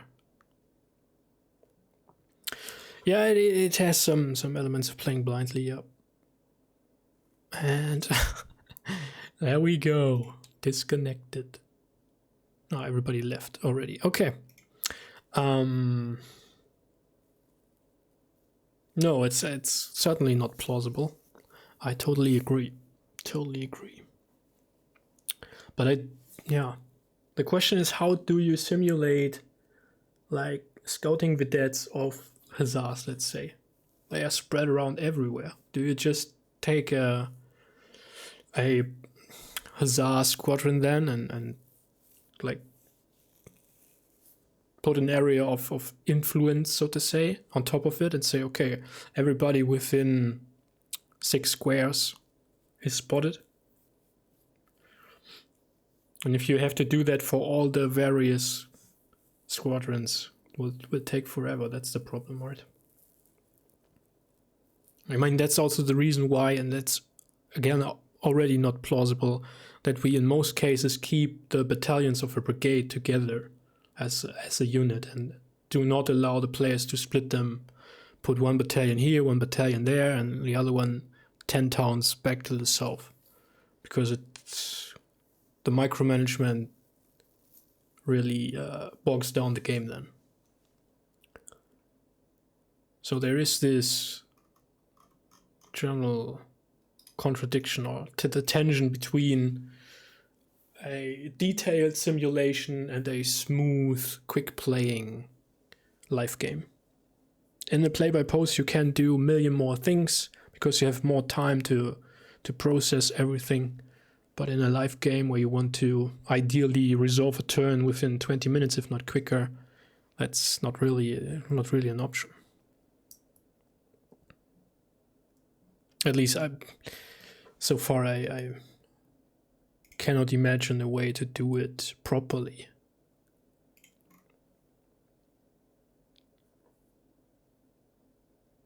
Maybe the umpires just need to get a better feeling for, okay, that's about the distance they should be there, but also it's not, I mean, it's not only the distance, right? It's also depending on terrain and towns, and would they send someone there to this town or not, and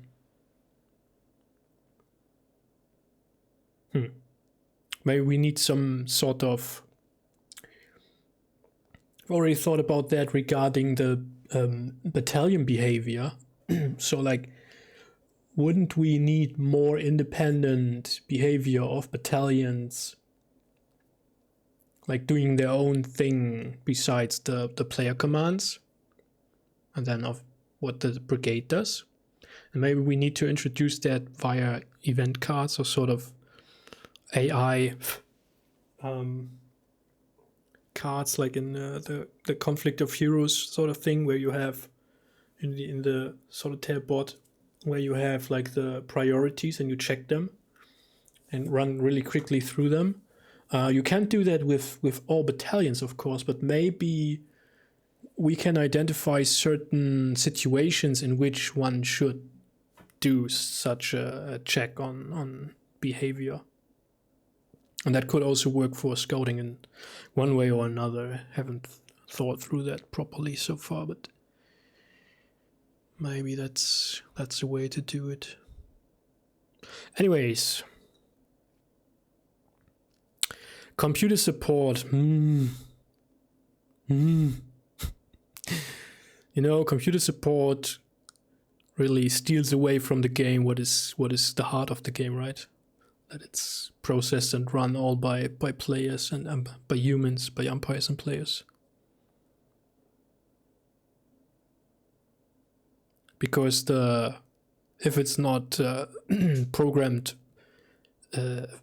faultily, then the computer won't make any mistakes, and it will always measure exactly, and it will, I don't know, sort of contradicts the idea of Kriegsspiel to some degree. Use rather fixed attacker-defender roles.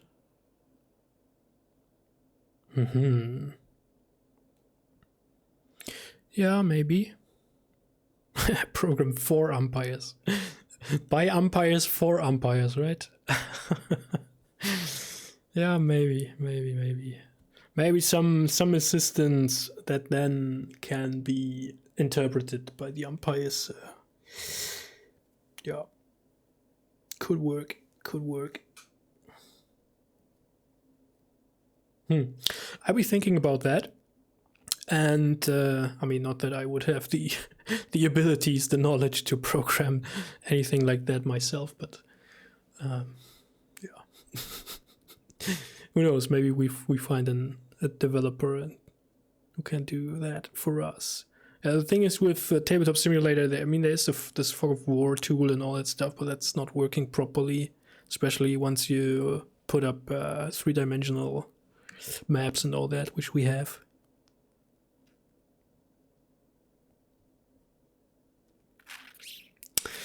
Yep. So many interesting things to think about. Alrighty. Good. I'm gonna end the stream now. Everybody, thanks for stopping by, for your interest, and for staying with us. Once again, I post the last time the link to the International Kriegsspiel Society, which is kriegsspiel.org.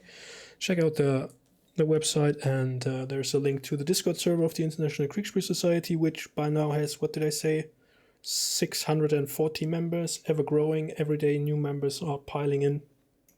You're very welcome to join us, and you're welcome to join my Discord server as well, although it's mostly in German there. Have a nice evening. Enjoy your Sunday tomorrow, if that's tomorrow for you, and then have a good one, everybody. Bye bye.